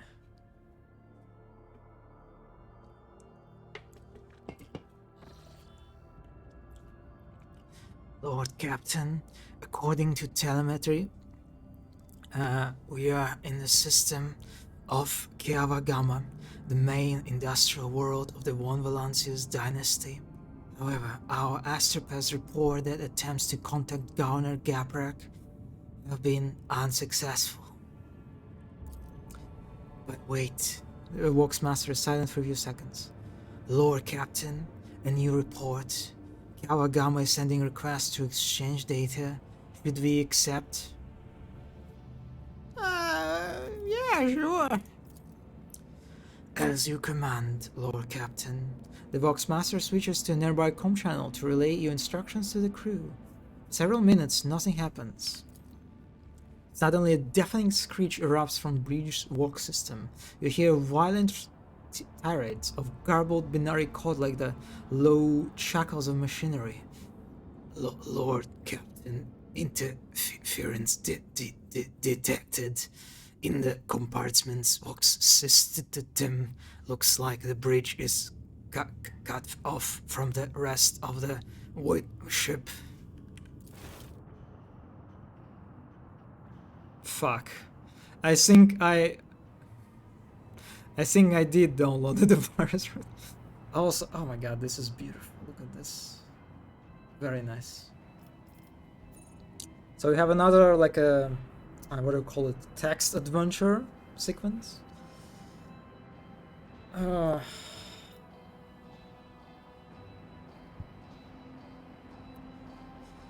woodship's bridge. Sounds of working cogitators and officer footsteps. The everyday scene is interrupted by an ear-splitting beeping sound, followed by lumens going out. The dim glow of candles and emergency lights. One of the officers in frame cries out, another falls to her knees, clutching her head. Over the beeping of voxes, shouts can only be heard. What's going on? The doors are locked. We've lost contact with all compartments. Why did I whisper that? One of the bridge's officers turns to the throne. Lord Captain, the Vox stations are malfunctioning and overloading the system. None of our outgoing transmissions are getting through. The incoming ones that do make it are distorted beyond interpretation. The Lord Captain gives the order to... Let's try to decipher the incoming Vox transmissions at all costs. Oh my god, look at this. Look at this painting. I like the expression of the Mechanicus. Proceed! A team of decryption experts get to work. Data tethers are inserted into sockets as they connect to the cogitators. One of the Vox clerics leans over the console, another is writing something on a piece of parchment.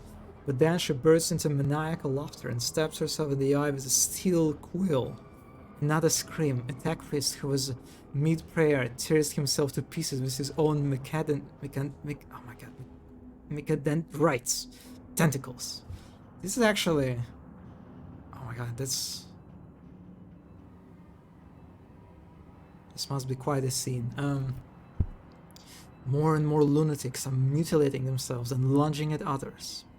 Portion of picked recording damaged after contact with unknown object. An enforcer shows a rabid servitor away from the Lord Captain as he... Rabid servitor.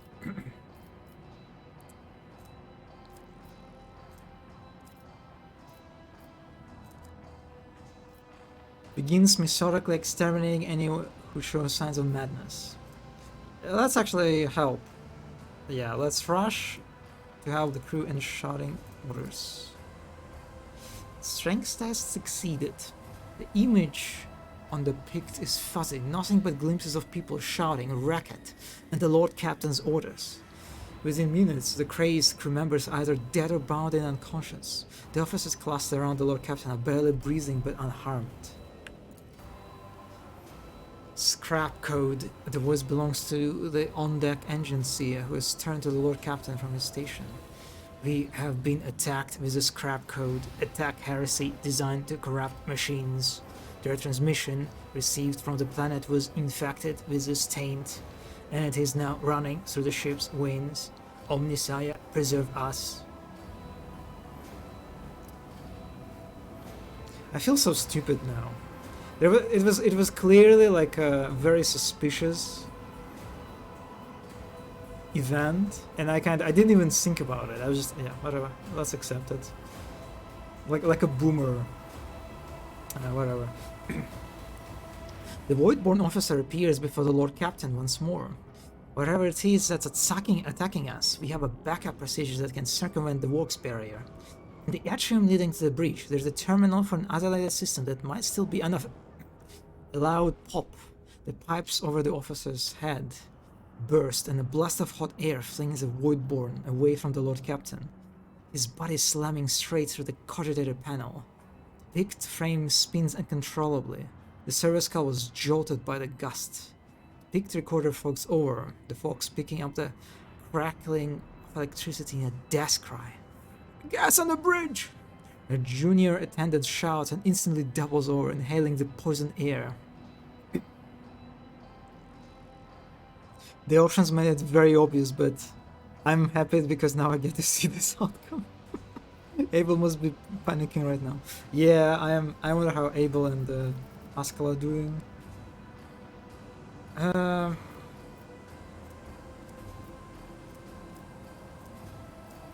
Wow, my chances here are not that great. Yeah, let's give orders to evacuate immediately. Let's like show our leadership. Okay, persuasion test succeeded. I don't think I failed a single test, right? So far. The Rogue Trader personally oversees the evacuation. Bring the plasma cutters. Get the wounded to the exit. The officers repeat his orders. When the service skull following the Rogue Trader reaches the door, they fall to the plasma cutters and crumble outward. The Rogue Trader is the last to leave the bridge. The Rogue Trader takes a few steps down the corridor and breaks into the claimed pit, undoubtedly a result of spending too long on the bridge. Splashes of crimson stain his clothes and the floor, and the Lord Captain shakes his head. The further the Rogue Trader walks into the atrium, the more unsteady his footsteps become. The Lord Captain takes a moment to lean against the bulkhead, and then crumples to the floor, coughing up gouts of blood onto his chest. Several people immediately dash to the Rogue Trader's side. The Rogue Trader is taken to the Medicare deck, where he is instantly surrounded by doctors. The crowd is so dense that the service skull anxiously circles about them, trying to catch a glimpse of the subject of its recording. At least the Lord Captain opens his eyes, dragged back to consciousness by a cocktail of medications and biostimulants from several 4 bags. A number of scared junior officers promptly surround the bed. Ship is suffering devastating losses. The interbreak comms are still offline. The crew is terrified, Lord Captain. Eyes full of terror, blooded uniform. Okay, no, that's not a quote. Slumped shoulders. And these officers are the only link to the Lord Captain currently has to the world outside of the Medicare deck. all he can do to support these people who are willing to risk their lives for the ship is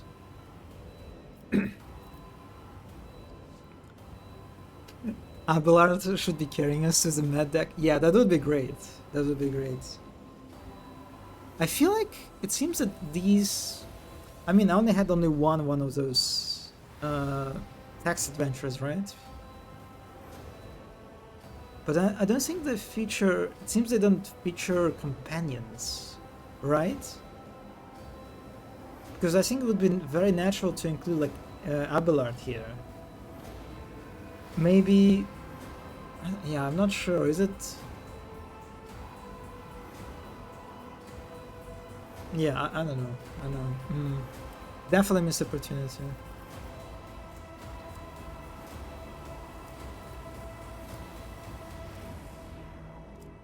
Why logic minus 50? What the fuck?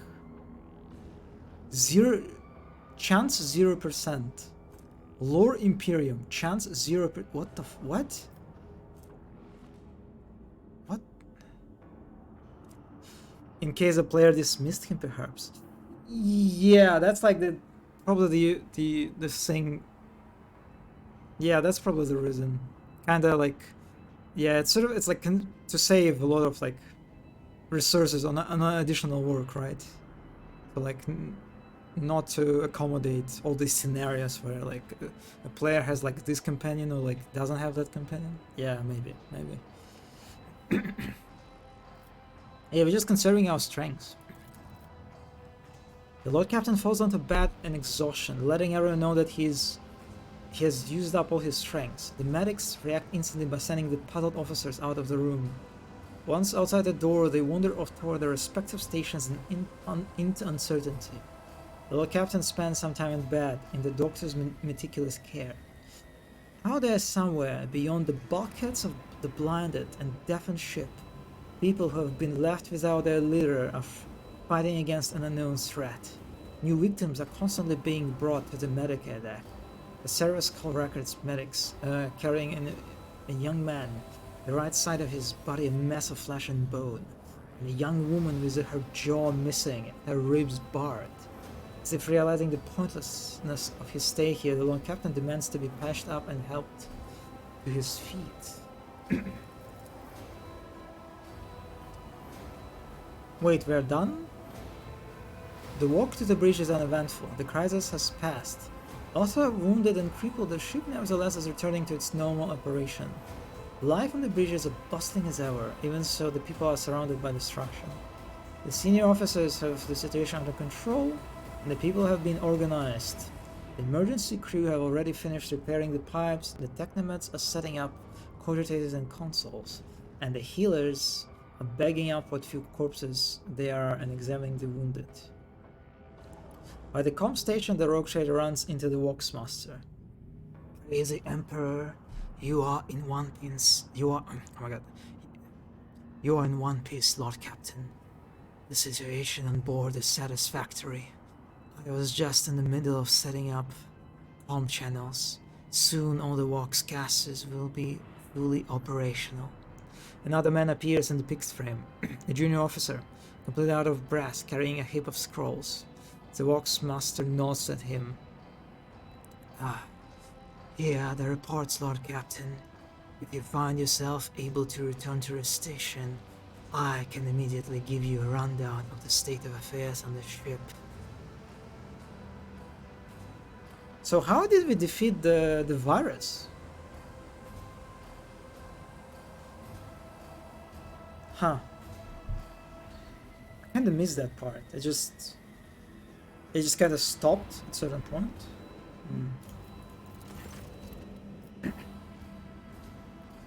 Lord Captain, the Waxmaster's voice is quivering with exhaustion. The situation has been brought under control. More or less, it will take some time to eliminate the consequences of the attack completely. But the vessel is capable of motion. We may even be able to conduct a warp jump if you feel we should leave the system. Allow me to bring you up to date. Fortunately, the bridge suffered only minor losses. The reports mention only a few casualties that have already been replaced. Kiawa Gamma went silent after transmitting the Harmos signal. I will refrain from sending inquiries to the industrial world to avoid a second attack. I'm afraid we have exhausted our options for remote analysis. More information can only be obtained by closing the distance, or even sending an away party to the planet's surface. The vox clicks as Hendrix joins the channel. The time has come to remind you about our agreement, Tav. I must be present in your entourage during your expedition to Kiawa Gamma. I'm counting on your cooperation. The crew is awaiting your further instructions, Lord Captain. Alright, this is there are ships around the planet. But that's very intriguing beginning, that's for sure.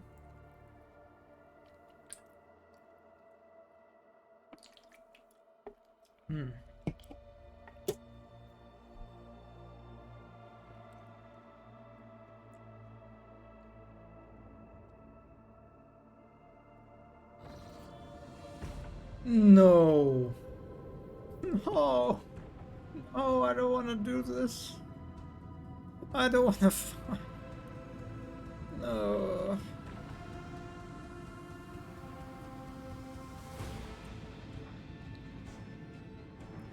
Okay, I know about one encounter with identified warship that is one of the hardest in the game. Not sure if it is here, but oh my god. I will be honest, after passing the tutorial, I was not thrilled about this. Yeah.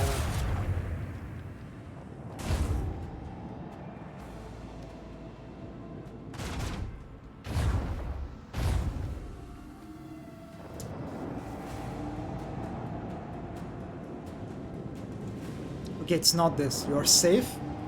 I mean, it's still kind of scary. It's just like... it felt very clunky, you know? The way your ship is moving around, it's just...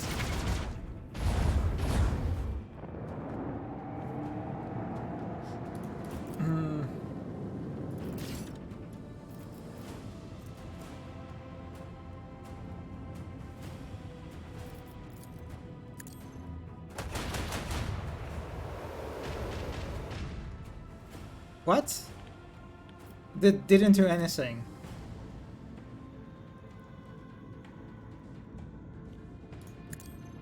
I am confused.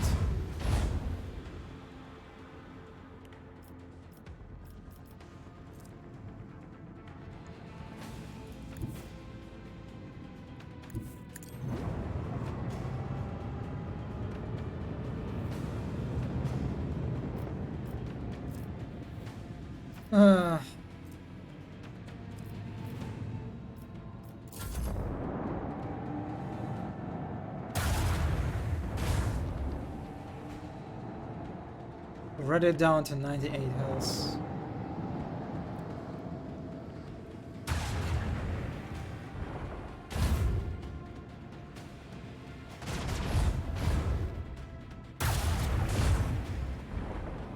Yeah, I don't feel good about this, I'll be honest.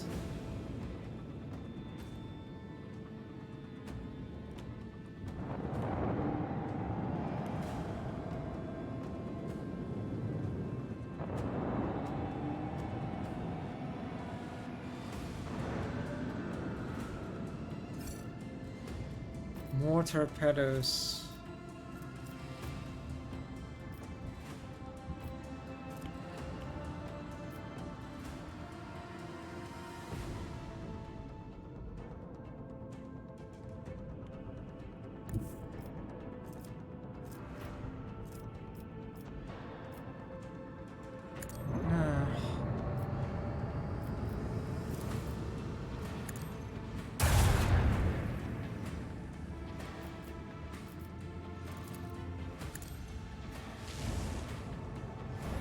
Oh, that's not what I wanted to do, but okay.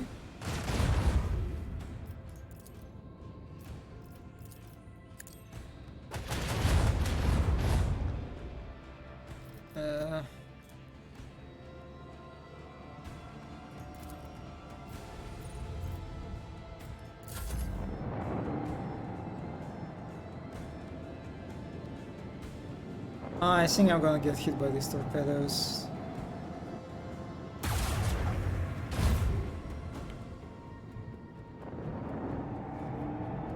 Oh. The problem is, I feel like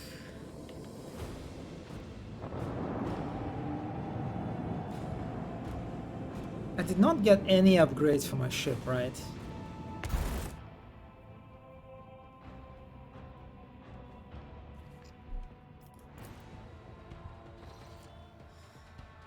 Alright. I can upgrade it in the combat? Like during the fight? I mean, the problem is I don't think I have any upgrades.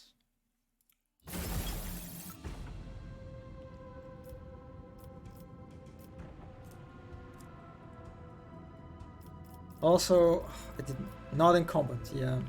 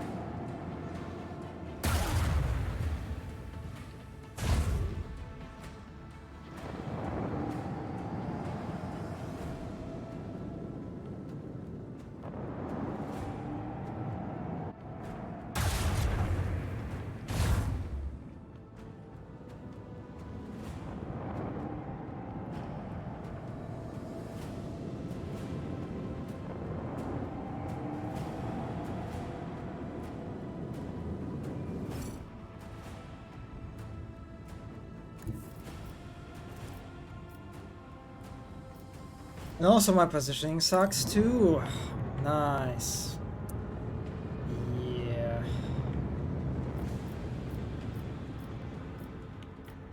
And I literally did nothing in the turn. It's like the part about the space combat that I dislike. And that you can fuck up your movement and waste a turn. Well, your enemies will never fuck up their movement, right? Because they're AI. I feel like... God damn it.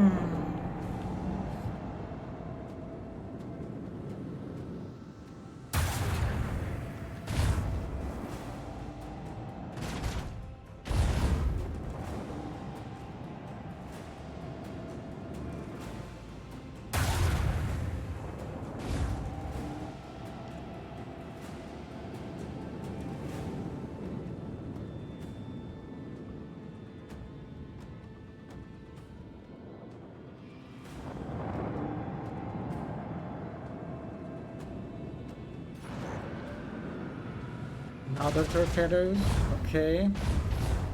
They're like... Yeah, I'm not sure I'm a fan of these torpedoes mechanics.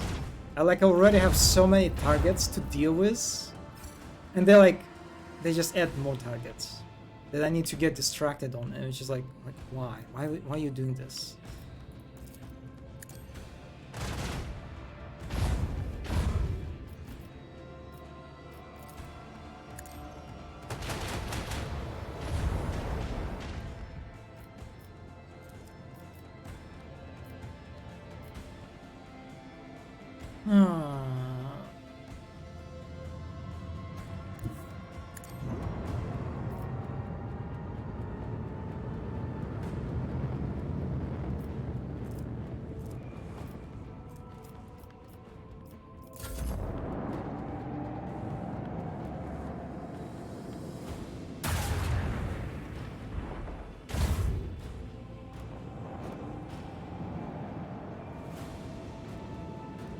And I think maybe it would be better if the objective was really about breaking the shields, and once you break the shield, you can just heal and destroy the enemy in a few shots, maybe something like this,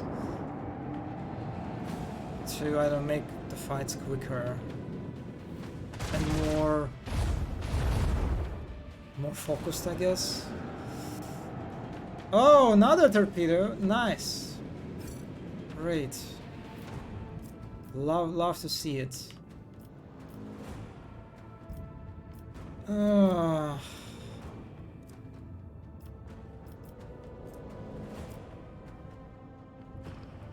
This fight feels like what I imagine it is like to be beaten by a gang of middle schoolers. Yeah.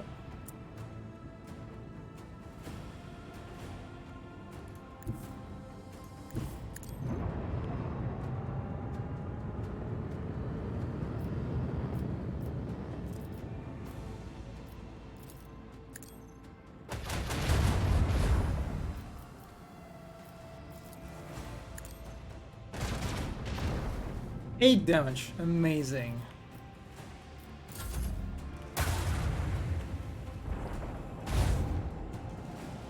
Nice.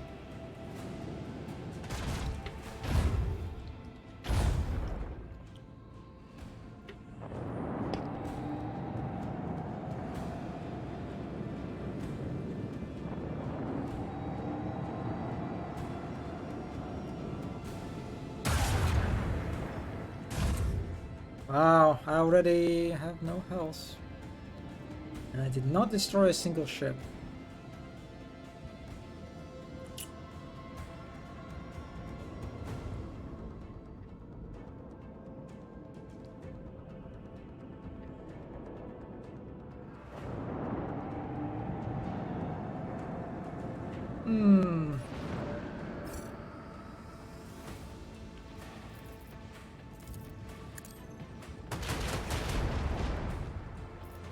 Still not dead. Fantastic.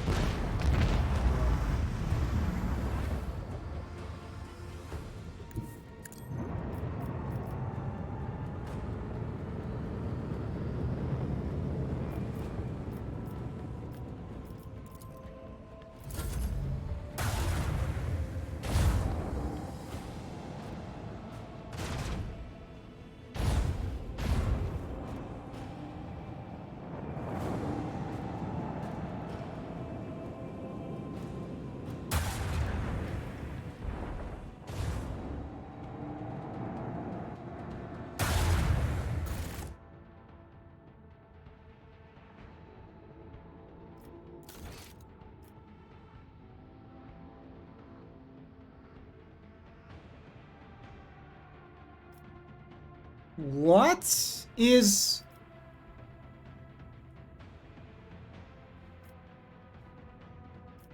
Wait. This save is... Oh... I did not... You know what? Let this be a problem of a future me. Yeah. That's enough. That's enough suffering for today. I'm done. I'm done for today. I am really not feeling the spaceship combat. Yeah. Yeah. Well, I'll try next time. And honestly, I kind of feel like I'll have to lower the difficulty for this.